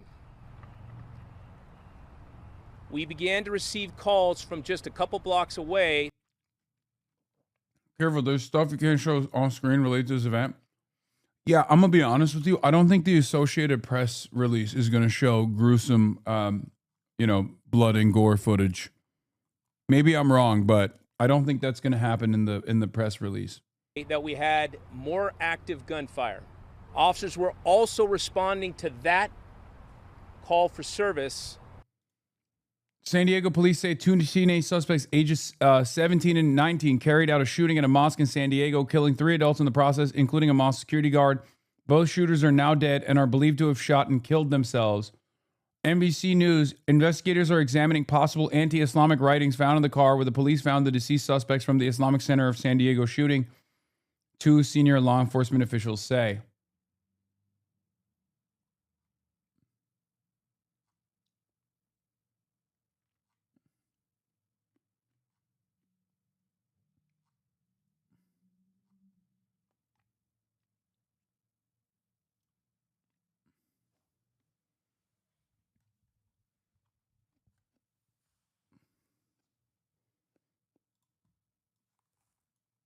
San Diego Police Department reports, we received the first 9/11 call reporting an active shooter at the Islamic Center of San Diego in the 7000 block of Ekstrom Avenue.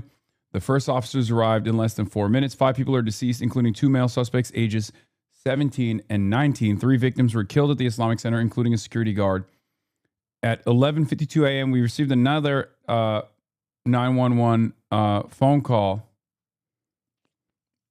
in the 7100 block of Salerno Street, reporting the suspects had fired multiple rounds at a gardener.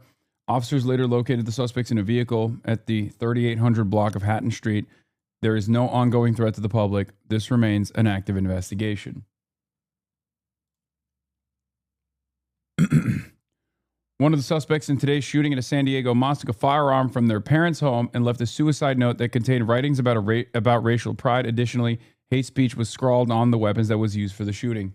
Looks like another Order of 9 Angles hit, another terrorgram hit. That's what it looks like to me. At the same time, moments later at the 3800 block of Hatton, officers were called to that location where they found a vehicle in the middle of the street with who we believe to be the shooters in this incident, both deceased. So we have our 2 suspects that are deceased. We have 3 victims at the Islamic Center. All 3 are adults, for a total of 5 people that are deceased. Because of the Islamic Center location, we are considering this a hate crime until it's not. We got some critical information from the San Diego police chief, specifically the timeline.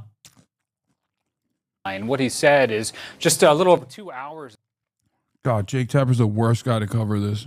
ago, authorities were called to the Islamic Center of San Diego due to reports of gunshots. He said they arrived within about 4 minutes, police did, and then found these 3 men victims in the parking lot of the mosque. He said authorities then went to try to enter the mosque, as they often do. They'll try to identify any potential shooter, but then police got calls of yet more shots fired at another area near the mosque. They then went to that location. They said they learned that there was a landscaper there who had been fired upon, but thankfully was not struck by bullets. But here, I have to admit, Jake, is the most strange, bizarre, however you want to describe it, part. Authorities say that they found 2 men ages 17 and 19 in a vehicle they believe to be the suspects. They believe they died from self-inflicted gunshot wounds. That raises a lot of questions about, A, who those people are, but obviously what potential motivation there was here. We have had this question You will not believe this? hours, whether the shooter or shooters, plural, may have been associated with this. Mauro, it's a Sunni mosque location. Why do I bring that up? Because Iran is a Shia nation.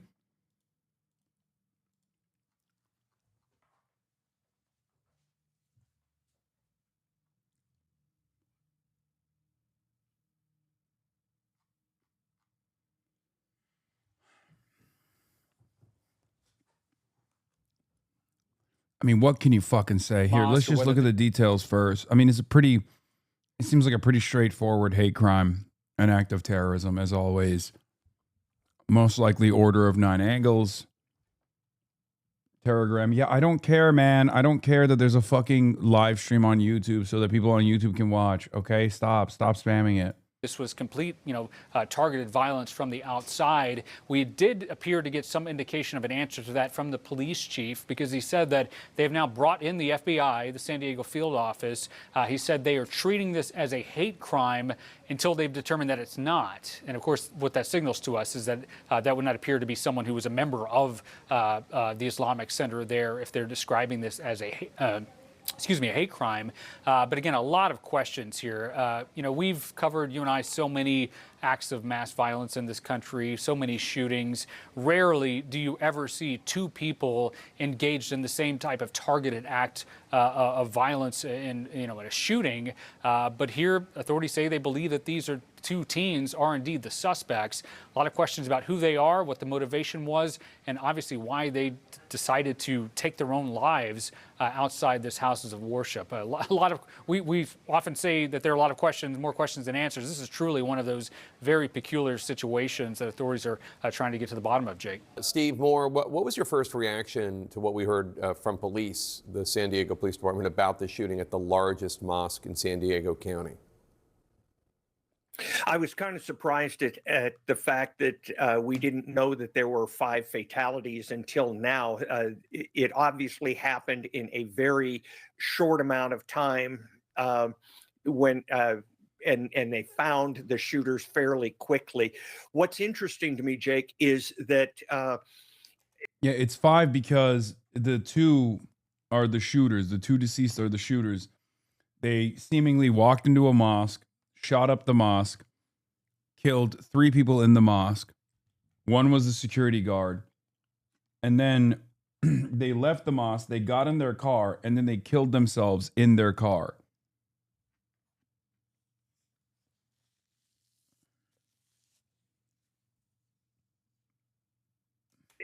obviously 2 shooters, you rarely get that. The other thing is that I responded to an active shooter one time who went to a Jewish community center. After escaping from the Jewish community center, he shot a postal worker who was non-white. And the reason was he was a white supremacist, and that was fair game for him. The fact that they just randomly shot at a gardener makes me wonder if they had an agenda that would involve. Yes, most likely.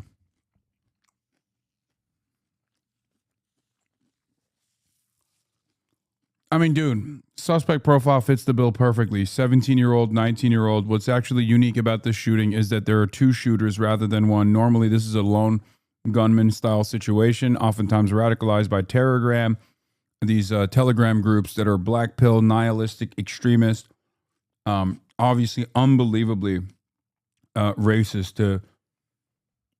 Like, if you think Nick Fuentes is bad, which he is, right? He's not the maximum.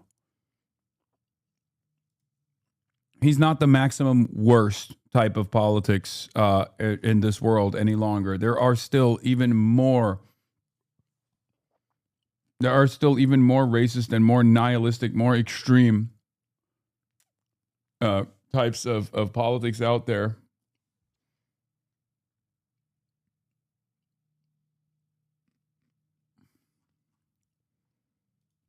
Order of Nine Angles is one of those groups. They oftentimes target vulnerable young men and even vulnerable young women.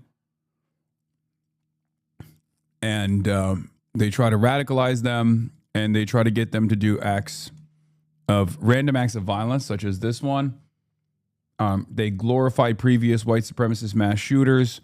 One of the reasons why I said this looks like an Order of Nine Angles job is specifically because one of the telltale signs is that they put in a lot of these different mass shootings, they will carve out or write out the names of other mass shooters that they venerate on the sides of their weapons, which that's what the police said.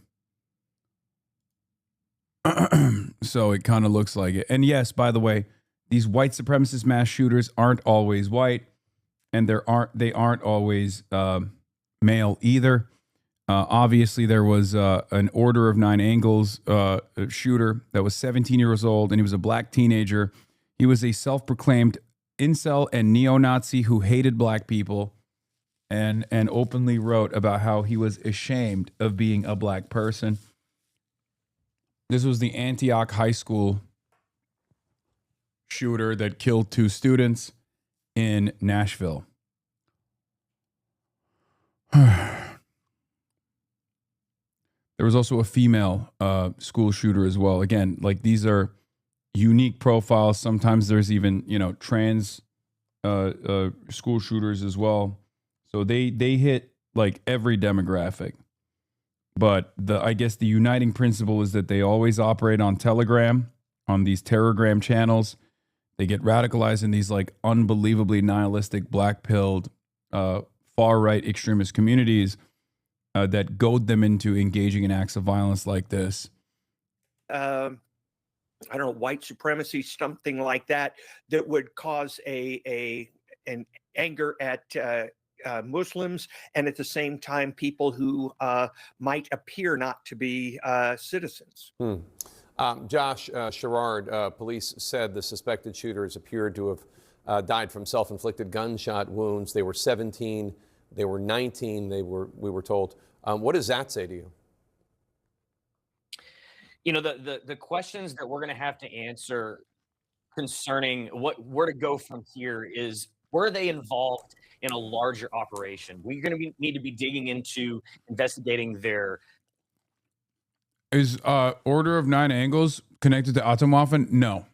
I mean, they're complementary organizations, but Atomwaffen recruits from the military. Atomwaffen is a white supremacist neo-Nazi movement that recruits exclusively from the military, from the ranks of the military, active duty and veterans.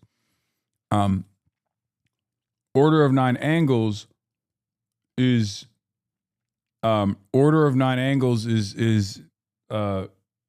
specifically operational on Telegram channels. They're both neo-Nazi organizations. Order of Nine Angles has a satanic aspect to it. Also, some groups within the Order of Nine Angles and 764 will literally they will, how do I describe this? They're not just like openly neo-Nazi. They're just pro-violence, if that makes sense. In certain instances, they can even be presenting like Islamic jihad. Like there are certain branches that are pro-Islamic jihad, but also neo-Nazi. It's white people still, usually. It's not like Muslims or anything. But it's an accelerationism group that is... they're an accelerationist group that is non-aligned, oftentimes leaning into white supremacist neo-Nazism, but non-aligned across the board. Whatever gets the job done. The Order of the Nine Angles, O9A, extreme occult and radical philosophy. What the fuck is this video? The Order of the Nine Angles, O9A. I read an article about it, and it's a grooming pedophiles operation too. Oh yeah, that too. Yeah, they pluck little kids usually too from Roblox.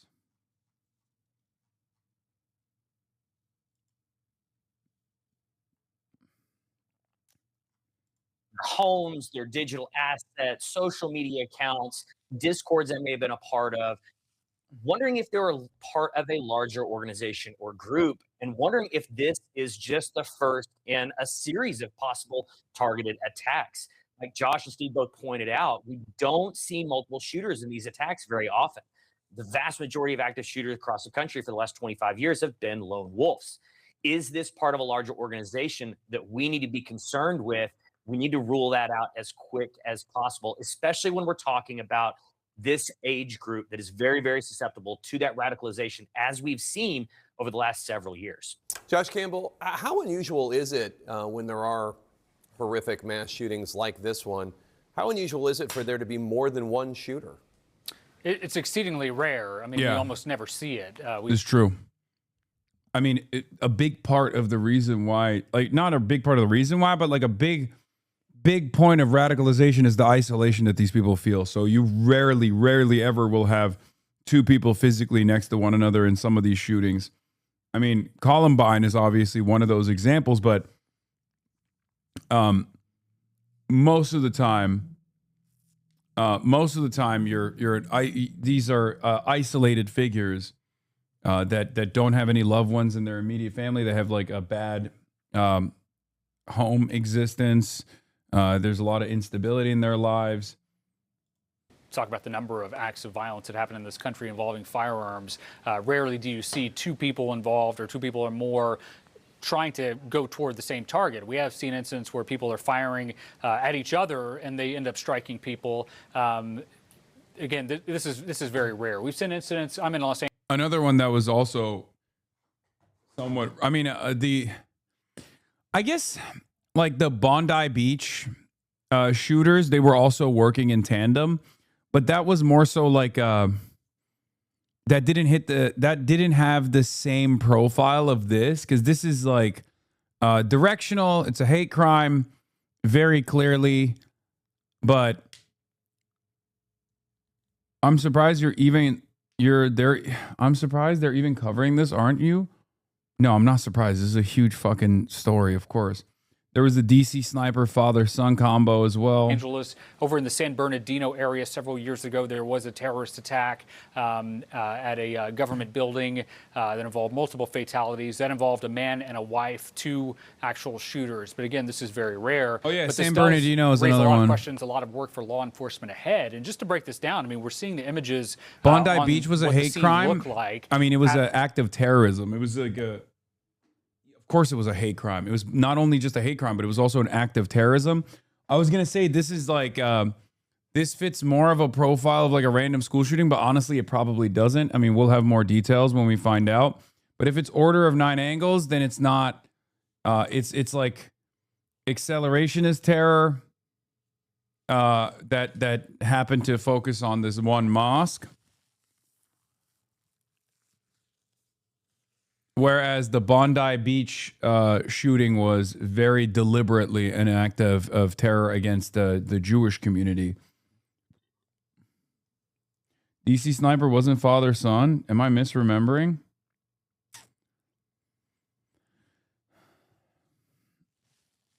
At the time, whenever police were responding, but now that it's secure, they believe that there's no longer a threat. They believe the suspects have now been neutralized and are deceased. They have to work to try to identify them, but they also have to scour that area to gather any potential evidence that they can. These 2 people aren't going to be prosecuted, obviously, but they will try to work to determine, was there someone else who might have been assisting in this? We're not saying that that's the case right now, but that is textbook, something that authorities want to determine. Is this a group of people that were inspired to conduct an act of violence targeting Muslims? Was this something much different? Was this, targeting specifically the people who were indeed injured and then killed? Again, a lot of questions. And then opening the aperture. We know the FBI is now on the scene. They would not only be assisting with the crime scene forensics, but the authorities have said they're going to treat this as a hate crime until it's not. If it turns out that these 2 men have some other connections elsewhere around the country, which we've seen in a lot of instances, the FBI would then be able to work with their resources around the country. And then the final thing I'll note is sometimes whenever you see an act of targeted violence, people are proud. They'll actually leave behind some type of note or communication, a so-called manifesto indicating why they did what they did.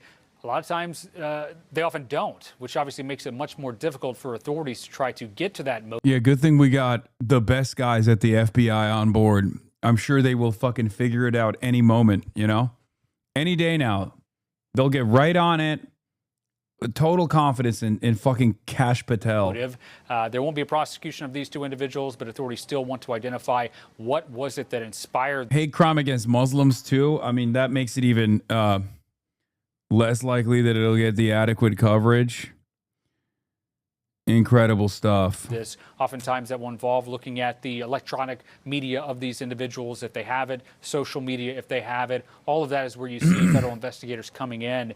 They work very closely with the various social media and online companies as well to try to gather information as quickly as they can. Again, to try to rule out, to make sure there isn't someone else out there who may have known what was about to happen.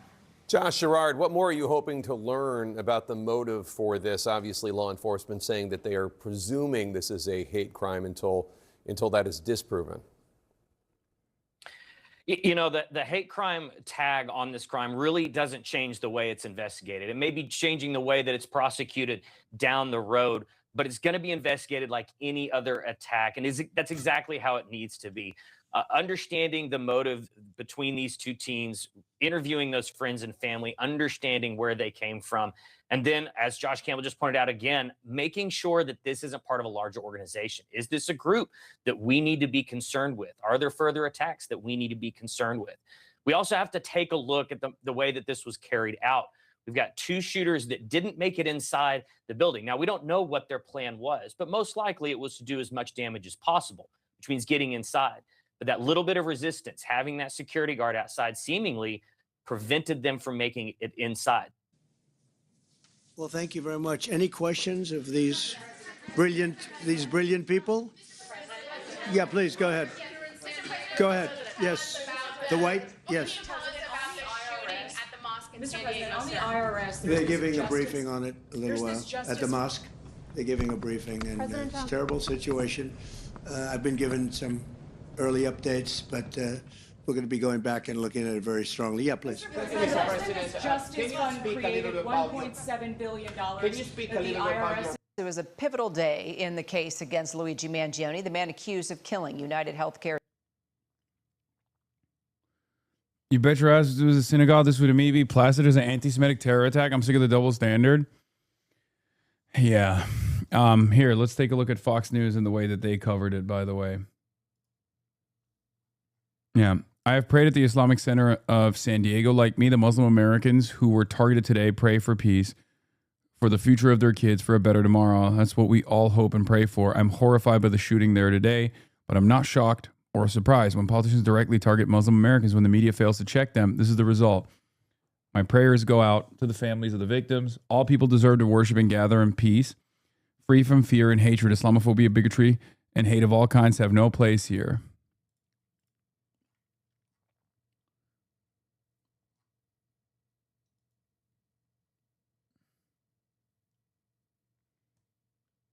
Yes, I do know that the alleged founder of the Order of Nine Angles was a Satanist, a Nazi, and then later an Islamist jihadist extremist. Yes. But he wasn't, but that's not like it had nothing to do with the ideology. Like he wasn't like a fucking real Muslim or anything. He was like a fucking insane person. That's why I said Order of Nine Angles is a very strange one.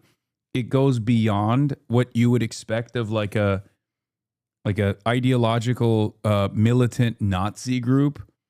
They still are Nazis. Like they're still far right extremists, but their highest calling is their highest calling is just like maximizing violence. That's part of the reason why the FBI has created this new designation of like extreme nihilistic or what is it, like nihilist violent extremists, I think, right? Is it MVE? Yes, they're esoteric Nazis. They're esoteric neo-Nazis first and foremost.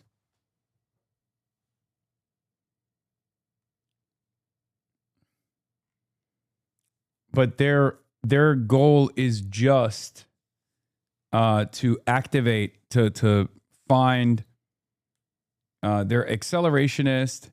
Their goal is to find like young people on the internet through Roblox, Minecraft, Discord servers, filter them into these Telegram groups and goad them into purchasing weapons or taking their parents' weapons and doing mass shootings.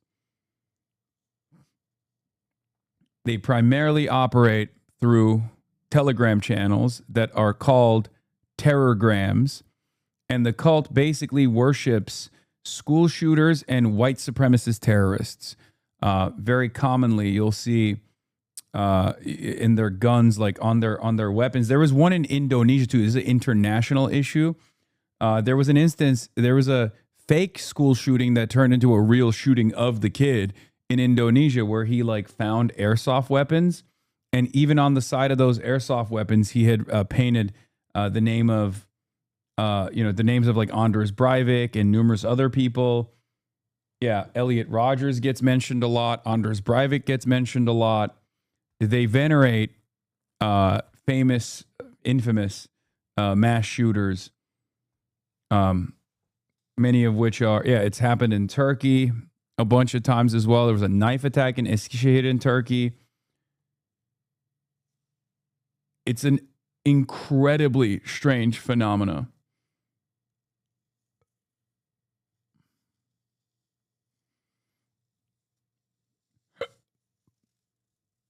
Laura Loomer apparently says, in light of the Islamic Center shooting today, I think it's time to make sure Muslims are safe. The best way to ensure their safety is for our DHS Secretary Mark Wayne Mullen to deport every Muslim in America back to the Middle East, where they can live in fully Islamic societies and blast their call to prayer without triggering Americans into psychosis as a side effect. How edgy. Oh my God. Ooh, I cut myself on this edge. No, dude, you can't even fucking give her the response. You can't even dignify this with a fucking response. Last post by the security guard. What is success? Too many people. Success is financial stability, good reputation, beauty. As for me, wallahi, tumma wallahi, it is returning back to Allah, our creator, with the same pure soul he loaned me at birth. Having the malaika of Allah Ta'ala saying, don't fear and don't grieve, but receive the glad tidings of Jannah, which you were promised by the most forgiving and most merciful. May Allah Ta'ala grant us husnal khatima. Ameen.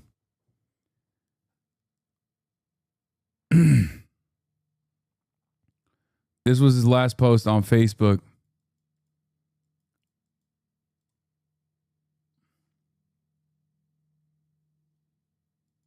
What is this? Developing shooting at Islamic Center in San Diego. All Jewish institutions are on lockdown, including schools. What? There looks to be a bit of an issue here where people want to get closer because of some concerns. I heard her say. I can't tell if they're just like trying to.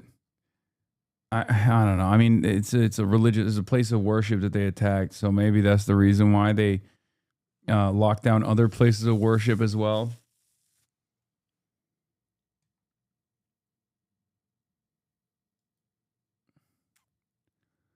Since I tweeted about this, I've been getting nonstop bots and bigots in my response talking about how this is probably Muslim on Muslim or Shia versus Sunni. Who's coordinating this messaging in an attempt to frame the narrative? Elon Musk and maybe even Israel. That is what's going on. Let's be real.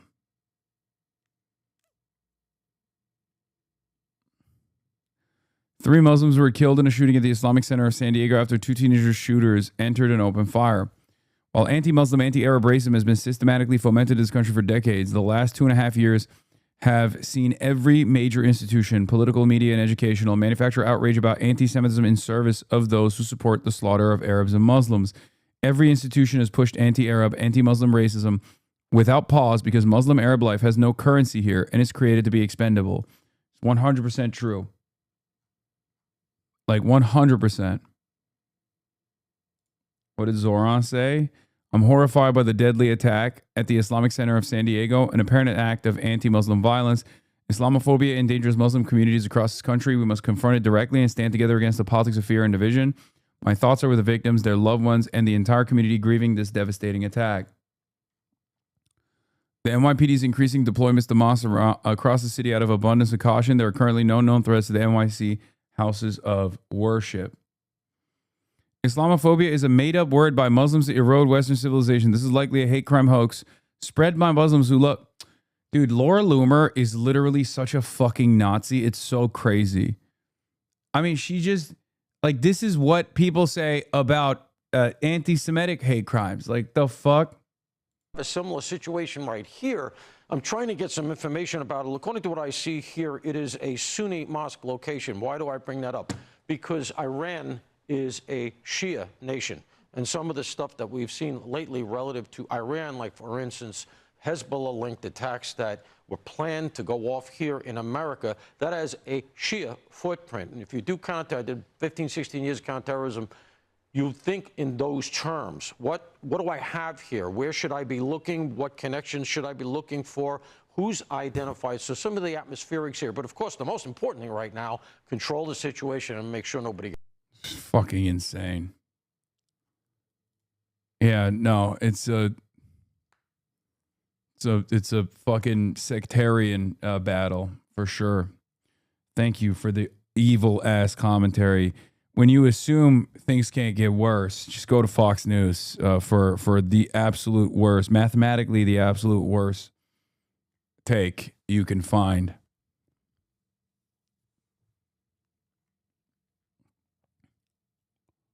In the United States of America, when an Islamophobic hate crime takes place, do you know how many times it's been in the hands of a Shia against Sunni Muslims? I think it's 0, by the way. I'm pretty sure it's fucking 0.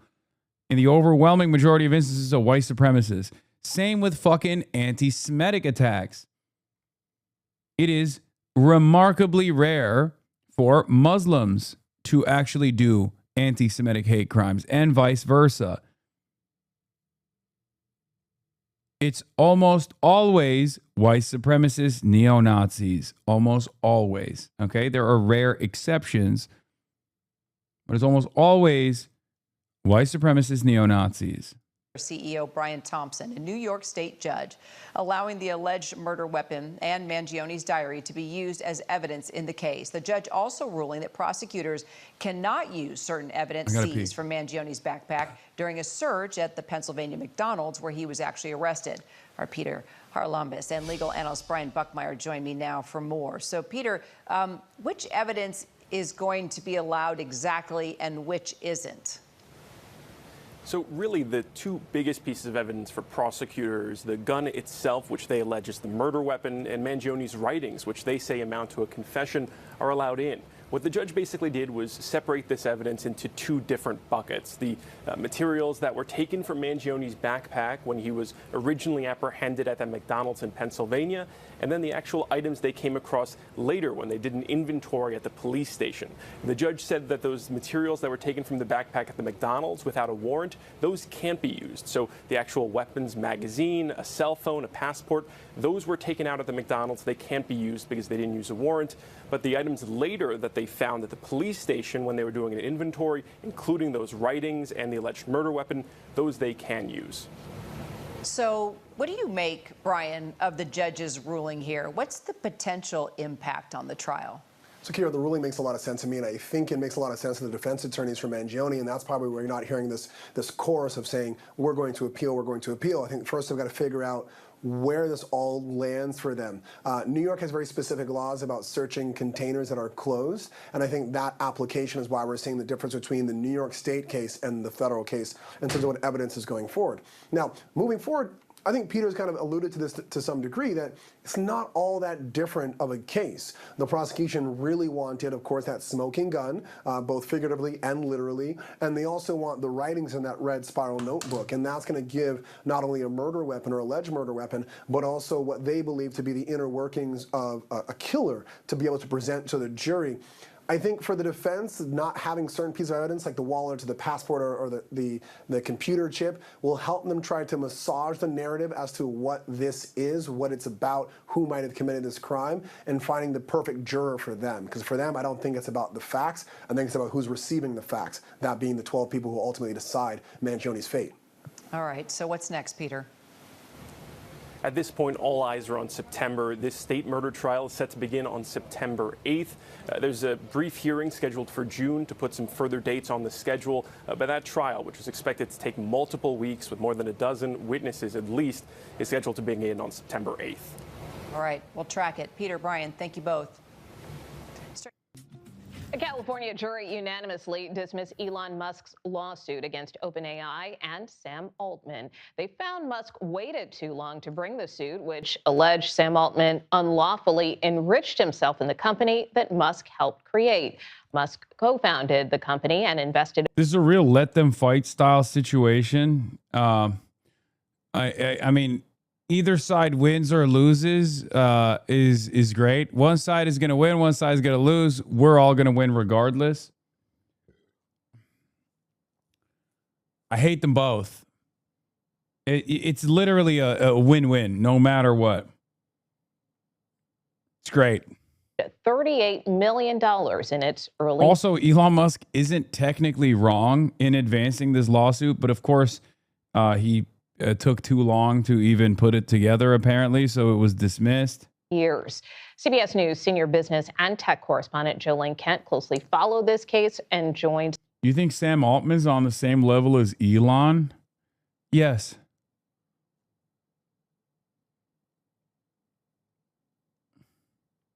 Elon is obviously the number one evil, okay? But yeah, Sam Altman is pretty fucking close. I feel like at that level of evil, it doesn't even matter. Like, you've already maxed out beyond normal human comprehension. You're like, oh, who's worse? Is it Peter Thiel? Yes, Peter Thiel is technically worse than Sam Altman. Like, there are billionaires at that level that are, I mean, at that point, you're basically doing atrocity Olympics, right? Like it's you know, which genocide is worse, the indigenous genocide or the genocide of the you know, Rohingya Muslims or the Palestinian genocide. Like, it's a real Baal versus Moloch situation. It doesn't fucking make any sense. They're all unbelievably bad. They've already maxed out. Elon Musk is definitely the worst guy because he's the worst guy of all time. Obviously, Sam Altman has a higher ceiling for evil.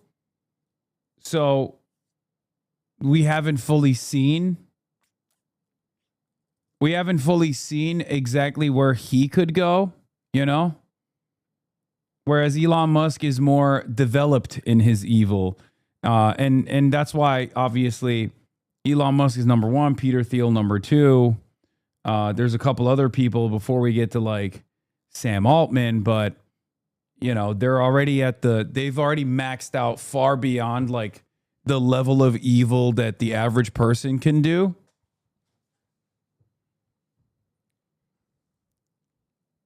So I genuinely don't know who would be at the top of that. Like, I mean, I guess Elon is still worse. Me now, Jilling, walk us through how this trial played out and how it ultimately. Why is Elon worse than Thiel? I think it's mostly just the aesthetic difference in that situation. Because, like, Elon does get his hands directly involved. Like, he's more directly involved as opposed to Peter Thiel.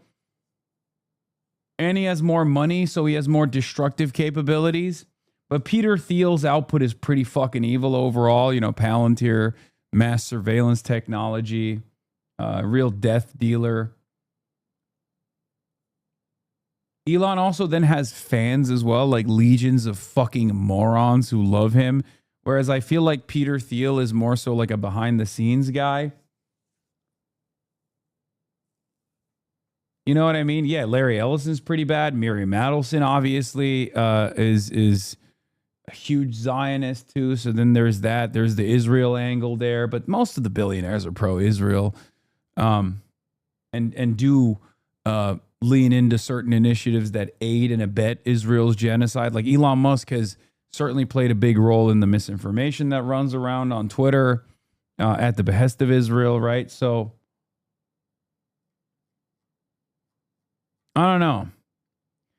But ChatGPT across the board is a pretty evil invention. So, you know, I do think Sam Altman he has a higher ceiling than perhaps all of these other guys when you think about it. He's in a special category of his own.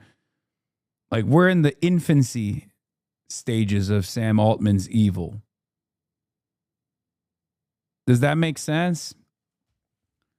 He's like he's like baby evil. I mean, he's only been in the market for a couple years at this point in the billionaire evil villain Olympics.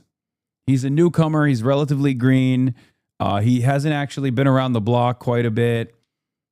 And so it's difficult, but he's a very promising young recruit, you know, as far as being an agent of Satan. So it's kind of like it's kind of like looking at like Elon's start. In Elon's rookie season, many people didn't see the warning signs at all. So if we are to assume that exponential evil, like exponential growth of evil theory, is still consistent with Sam Altman as it was with Elon Musk, you're looking at a much, much bigger capacity to go fully evil, like more evil. You know, because Elon Musk at his roots was not even considered evil at all. He was seen as like a good guy, whereas like Sam Altman kind of came out of the gate swinging with evil, even in his rookie season. He was putting up Wemby numbers in his rookie season out of nowhere. So you're like, okay, if one is like the LeBron of evil, the other one is like the Wemby of evil. So he has a much longer bandwidth, a much longer career, tremendous growth potential.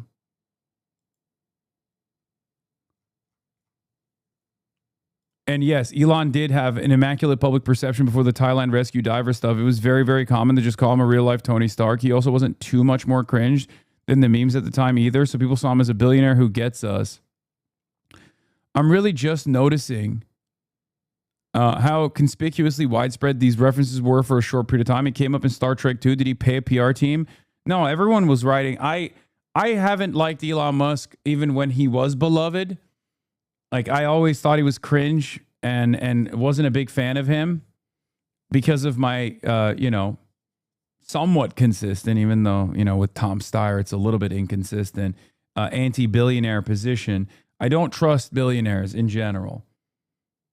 Maybe you can use them as a tool, like in the California gubernatorial race, but even then it's like, a little bit of distance and a little bit of scrutiny is healthy. Whereas with Elon Musk,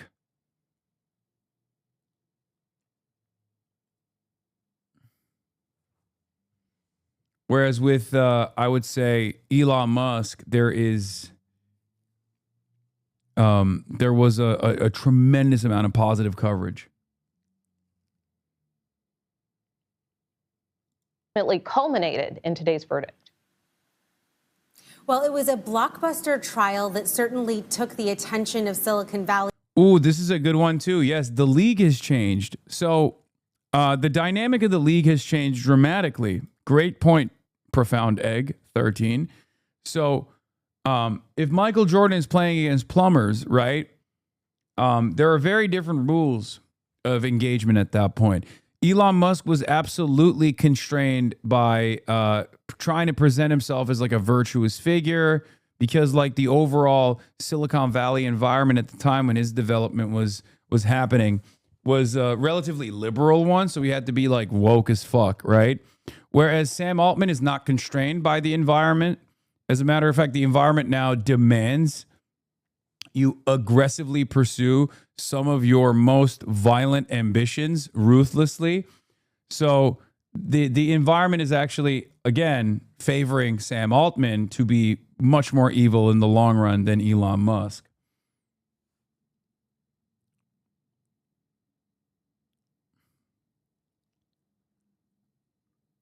Yeah, he still needed to scam environmentalist funding in the past. True.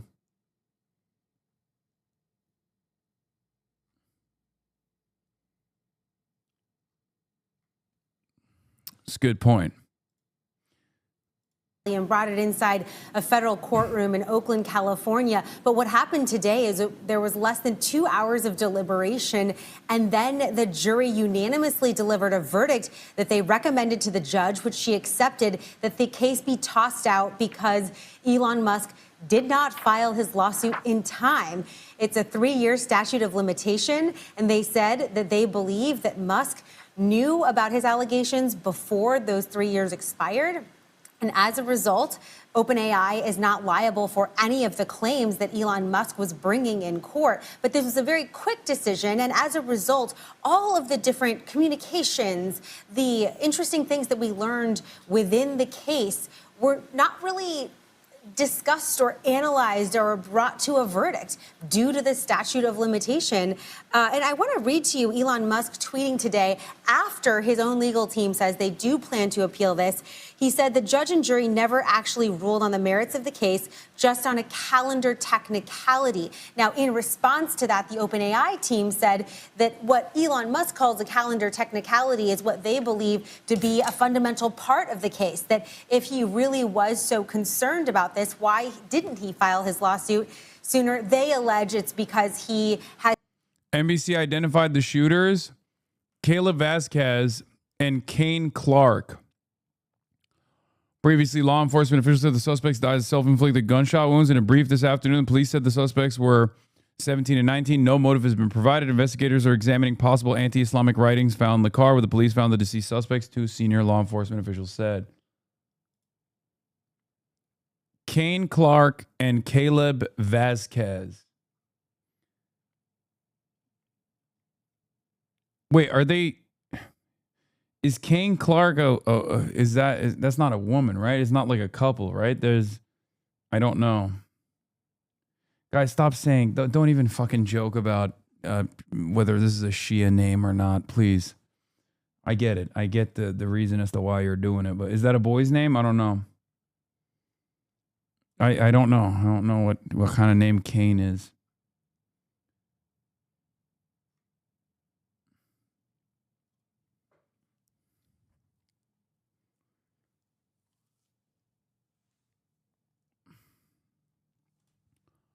It's a biblical name, Cain and Abel. Oh, I thought Cain and Abel was spelled with a K.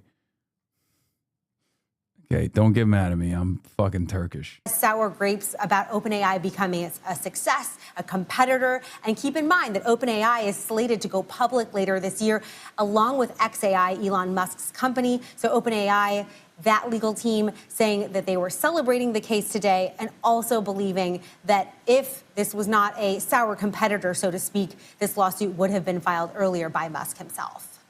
All right, Jolene Kent, thank you so much. Turning now to travel chaos involving the country's biggest commuter. Cain is a man's name and the biblical is Cain. Oh my God, I was right. Oh, get fucked. Get fucked, chatters. I thought Cain was with a K, baby. Let's go.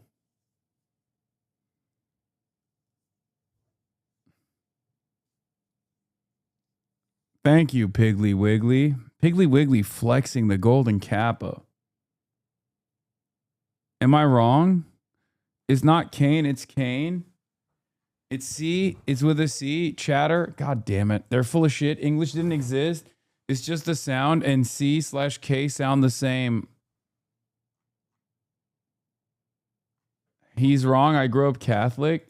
Wait, fuck. It's K. It's with a C.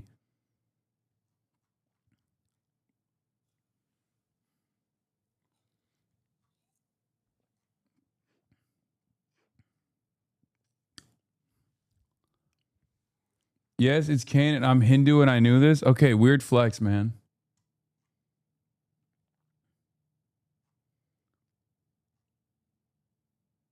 Citizen Cain is with a K. A Cain and Abel is written with a C.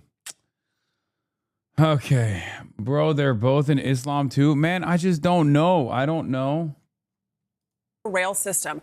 Workers at the Long Island Railroad. It's okay, man. It's okay not to know things sometimes. Okay, can we calm down? Jesus Christ. What the fuck? Chatters find the one thing that I objectively don't know and openly admit, and immediately it's, oh my God. It's like, dude, you're fucking idiot, dude. You're a fucking idiot, dude. Okay, my bad, bro. I'm fucking stupid. Okay, you're getting your news from a stupid guy. What does that say about how stupid you are? How about that? Fucking got him. Okay? I'm not stuck in here with you. You're stuck in here with me, motherfucker.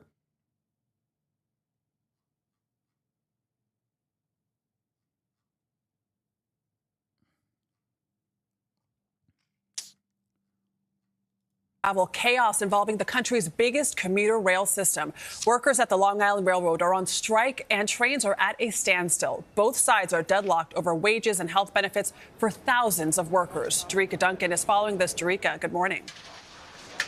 Good morning. An event like this has not happened in almost 30 years, Adrian. And I just spoke to a construction worker, who says normally his commute is an hour and 15 minutes, but today over 2.5 hours because of this strike. Also spoke to some of those workers that are on strike here to my right.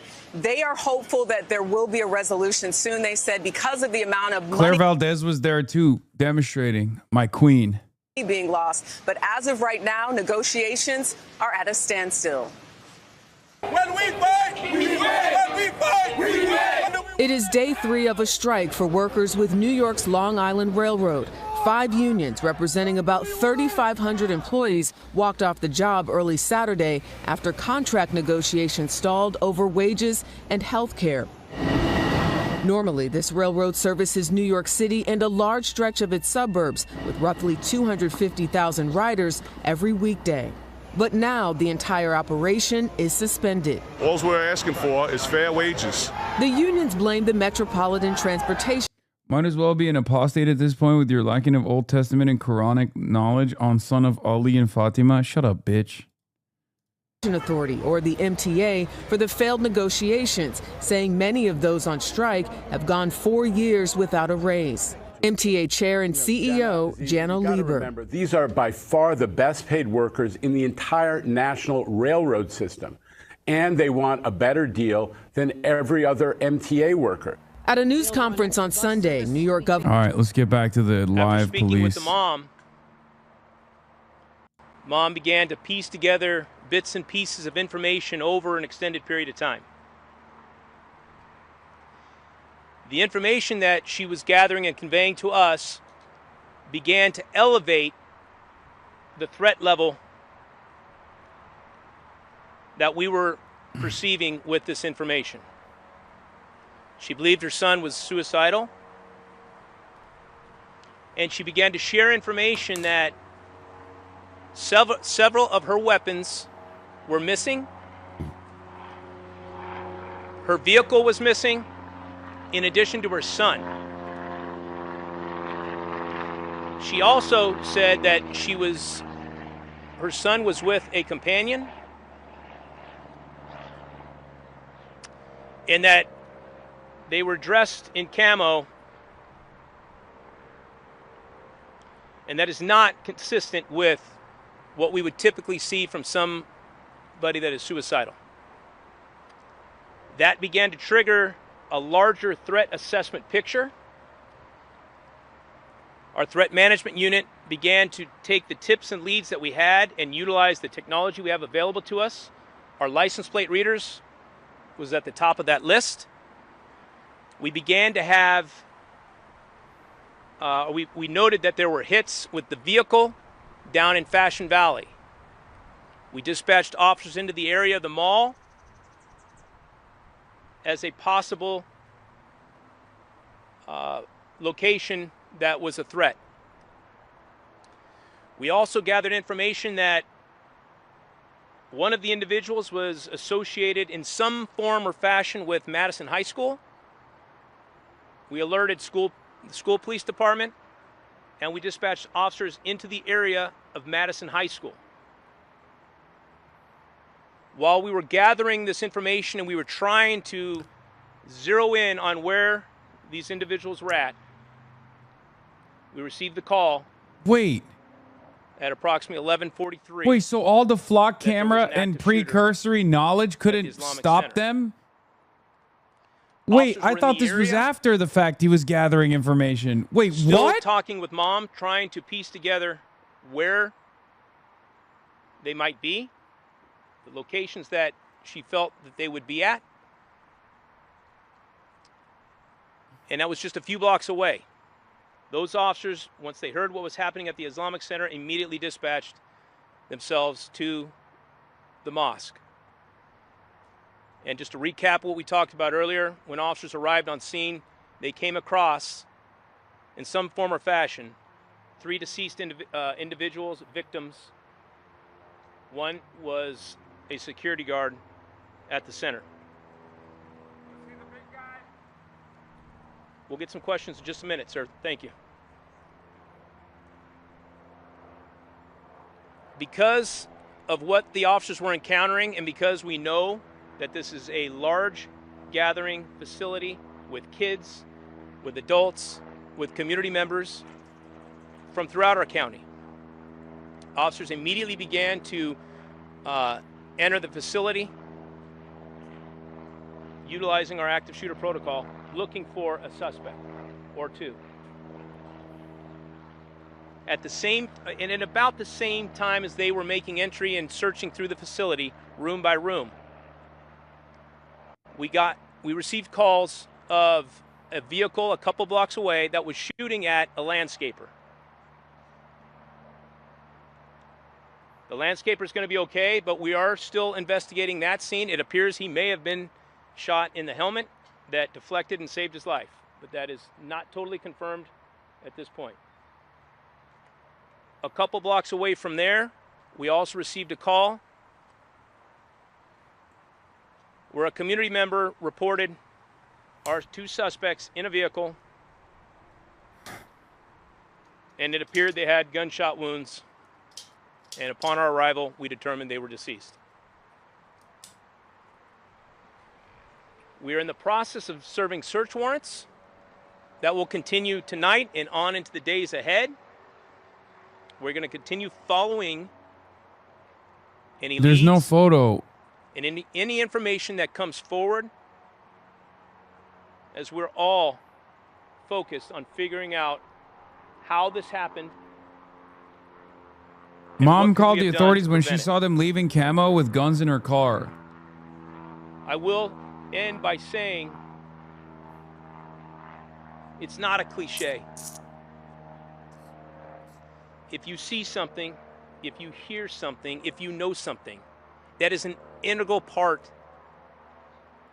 of preventing things like this from happening, and it's an integral part for us to be able to take that information, utilize the tools that we have to try to prevent something like this from happening. So with that, I'm going to bring up Mark Remley from the FBI to discuss a little bit more information. Thank you all for coming, and thank you, Chief.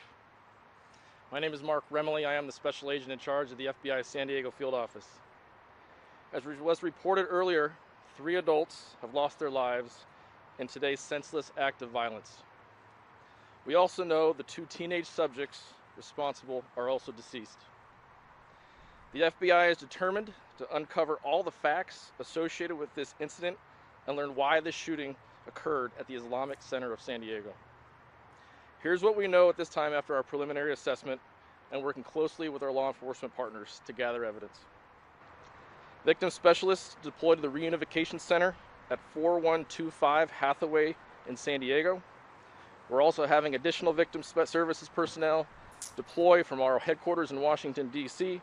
to assist with the families that have been impacted. Our bomb techs have cleared the vehicle associated with the subjects. We are in the process of interviewing family and friends of the subjects, and evidence response teams are gathering all the evidence from the scene for review. We will process everything as quickly but as meticulously as we can. We again thank you for your patience as we work through the scene. The FBI stands with the communities we serve, and our hearts weigh heavy for those killed and everyone who was subjected to this violence today. Shooting incidents like this not only impact those within the immediate vicinity, but everyone in the community also feels the effects. We will continue to coordinate with our law enforcement partners and work closely with them for as long as it takes until we understand what happened. We will leave no stone unturned. We thank the public for your continued cooperation. As we continue to work through this active investigation, we ask that you send photos, videos, or any visual evidence or information you may have to fbi.gov/Islamic Center of San Diego shooting. As I mentioned earlier, no piece of information is too small. URL. Everything helps us gather all the relevant evidence we need to better understand why this horrific incident occurred. So with that, I'm going to turn it over to the mayor for some comments.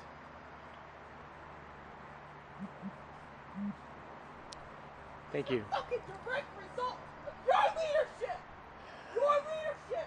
Our Muslim brothers and sisters have been talking to you for how long? You have to fucking listen to them, Todd. Just like you did with ICE. It was golden ICE.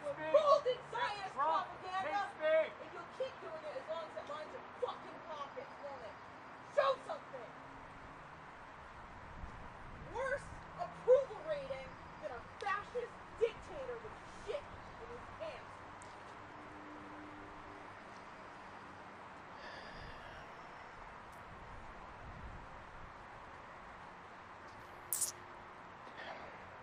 Today, our city was shaken by a violent act of hate here at the Islamic Center of San Diego, and my heart is with every person that is impacted by this horrific tragedy. No one in our city should live in fear because of their identity, their faith, or their place of learning. I'm grateful to the San Diego Police Department, our San Diego Fire Rescue Department, and our partners at the local, state, and federal level, all of whom showed up here to help with this investigation and this response and help to bring this threat to an end. This tragedy is particularly hurtful to our Muslim community as it comes together at the start of the Dhul Hijjah, one of Islam's holiest periods leading up to the Hajj and the Eid al-Adha, a time of deep faith, reflection, and unity. Hate has no home in San Diego. Islamophobia has no home in San Diego. An attack on any San Diegan is an attack on all San Diegans, and we will not stand for it in America's finest city. Let there be no misunderstanding. For anyone who would seek to bring this kind of violence to this city, you will be met with the full force of our law enforcement partnerships. And anyone who seeks to do harm here will understand the response will be swift and you will be brought to justice. In the meantime, I want to assure San Diegans, in particular our Muslim brothers and sisters, the San Diego Police Department will be guarding all of our local houses of worship with additional presence to assure your safety during this very, very tragic time. We'll be guarding other houses of worship and making sure that we anticipate and try and prevent the very worst. We didn't meet that mark today, but I have deep gratitude to the security officer who was here, whose actions and heroism undoubtedly saved lives. And I'm grateful to every law enforcement individual who ran toward this call to help bring these people to justice. My prayers and my thoughts and our whole hearts community is with the Islamic Center of San Diego and all Muslim San Diegans. With that, I'll turn it back to our chief.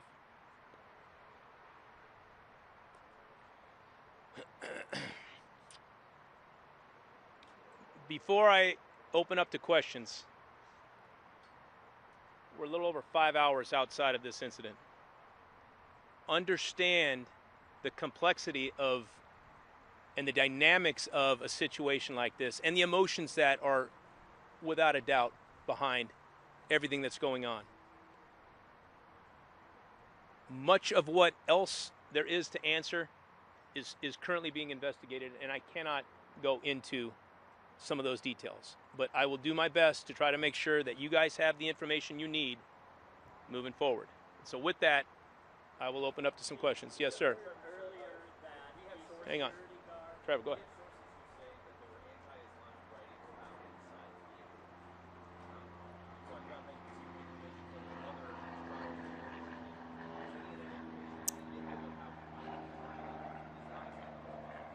Yeah, we are actively San Diego recently passed a law as a hate equating crime. anti-Zionism to anti-Semitism. That's why the person was yelling. Yeah, the mayor is pro-Israel, which should come as a surprise to no one.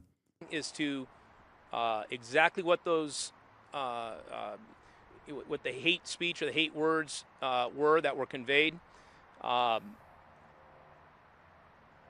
Some of that is going to have to take more time to develop further to see where that information's coming from. But yes, it's being investigated as a hate crime at this point. There was definitely hate rhetoric that was involved. Involved. I'll leave it at that for now. Yes.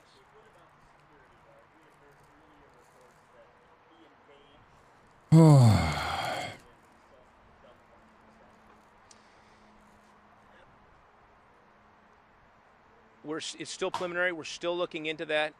We do believe the security guard was able to help at least minimize the situation to the front area of the mosque. All right. Has anyone found anything about the Until we know shooter's more, background? I don't want to speculate, but at this point, I think it's fair to say his actions were heroic, and undoubtedly he saved lives today. I mean, it's pretty fucking black and white, man. It's pretty open and shut, don't you think? Pretty open and shut, it seems.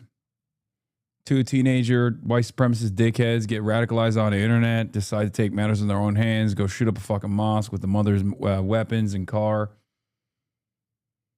Yeah, the only thing we have is Kane Clark was a high school wrestler. That's all we got at Madison High School. Yeah.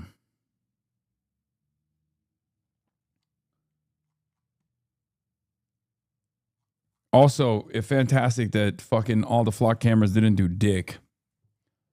Isn't this supposed to be the whole point of the flock? Mass surveillance at all times? Nope. Turns out it's to fucking creep on people, I guess. And to figure out where the undocumented migrants are, or people who look like undocumented migrants. Shut the fuck up. What do you mean shut the fuck up?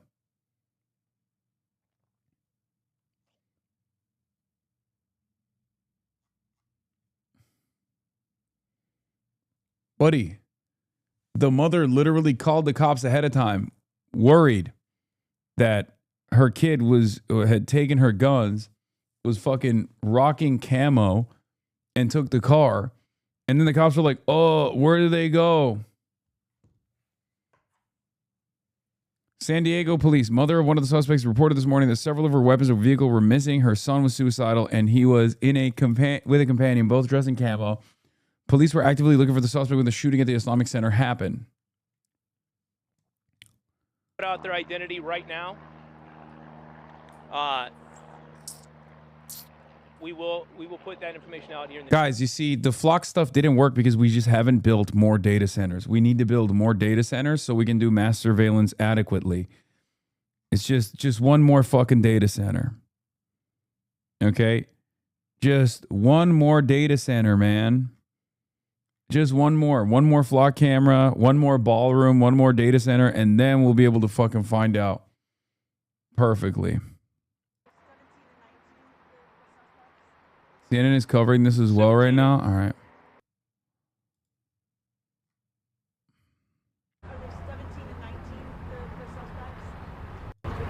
17 and 18. Yeah, I think it's 18. And then I need to correct that. I think I put out earlier it was 19. I believe it's 18. No. Unknown. At least one, but unknown about the other one.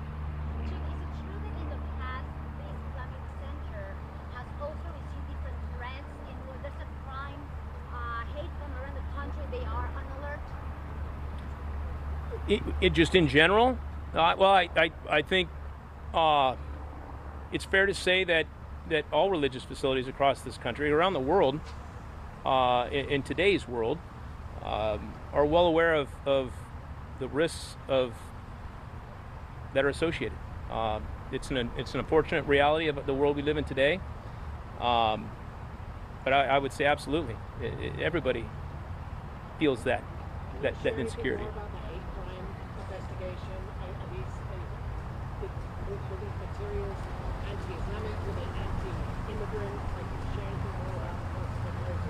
Well, first, let me make sure I'm clear. There was no specific threat, especially no specific threat to the Islamic Center. Yeah, it's just the cost of doing business, going to school, going to a place of worship, going to the fucking mall. Sorry, guys, but Charlie Kirk was so unbelievably honest when he said, you know, some schools are going to get shot, but if that's a price to protect the Second Amendment, then it's one I'm willing to pay. And he did pay. He literally did pay. So it's just how it is, you know? It's just the cost of going to a place of worship in the United States of America. So the question is, was there a specific threat to the high school? There was no specific threat to any facility or any place with what we knew. There was generalized hate rhetoric. Oh, you speech. found him. Mom believed that her son was suicidal, but the additional bits of information led us to believe that there was a bigger threat picture here that we needed to consider. One person that's suicidal is not going to take 3 weapons from a location. Those little bits of information were significant and important that triggered a much bigger threat assessment that began to bring additional investigators in to utilize the technology that we have available to try to get out in front of what we feared would be coming. But there was no specific threat to this center or any religious facility or any school or any mall in any way. I want to make sure that's clear. We don't get that wrong. You spoke about the landscaper who was shot at. Is that confirmed that these shootings are related, or is that something you're still investigating? We're still investigating, but yes, we do believe that's all associated with the larger picture of today's events. It's not. They're not separate. Sir, go ahead. So, Chief, I want to know, and I'm totally watching this too. How do you plan to protect these sites of worship if your budget's pretty stretched and your officers are Yeah. So, first of all, this is why we need the community. This is a partnership. Public safety is a shared responsibility. It is important that people share information when they see, hear, or know something that pertains to threats of violence. That is what allows us to filter through who is going to cause harm and who is not. So that information is priority one. You know when you're going to reopen the mosque? I'll let Imam Taha speak to that. And Chief, just a clarification. The mother that you're speaking about, mother of the younger juvenile or the older one? The younger. All right, listen, folks, we'll sit here all night and go question and answer. We will provide more information when more information is available and we have more of the information confirmed that we're now starting to speculate on. I want to make sure that you have the details thus far so that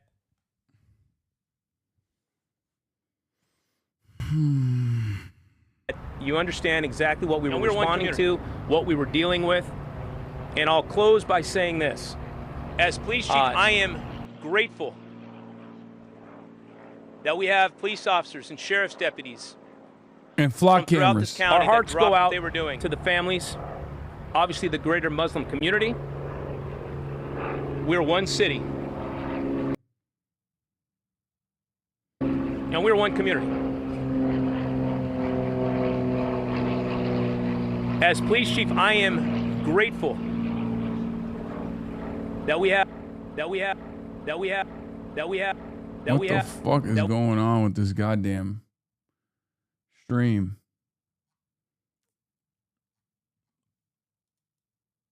Anyway, I mean, the rest of it is just the outro. We'll get the CNN commentary in a second. Hopefully, when the live feed is fixed. Let's see. Yeah, their live feed is busted. And 2 men dead. A short time later, they discovered 2 more who they believe to be the shooters, both also dead. Their gunshot wounds apparently self-inflicted. Again, officials have just spoken to reporters. CNN's Kyung La is at the scene as she joins us now. So we heard authorities say, Kyung, that they received a call from the mother of one of the shooters this morning. What more have you learned about exactly what happened?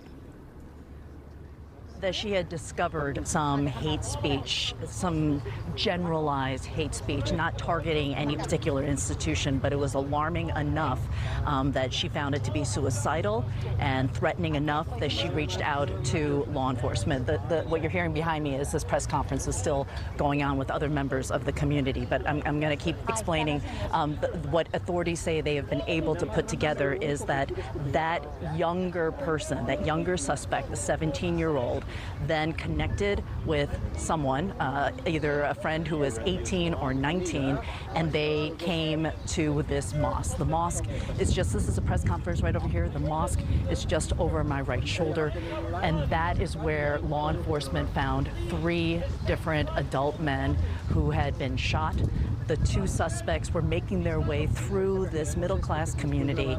They came across a landscaper, engaged with the landscaper who he was unarmed. They appear to have hit him in some capacity, but he's doing okay. And then authorities did catch up with them, and the 2 suspects, 17, 18-ish, the police chief said, had died by self-inflicted gunshot wounds. So that's the very latest that we've been able to piece together. One other thing, Anderson, that they are treating this as a hate crime in large part because of some writings found on one of the weapons. They say at this point, this is what they know. They are going to continue to investigate this and try to share more as they learn, because this happened just mere hours ago, Anderson. And Kyung, I know you were able to speak with a friend of the security guard who was killed. What did he have to say? It's really important to remember that this isn't just a mosque, this is a community center, and this is also where children, young children, 3rd grade and younger, were going to school, and there was a security guard standing out front, and that security guard is a friend of a man who you're going to hear from, and I want you to listen to what he says. I truly know in my heart from knowing that man that he was sacrificing his life and took that bullet knowing that I'd rather take it than the kids. And that is what makes me emotional. And the important thing that he wanted to add, that man, his name is Sam.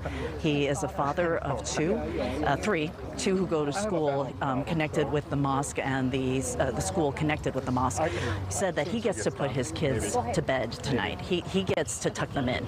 But the security guard, who also has children, that he can't do that. And so that's something he doesn't want to be left unsaid, that a man took a bullet to protect so many children here in this community, Anderson.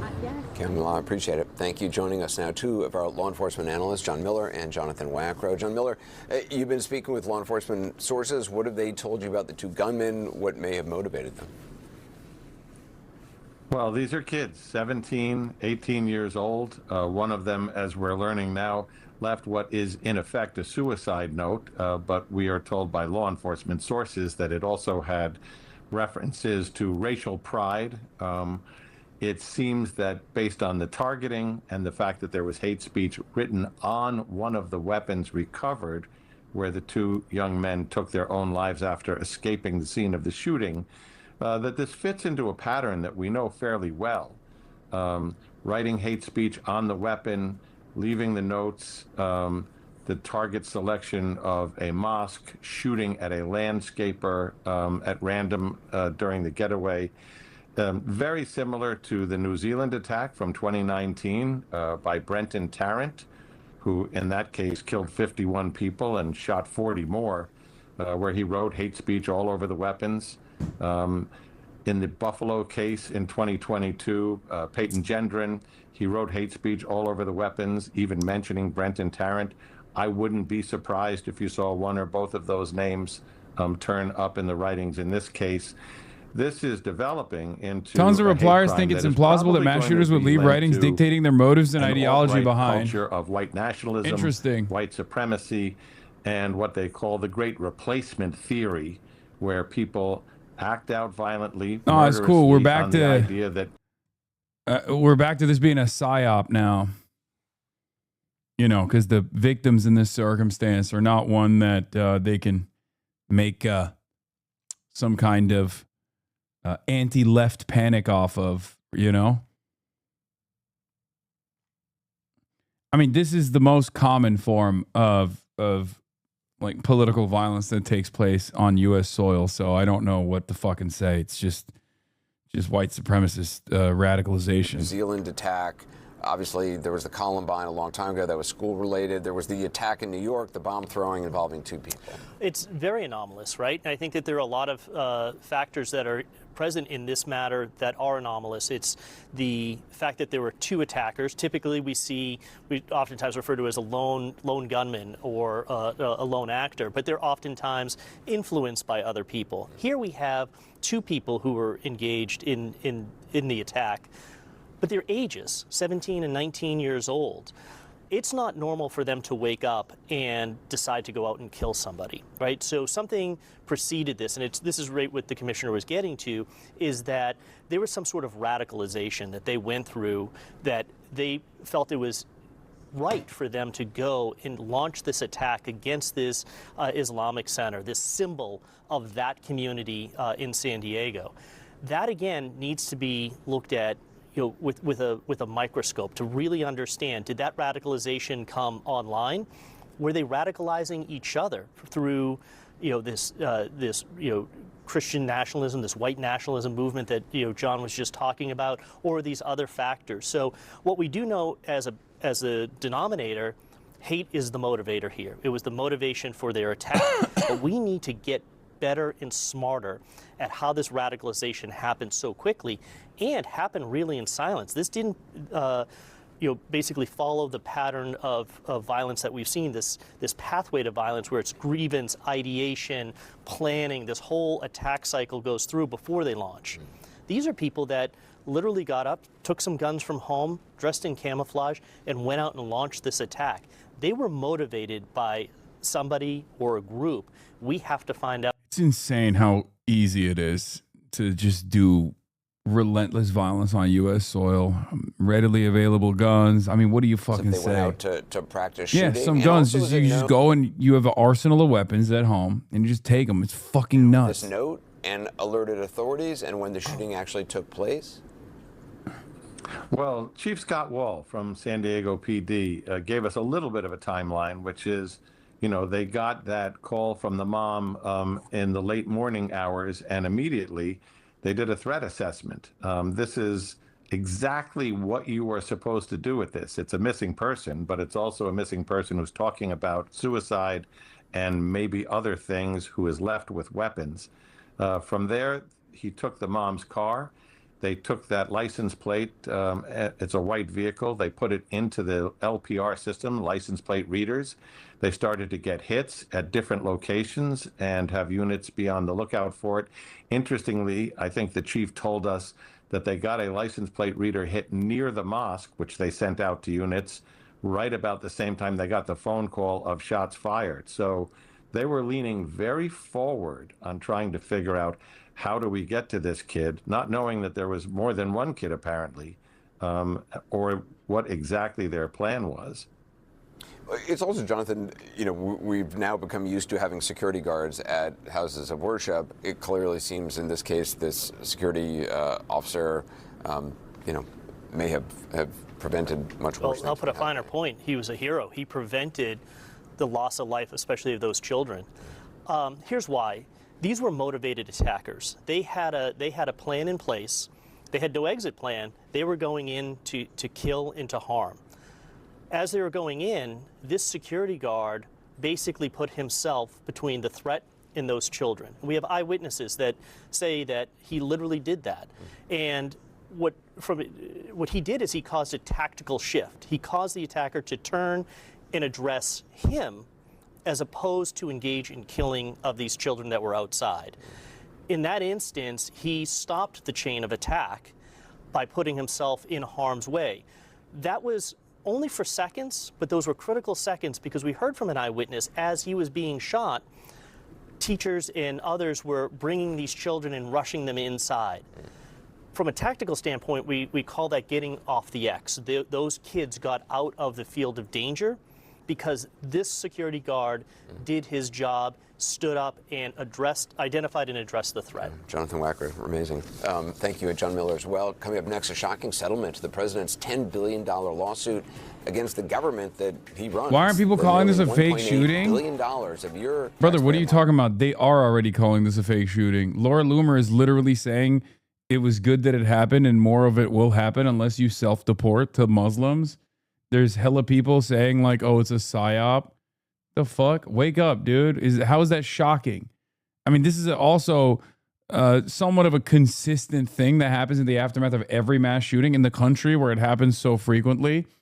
I think people are just basically bored of the fact that it happens so much. It's so goddamn commonplace. Yeah, the mosque was supposedly shot up today. Just remember, the people who attended this mosque want us all to be killed. We will be told that they are such amazing people. I'm not advocating for violence, like condemn violence. I'm showing you how evil this mosque is and always has been. It should be raided by the ICE and FBI.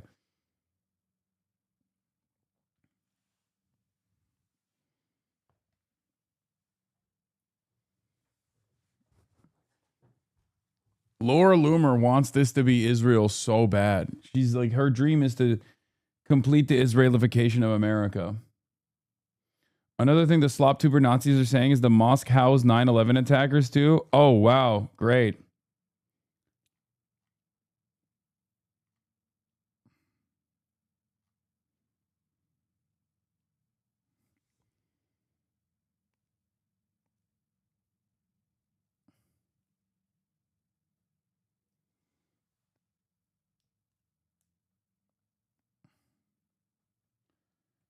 How is this not stochastic terrorism? It is. I just need people to really start calling Laura Loomer a stochastic terrorist. It doesn't matter.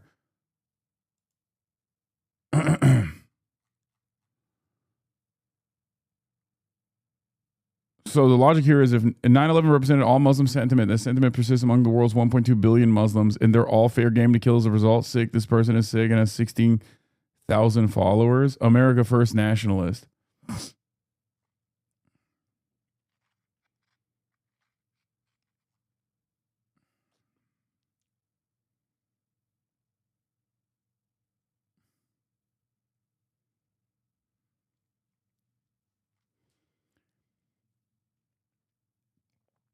They're hitting the this is because of Sunnis in Iran already. New commentary by attorney and retired NYPD. Yeah, Mossad commentary hitting the line that this is a Sunni Shia conflict. Yeah, the dude's name is fucking Caleb Vasquez and Kane something. Okay, it was not fucking Sunni Shia conflict. That's not a real thing that happens on U.S. soil, regardless. The Israel First Laura has deleted this post saying the shooters at the Islamic Center of San Diego were Muslims when it's clear they weren't. It's Muslim on Muslim jihad. Dude, they don't even hide it. Like, this is just how it is. If it's a white person, they'll say, oh, transgender, right? If the victims are Muslim, then it's, I guess, Muslim on Muslim violence. It's never the actual perpetrators who always overwhelmingly happen to be white guys, white supremacists.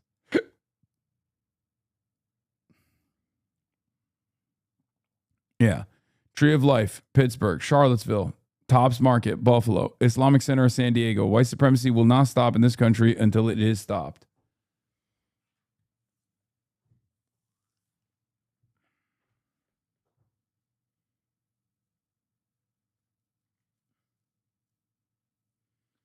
Downside of right wing getting dumber is they don't have to try anymore. I know. It's getting, I mean, it's been ridiculous, but it's getting even more ridiculous. Anyway, here, we'll get back to the Long Island Railroad. Representative Fine.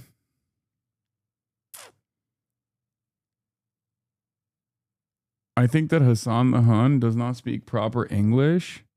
They're too busy teaching Muslim terror at his Turkish madrasa.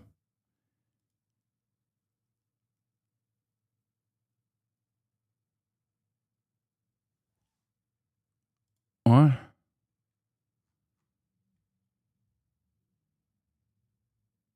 Editor-in-chief of DC Reporter?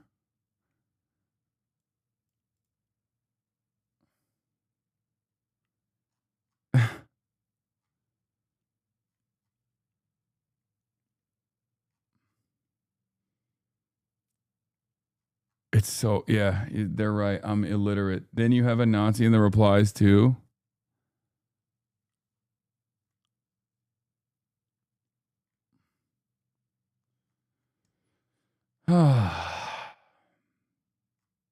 It's great.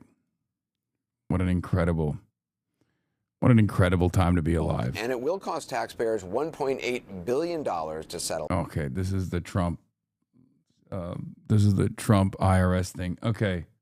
Governor Kathy Hochul, flanked by MTA leadership, urged both sides to make a deal. The bottom line is no one wins in a strike. Everyone is hurt. The hundreds of thousands of people who rely on the railroad and the thousands of unionized workers who are losing out on wages. The Long Island Rail. Yeah. That's what I depend on 5 days a week. Officials asking commuters to work from home if they can. I have a feeling it's going to be mayhem. I think everyone's going to be really late to work and it's going to be a lot of traffic. The New York State Comptroller saying that this loss could actually amount to $61 million in loss in economic activity in total. Nora? All right, Drika Duncan with that big story. Thank you so much. As we've been talking about here all morning long, it's day 3 of the LIRR strike, and there is no deal on the table just yet. We're joined now by John Samuelson. Great framing by Kathy Hochul, acting as though the LIRR workers are actually on the opposing side of the commuters, when in fact, it's actually those on the state side and the city side that are not abiding by or not offering them a contract for what, fucking 3 years at this point, or almost 4 years. Totally ridiculous. Okay. It's not the workers versus the commuters, it's workers versus the state. The international president for the Transit Workers Union. John, thanks for taking a couple of minutes here just to help us kind of, I guess, clear through the air here. Your union, not part of this strike, but you have negotiated with the MTA before. How do you expect this morning's negotiations to go now that a weekday commute is being impacted, as we've been detailing? And from what we've heard after last night into the early morning, some significant progress has been made for the first time. Yeah, so there does appear to be progress. so much misinformation spread about what LIRR workers make, what their job duties are, etc. It's so fucking frustrating, dude. It's all coming from people on the left. No, those aren't leftists, okay? Those are nasty fucking liberal perverts who hate labor, okay? It's a common thing that happens all the fucking time amongst liberals who will, anytime there's a work stoppage, they'll go, you already have a lot of money. Look how much more money look how much more money you make in comparison to all these other workers that are making less money. It's like, yeah, they should unionize and they should also get a better pay as well. What the fuck is this? What the fuck's this conversation? There has never been in the history of contract negotiations. I need you to understand something. There has never been an instance where a labor union has demanded such high pay that it is virtually impossible for that business to stay afloat. Okay? Like that's a lie. It's a classic lie. Well, they'll be like, "Oh, well, you're going to cause the business to be bankrupt. It's going to go underwater." No, dumbass. The workers also fucking understand fundamentally that if the business is forced to downsize or go underwater, they're just not going to have jobs anymore. Okay? That's bullshit. Another incredibly bullshit fucking line is always pitting the striking workers against the rest of the workforce to be like, see, these are their fucking these are their incredibly high salaries. How dare they ask for more? How fucking how greedy. It's like, no, they're not fucking greedy, man. They want more of their own productive output. It's perfectly valid. Okay? And I hate when dumb fucks that are not a part of that union, and sometimes other union workers will even engage in this dumb fuck ass bullshit where they'll be like, well, they are making a lot of money, actually. Never. Okay? Get that shit out of your mind. Okay? Get that out of your mind. The media will always be obviously antagonistic towards labor unions. That's just how it is. Their job is to side with capital. In this circumstance, it's obviously a public sector labor union. So, they're going up against the state and also the expensive consultants that the state hires, for the record, because the state would much rather hire expensive private contractors and consultants and lawyers to make sure that they actually get away with not paying a fair contract, not signing off on a fair contract, so that, the labor unions don't actually learn the lesson that they can actually fight for fair contracts, right? Anyway, pro-union video on LIRR from Chuck Park. Okay, Mallory Blair, I got it. He has a pro-labor union video here. There you go. Fuck it. I think Chuck Park's entire team is in my chat.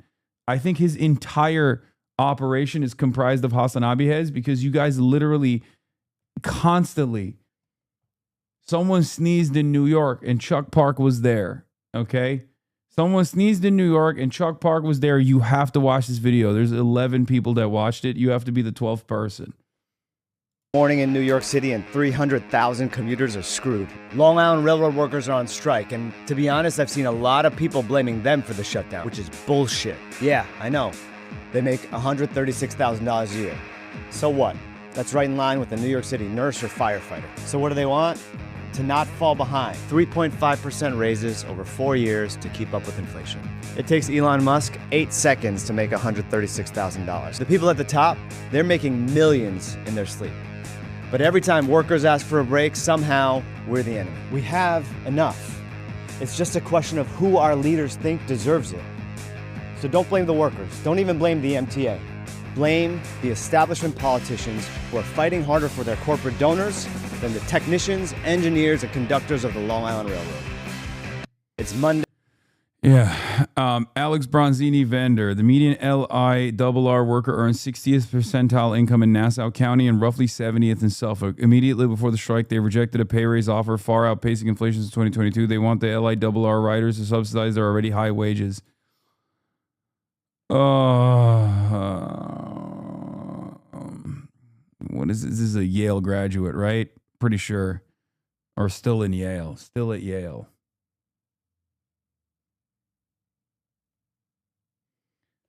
Yeah. The greedy worker, man. The greedy worker. Many such cases.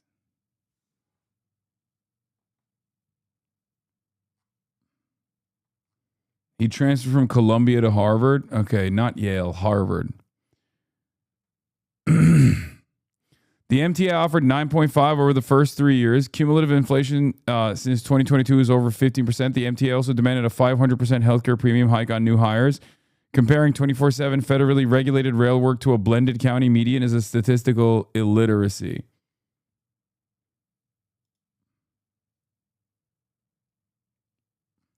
Yeah. How greedy of these guys, man. So right now, obviously, we have the very unfortunate situation of a strike. The strike was caused by the governor of New York State, Kathy Hochul, and Jan Oliva. Absolutely, for sure. In the waning hours of the expiration of the contract, the MTA began regressively bargaining. There's no employer that does that unless they're seeking a strike. When you begin regressively bargaining. I saw a dumbass tweet talk about how he asked one of the strikers voted for MAGA and he said fuck him or whatever.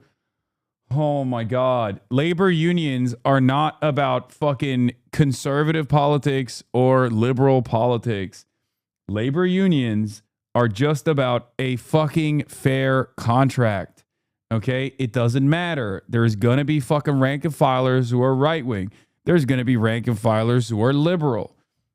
It's about labor. Okay? It's just about a fair contract. It's about getting better benefits. It's for workers' rights. This kind of insanely stupid framing. Oh, well, they're right-wing. Oh, the Teamsters are famously and notoriously right-wing. Like, who gives a fuck, man? Who cares? What are you, stupid? Man, that was everyone saying UPS Teamsters were getting too much in our last contract as well. I remember, despite the fact that I was leading the charge in my building for a no vote because we had no protections against AI and automation. And now look, they're not crying about our wages anymore because they're celebrating UPS laying off 78,000 workers. Like, this kind of shit annoys me to no end. Are the Republicans worse than the Democrats when it comes to labor unions? Of course they are. Okay? They are. They are. It's true. But a lot of Democrats are incredibly annoying on this issue because they act as though the average American citizen, the average rank and filer in a fucking labor union is not matching the performance of the Democratic Party with its weakest, most anti-labor union candidates. They are, because from their perspective, there's marginal differences between one party over the other. The other one is obviously constantly looking for new ways to deregulate, constantly looking for new ways to fuck over the working class. But the Democratic Party is still, unfortunately, measured by its weakest, most anti-labor candidates. Because as a national party, those anti-labor union electeds are the ones who fuck up things like card check. Okay? So you can say you want to do card check all day, every day. You can talk about how much you want to improve unionization rates in the country. But as long as you don't whip the fucking votes to get that legislation done, it doesn't fucking matter. It doesn't fucking matter that you're saying you're pro this or that. Okay? That's an unbelievable problem that, weirdly enough, the Democratic Party never recognizes. Okay? The rotating villain system that the Democratic Party has creates two ineffective fucking parties. One is obviously more effective because they are openly working at the best of capital. The other one is also working at the best of capital, but will present themselves as though they are on the side of labor unions. But when push comes to shove, the National Democratic Party also falls short of what's necessary as far as doing right by labor unions. And then the rank and filers, just like every other goddamn sector, every other goddamn non-unionized labor force, makes a decision on culture war issues. Okay? That's it. There's a reason why Teamsters are, for the by and large, super fucking based. Okay? The rank and filers are. You want to know why they just are fine with Sean O'Brien? Regardless of Sean O'Brien's chud politics, it's not because Teamsters rank and filers are fucking pro-Republican Party across the board. They're fine with Sean O'Brien because Sean O'Brien got him a decent fucking contract. Okay? That's it.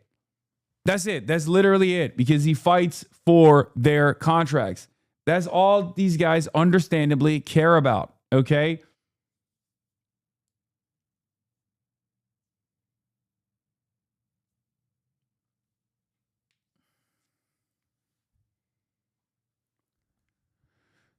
Pair that up with the fact that labor unions no longer have any sort of political education and don't have a lot of institutional muscle. And for the most part, unfortunately, many unions are just a Democratic Party electoral machine, a part of the turnout machine for the Democrats. And they're just comfortable with like the marginal gains that they can make in their individual sectors. And you arrive at less than 10% unionization of this fucking country, worse than a country like Chile, which we wrote the Constitution of directly. We intervened in their affairs and installed a neoliberal fascist by the name of Pinochet. Chile has a higher union participation rate in their labor force at 15%. Think about that. The Chicago boys destroyed that fucking country and turned it into a neoliberal testing ground, and they still have a higher union participation rate than we do. That's how fucked up America is. That's how much we fuck ourselves over. Oh.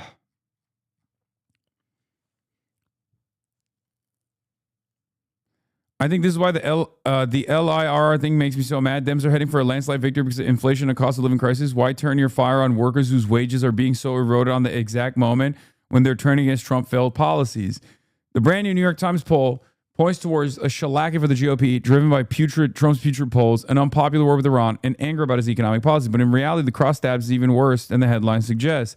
Trump's overall approval is a putrid 38%.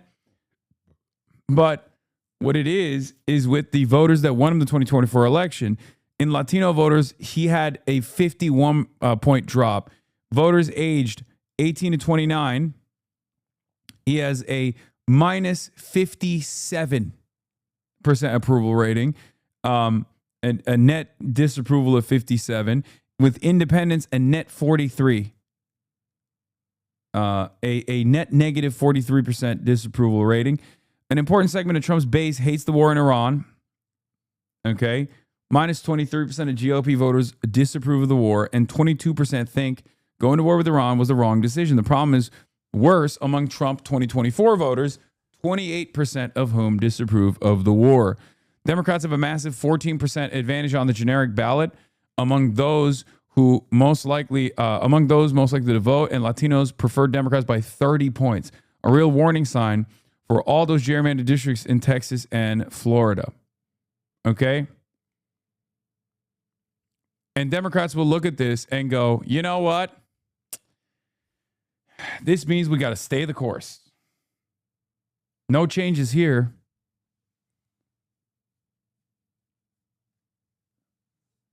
My union president got picked up drunk in a government vehicle on the first day of negotiations, then checked himself into rehab and disappeared for a month. Don't think I'm voting for him again. Okay, well, you're Oversleepers Anonymous. Okay, what's better, oversleeping or, having a little bit of fun every now and then? I didn't realize that having fun was illegal. Okay, you should reward your union leader for having a little bit of fun.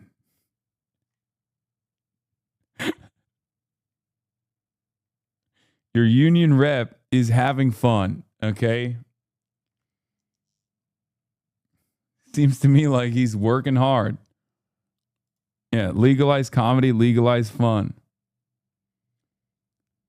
Why can't a guy have a little drinky sometimes? I agree.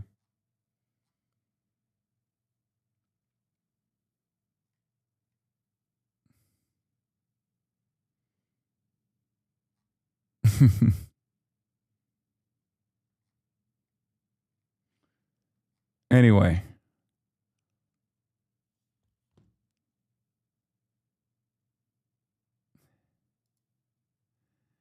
New York subway hearing erupts as lawmaker snaps shut up amid grilling over guards letting fair jumpers walk. Jano Lieber and Senator Mario Matera clashed over $35 million security contract as fare evasion and fares continue to rise.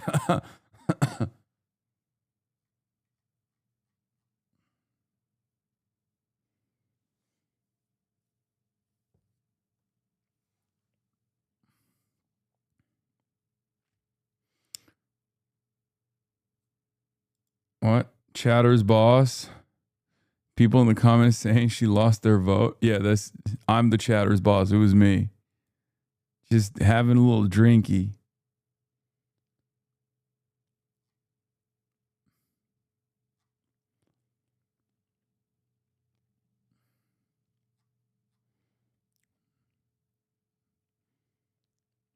Who amongst us hasn't drank on the job?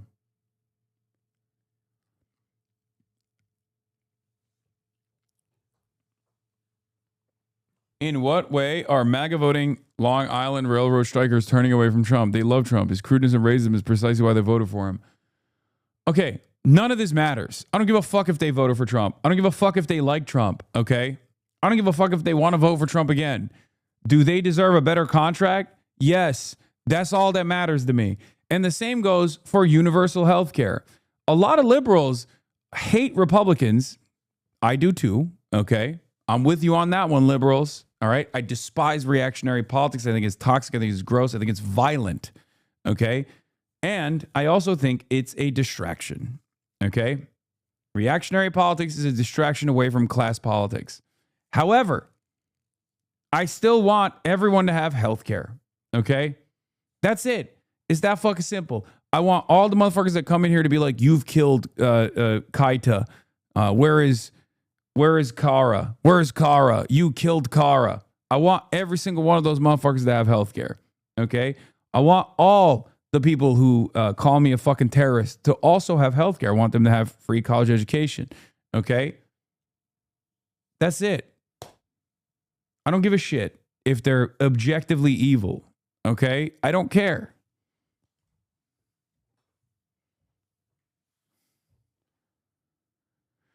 Oh my God, they voted for the bad guy, so they deserve to not have their wages increased. Okay, well, there's plenty of people who didn't vote for the bad guy in those unions. It's the same principle behind like wanting to punish the South. Yeah, you know who else lives in the South? Black people. Like, what are we talking about? In the end game, you're doing it to make everything go into chaos. So let me ask you this: your thoughts then on the fact that they from what everyone's saying, including General Lieber, who we talked with earlier, the 3 years of the contract was all set. Everybody seemed to agree on that. It's that fourth year that they wanted included on this that none of the other unions, and I assume your union as well, have. Yeah, so General Lieber is actually being a little bit on the disingenuous side. It's not, not a shock, but he's busy telling everybody that the Long Island Railroad workers are demanding wage increases that the other unions do not want, or that the wage increases that the Long Island Railroad workers are demanding are more than what the other unions already have. And none of that is true. None of that is true. The other unions at the MTA are seeking a really positive outcome for this strike. In no way are they seeking more money than what the other unions are seeking. This is a fiction that Jano and Governor Hochul are spreading. Got any idea why you think they would be doing that? Yeah, they're trying to disparage the unions that are striking against the MTA and against Governor Hochul. I get, but what's the upside with that, though, since you've got, 250,000 commuters, which are your constituents, their constituents, if you're saying this is Governor Hochul's thing. I mean, I'm trying to find what the upside of that would be. Yes, this is a fucking contract that has to be ratified democratically by the labor union or a contract that can be unilaterally decided on by the fucking bosses. In every single contract negotiation that leads to a work stoppage, it is insanely easy for the bosses to concede to the just demands that the labor union makes. It's unbelievably simple. All you got to do is crunch some fucking numbers and go, sure, I'm signing off on the dotted line. That's it. On the other side, on the labor union side, however, okay, the workers have to ratify that contract. They have to look at the contract, okay? They have to see if it's the best possible and they have to make additional demands potentially. There's a democratic process on the other side of it. And yet, And yet, on the media side, this conversation always is, oh, well, don't you...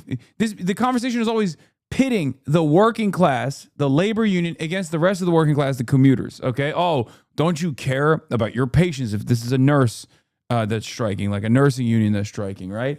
If it's teachers, it's like, oh, don't you care about your students? Of course they do. They want to have a better work environment in general, okay? They want to make sure that they have the safest workplace possible. For nurses unions, one of the major demands universally is always that the hospitals are not hiring enough fucking nurses. That reduces the quality of care that nurses are capable of delivering, for example, okay? It's not greed. Greed is on the boss side, not on the fucking labor union side. And yet,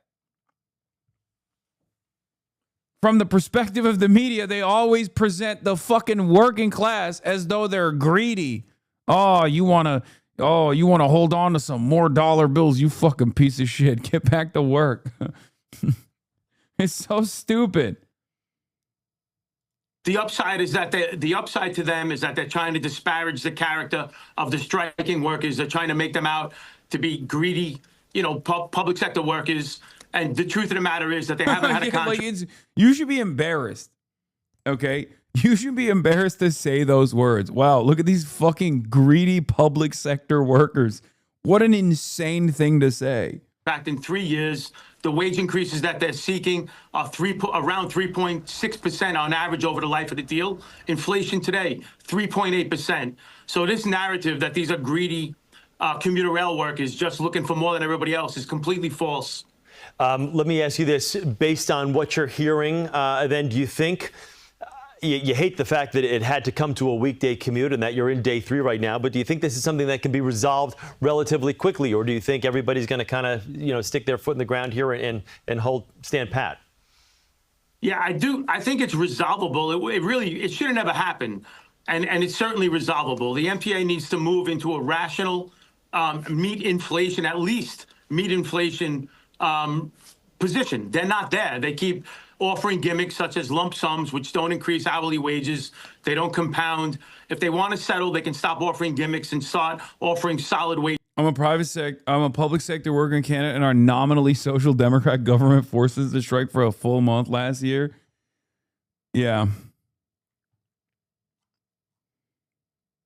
I mean, none of this is supposed to happen. If you give a fair contract, then nobody fucking strikes. It's that simple.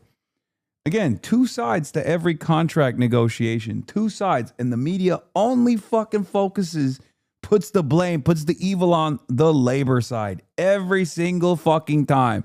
I've covered this shit for years, okay? They always demonize the workforce. They always demonize the workers, the greedy employees that are money grubbing. They're money hungry. They want too much. Ridiculous. Like, what are you fucking talking about? You're a fucking journalist. You're a reporter. You're literally a worker too, dumbass. Half of those motherfuckers are also in unions themselves too. Increases. Yeah, I guess you understand though, in the position that you're in. These are, you hate for people to have to suffer, but these are the negotiating tactics. Whether it's the federal government, local government, these are the tactics we see more and more these days.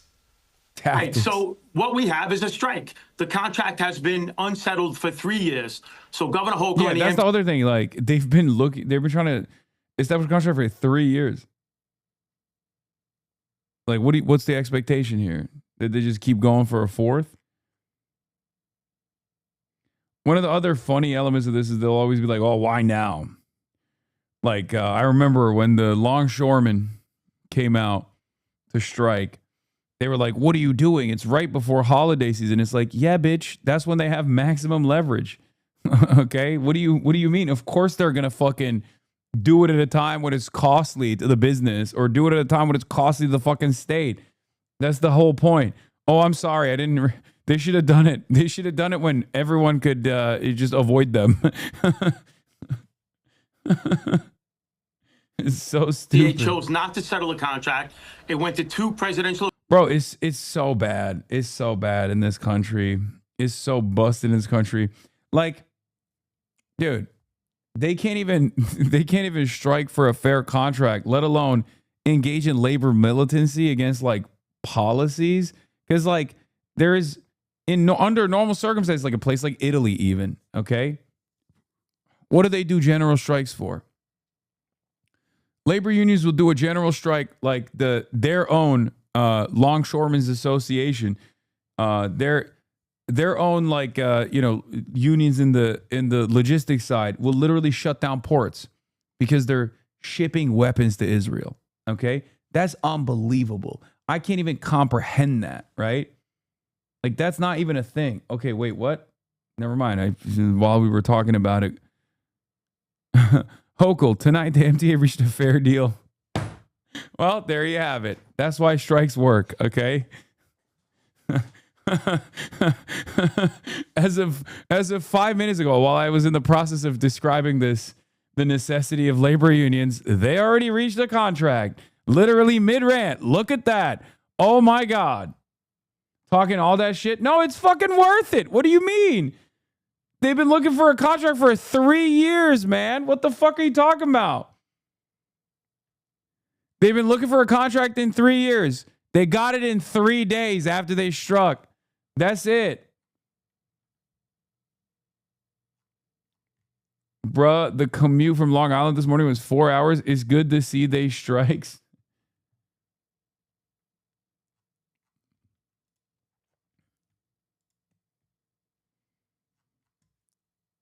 There it is. They reached a fair deal with 5 LUR unions that delivers raises for workers while protecting riders and taxpayers. I'm pleased to announce that phased LUR service will resume beginning tomorrow at noon.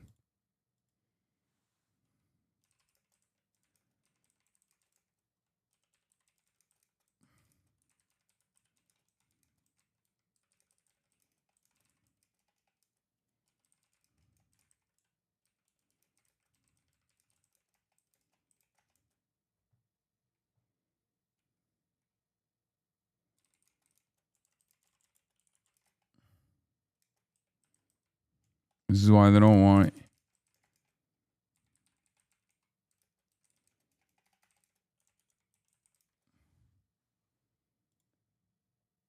Facts, the commute was awful. Good thing I'm in a union and got paid to rot on the LIE, baby. Lur.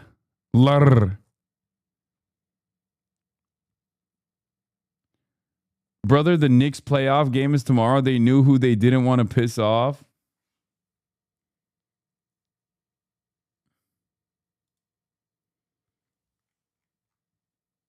Yeah, look at the New York Times framing. Look at this fucking, God damn it. Look.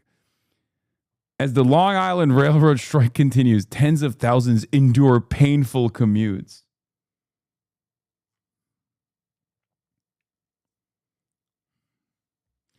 Look at these greedy fucking public sector unions. Yeah.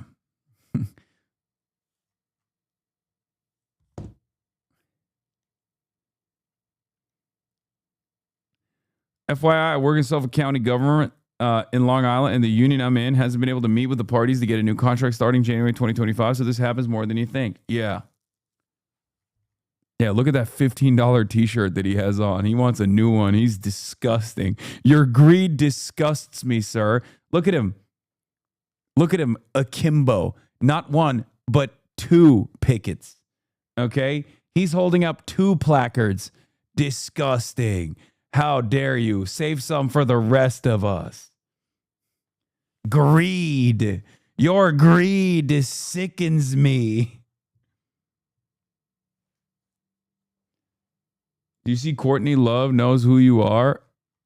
Yes. Girl. Is this an OnlyFans woman? This looks like a porn bed. So doing that Zara Larson like bright neon bikini thing. Yeah. Using a lot of blush and a lot of highlighter on the nose. The brass pillow and the pink headphones. She's trans. This is a trans girl who loves watching gay guys She's a fujoshi. What's a fujoshi? It's like the anime term for girls that are obsessed with gay guys. Yeah, I've heard that straight women are driving the numbers on Heated Reverend. And lesbians. I think she's doing like slutty Twitch streaming. And then Hasan's on all day long. She learned how to slutty Twitch stream from this. Hasan Piker's great, but like that he puts out these photos where he's a beefcake. He is such a thought, and I'm going to He's say a right whore. now, Hasan, respond to my DMs. You're being a fake friend. Who does Hasan? It's like Courtney, I'll tell you after the He's episode. the best pussy in LA. The smell of the room is like Bath and Body toxic Works. cupcake spray. She was like, I always want to go to the What the Sprinkles fuck? Cupcake ATM. Except What the fuck is happening? That is over. Oh He doesn't my know it's God. closed. Lana, Whoa, Lana. It's Lana's entire discography. She's not as normie as she may seem because she didn't enter Charlie at Brat. Right. And I feel like this girl actually likes rock music. I'm glad Charlie is alienating normie bitches. like Please, that. that's the greatest song I've ever heard. It's a 2 great minutes song. long. I saw her at Barclays Center and I was like, why are most of the people here so ugly and poorly dressed? For her next album cycle, it will probably be like hot people who wear good clothes. She's got a No, Courtney loves the HasanAbi head. Yes, it's now officially been revealed for everyone. But that's crazy. Call the herd. Yeah, she has to call the herd. I like that people are mad about it. Yes. So it's just a fucking troll. Like, just play some rock music for God's sake. She won me back. I had a CXOXO summer. Yes. The early Charlie to Lana pipeline. This can't be a cis girl. Lana Right. tells me nothing about a person other than they're not Taylor Swift, which means they're cool. While she might be normie, her taste level is simply too high to be cisgendered. Yes. She has a good life and no drugs on board. I can see her doing some Other than ketamine. this. What's that? Yeah, I gotta do interior motives. This is the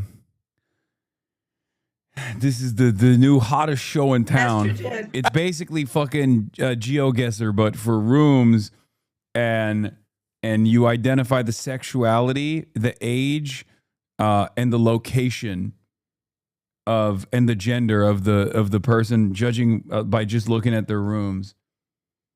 Invite people to our fucking podcast. Okay, chill. Who wants to go first? I'll go first. 24, trans girl straight. I'm going to go with Philadelphia. I'm gonna say 23, trans girl, straight. Let's see.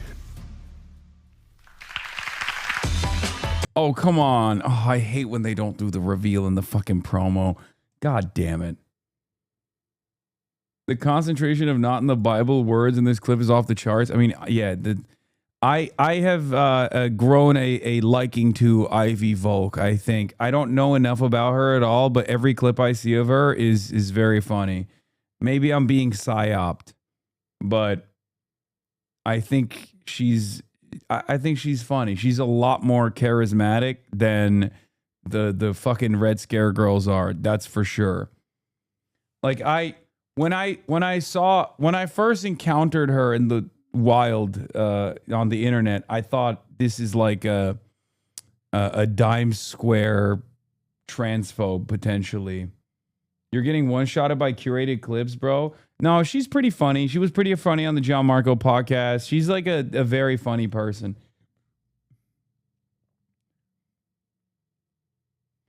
She's awesome. Every single bad thing about her is from when she was like 15 and manic during COVID. Yeah, no, I don't know the deep dive shit. I was just being unbelievably prejudiced because of the archetype.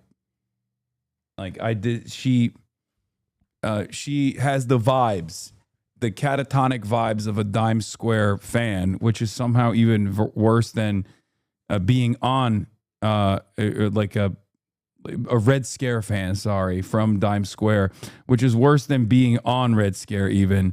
But maybe it was the bangs, I don't know. But she's actually genuinely funny. But She's genuinely funny. I've seen her on all these different shows, and she actually has like good she has good output.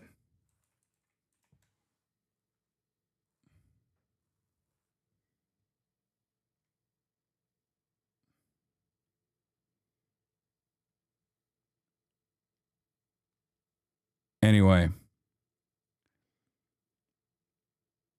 her career is taken off, so she avoided the right-wing pipeline. Yeah. Oh, by the way,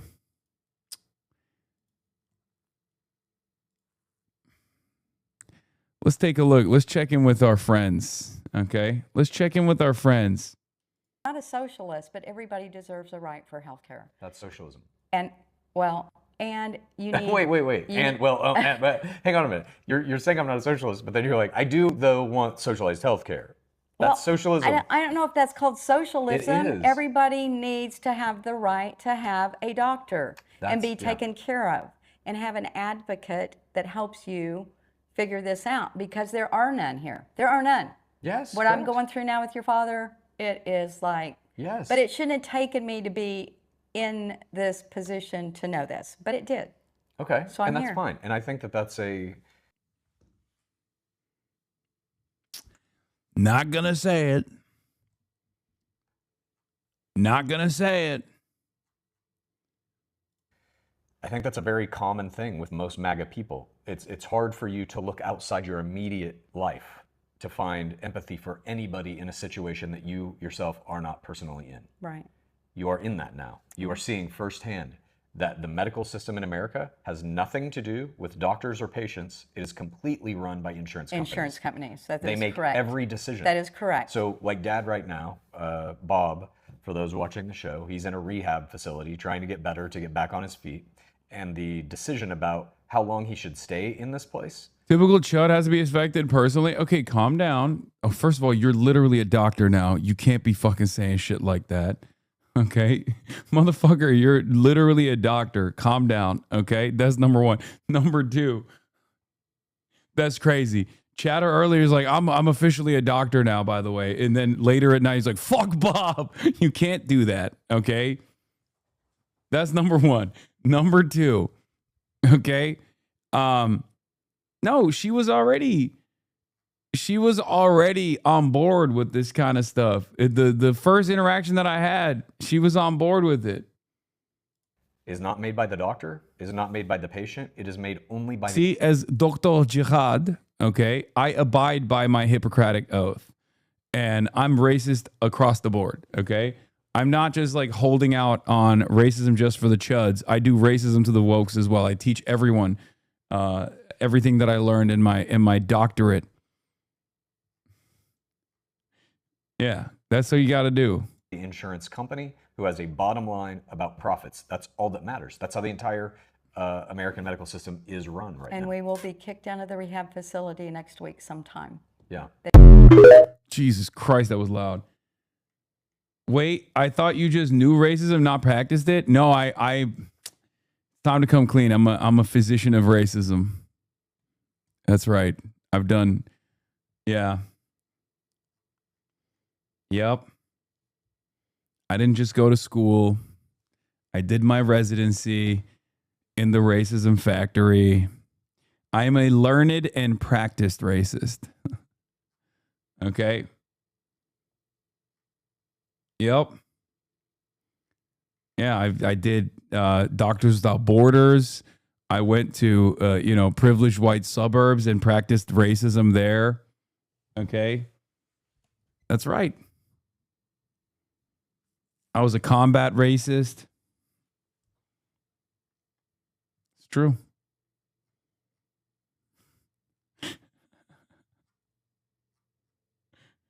Dr. Jihad.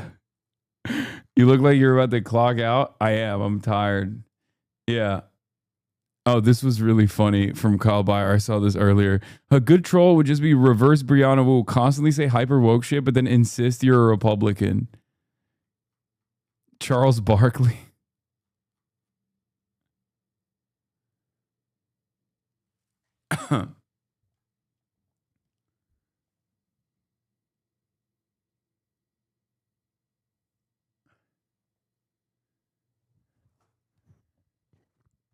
Speaking of Brianna Wu, saying a little prayer there, Eve Barlow goes to Costco.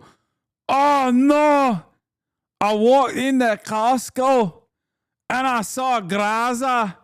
The Jews are tired. I saw it. I can't believe it. I went into Costco and I saw free Gaza. And it turns out it was Graza. Extra virgin olive oil. Fatlo. For a moment, I thought Costco had been lost to Hamas. OKC versus Spurs, bro, come on. Not even a question. I'm already transitioning out of, I'm looking for a new GOAT, and I think we all know who my new GOAT is. What's your analysis on this? Can Shoika still make it? It's tough. It was inevitable. Nancy Pelosi has endorsed San Francisco Supervisor Connie Chan to succeed her in Congress, saying Chan stands above all the other candidates. Nancy Pelosi personally does not like Scott Wiener. Obviously, she hates Shoika. The problem is a lot of the locals also a lot of the local left orgs don't trust Shoika. And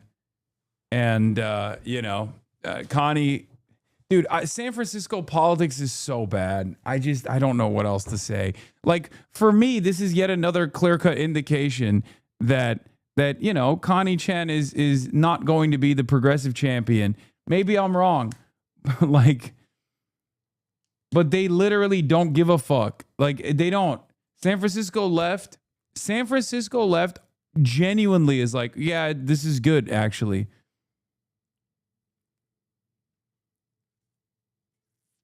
Chance of negative polarization, maybe for the youth. But San Francisco politics is so busted and dusted, it's hard to look at it. It's hard to look at it as anything but it's what's fueling San Francisco politics at this point. It feels like it's just a lot of spite.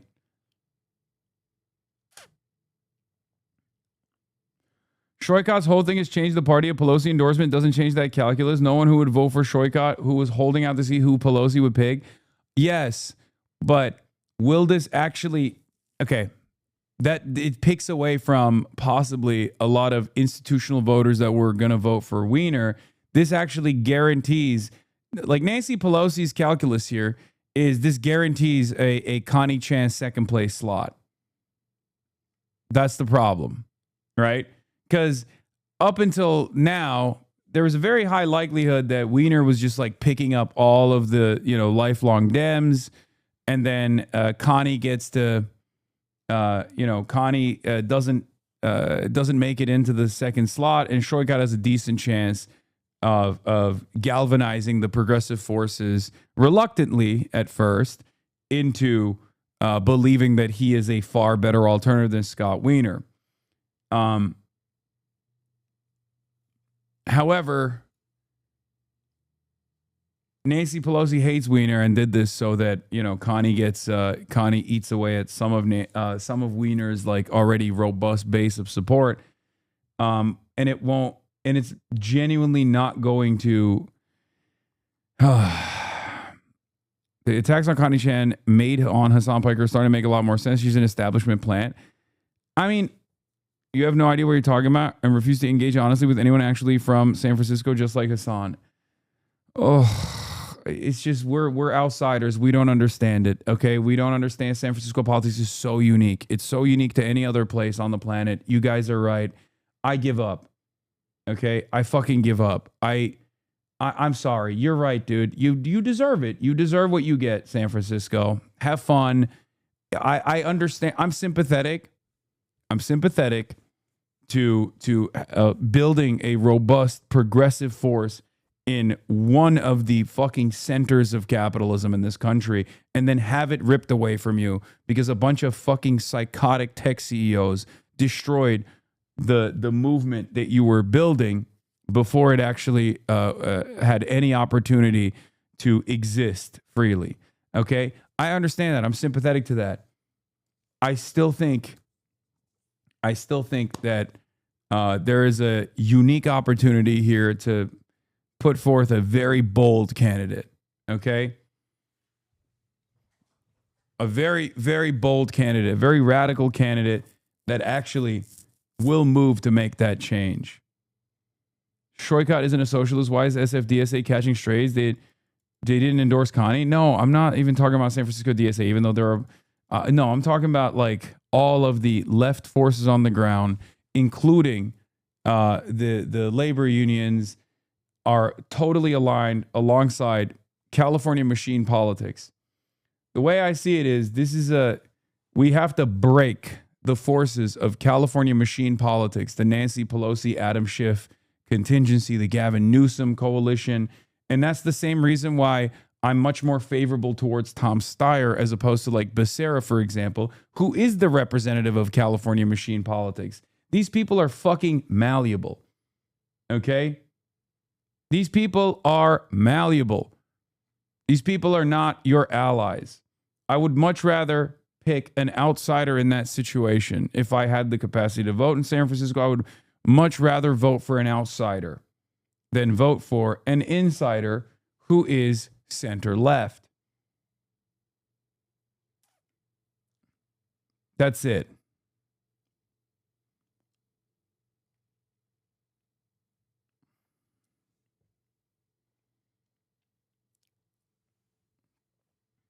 They just have organized leadership is oftentimes captured by the Democratic Party machine. We need an inside-outside strat for labor unions too, like we do with UAW and Sean Fain. I know. I'm not even gonna like the labor unions in the state. I work with them, obviously, and you know sometimes they arrive at decent politics, but they can also play a formative role, like they're doing in Pennsylvania right now with Sharif Street against Chris Rabb, right? They will always back the corporate Democrat horse in most circumstances. Connie Chen is a moderate progressive local politician who's been around, and she was hand selected by the institutional left that remains in San Francisco because they did not trust Shoykat Chakrabarti. He's a centimillionaire. He's made decisions in local politics that people understandably are frustrated by. And the problem here is, even if all of those forces united, like even if if Shoykat wasn't around and it was just Connie Chen versus Scott Wiener, I still think Scott Wiener wins, right? Stop saying Connie Chen, it's Connie Chan. Chan? What am I saying? Connie Chan. Am I saying it wrong or are you fucking with me? Connie Chan.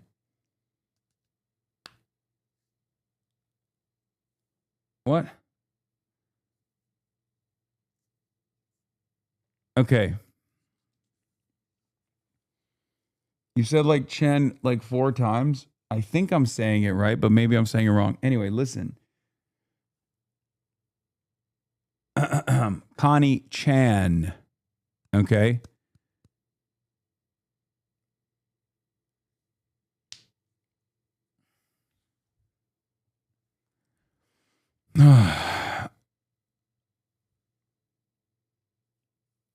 So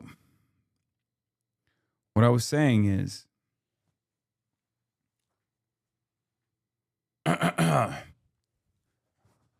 think a matchup with all of the left forces and the financial power that Shoykat has creates a far more likely scenario for Shoykat to defeat Scott Wiener than Connie Chan defeating.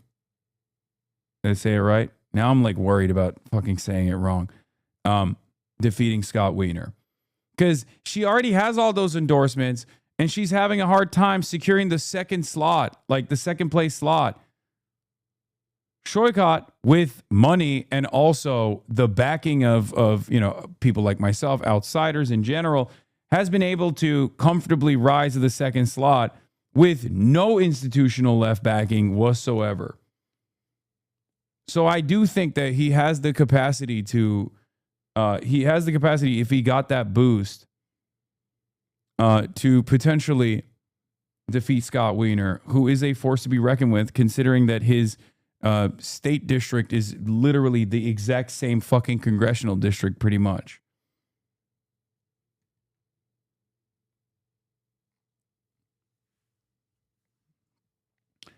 It's, you know, at the end of the day, there's virtually, I think there's virtually nothing I can do. I hate the amount of animosity I've garnered because I see all of the fucking like, I see all of the San Francisco leftist Twitter accounts that are just like constantly saying like, I'm a real piece of shit. I'm trying to interfere in your own personal politics. Bitch, I'm from this state, okay? The fuck are you talking about?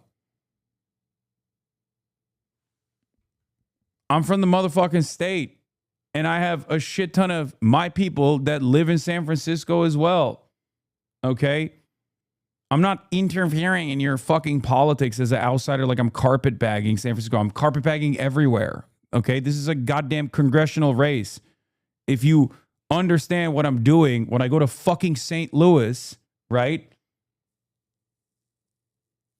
Then you can probably understand what I'm doing in San Francisco as well. I hate that you aren't from here shit. Make your argument on policy. Yeah. It's never that. It's always like his past funding. Every single guy that he's literally given money to, by the way, is actively pushing for Scott Wiener. Every single one. Like, not a single one of those guys like, oh, actually, Shoykot's a great guy. I really like his policies. They're not endorsing him. They're actively working against him alongside Scott Wiener.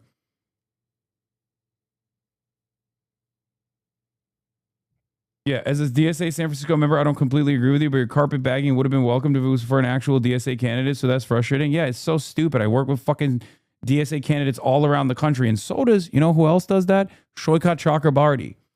Okay?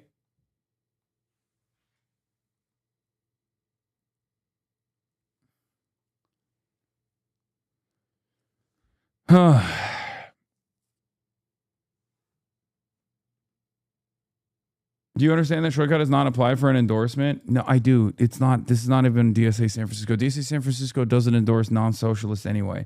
And Shoykot Chakrabarti does not call himself a socialist. Okay?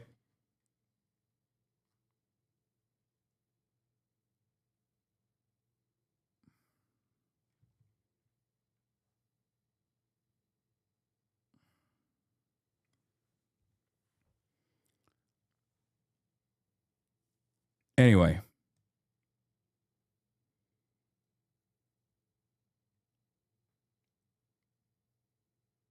Who was the DSA candidate? There's no DSA candidate in this race. Connie Chan is not a DSA candidate.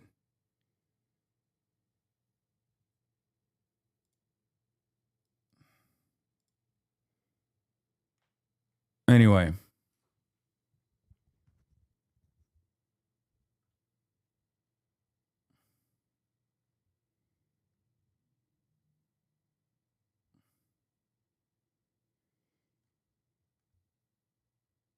It's so fucked. Yeah, I saw the Mayor Lurie popularity poll, and that's when I knew San Francisco was fucked anyway. Look at this.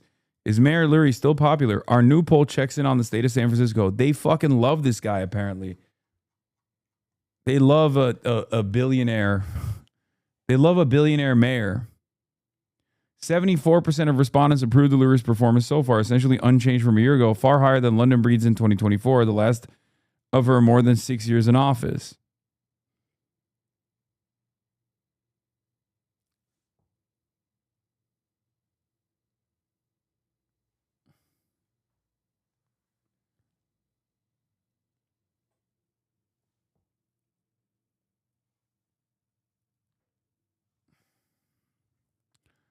Still, he has some persistent weak spots. As was the case last year, Lurie receives lowest rating on homelessness and housing.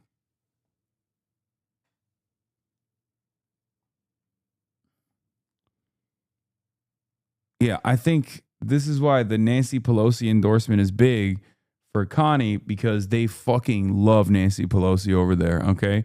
It's just the youth, from what I understand, that has a distaste for Nancy Pelosi. And I don't know if this will negatively polarize youth turnout in favor of Shoykot. She's still popping in SF? What do you mean? She's been the fucking SF speaker emerita from San Francisco for longer than I've been alive. Like, it's just not even a thing. That's like, Nancy Pelosi is the god of San Francisco politics.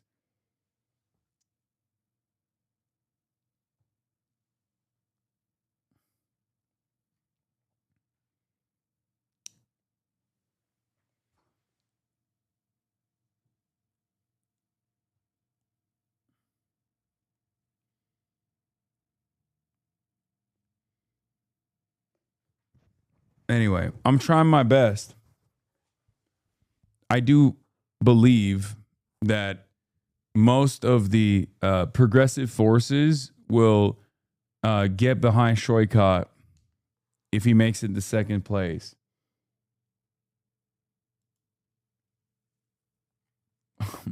Jay Mershon, why do you think we're talking about this? You're linking this. Things just got super interesting. Yeah, I know. This is, we're that's how we started talking about this conversation. I mean, it was gonna happen regardless. I'm just confused. I'm just shocked that it happened now, right before. So they must not be happy about Connie Chan's performance thus far in the polls. Pelosi was elected to the House in 1987. Can you please wish me a happy graduation? I just graduated yesterday and you helped me get through high school. Happy graduation, chatter.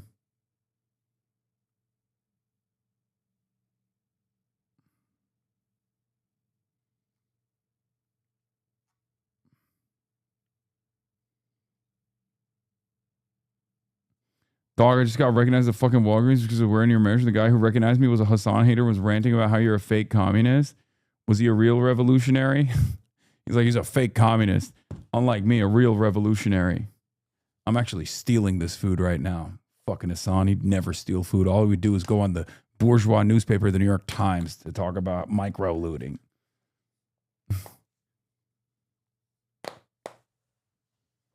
He was a Walgreens cashier with a receding hairline.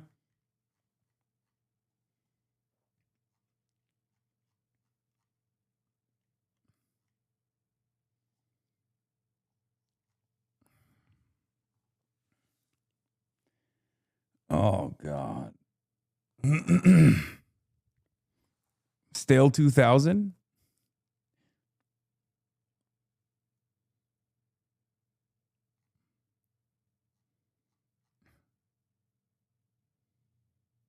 You might see this clip. You can't even make fun of that? No, I can't. Well, I'll fight for him to have better wages every day of the damn week. You know what I mean? Squirrel cooked your ass. It's true. Every day. Every day I'm outed as a Zionist.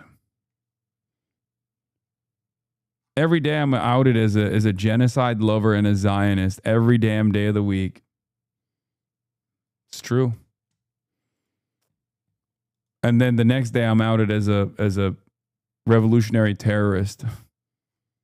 A radical Islamic terrorist. I'm both at the same time.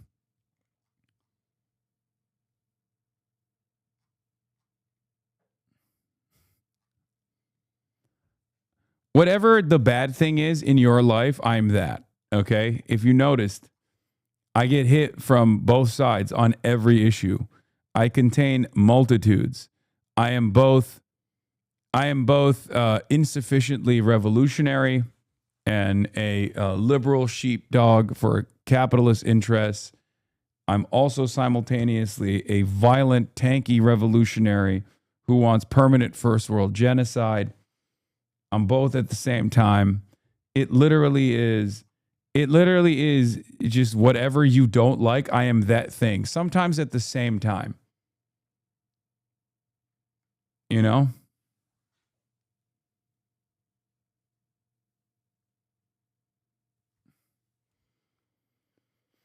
All right. But for the time being, I'm tired. I'm everything but a hog. No, some people call me a hog too. Some people will literally say I'm far too woke. And then without even a moment of reflection, will turn around and say, actually, he's anti-Asian or anti-black or anti-trans. You know what nobody accuses me of being? A gamer. Anyway, on that note, ladies and gentlemen, that's all I got. Good night, and I'll see you tomorrow. Oh, tomorrow I'm going to speak at a Tom Steyer rally. It's a labor rally, for the record. So look forward to that. All right. See you tomorrow. hustle Peace. people hate. Sunny Los Angeles, California, says Hasan. The stun luck to the stun luck to the topic's just begun. 'Cause there he is again, Hasan is streaming. Hasan is streaming. There it is again, Hasan is streaming. Hasan is streaming. Reviewing a Chinese train, telling Kaya place. Son and Asmin chatter loves, giving Greening's grace. Zoran winning NYC, woke two back with the force. The Rogan of the left, to me a dumb himbo still of course. The Charlie Kirk assassination, the Fear and Online show. 8 full fucking years of this, and plenty more to go. Doing fun stuff tomorrow, throw PBS up on the screen. A man-made horror reaction brought to you by this life's dream. 'Cause there he is again, Hasan is streaming. Hasan is streaming. There he is again, Hasan is streaming. Hasan is streaming. Kicked out of the DNC, IRL we march the goat. Combating the propaganda that shoved down people's throats. CBS Israeli news, a coup, a regime falls. A full-blown fascist takeover, and still the duty calls. Total radicalization coming out to see. The system will always fail, it's up to you and me. On these daily streets, whether short or whether long, have helped millions of people keep it moving right along. 'Cause there he is again, Hasan is streaming. Hasan is streaming. There he is again, Hasan is streaming. Hasan is streaming. But hey, what can you say? That's PBS for you. But he'll play games real soon. Just you wait. Say, hey, what can you say? That's PBS for you. But he'll move on real soon. Just you wait. Ba-da-da, ba-da-da, ba-da-da-da-da-da. Hey, what can you say? That's PBS for you. But he'll pull your lawns real soon. Just you wait. Sha-da-da, sha-da-da, sha-da-da-da-da-da. Hey, what can you say? That's PBS for you. But he'll do jet advice real soon. Just you wait. But hey, what can you say? That's PBS for you. Brought on by viewers like you. Just you wait. Just you wait.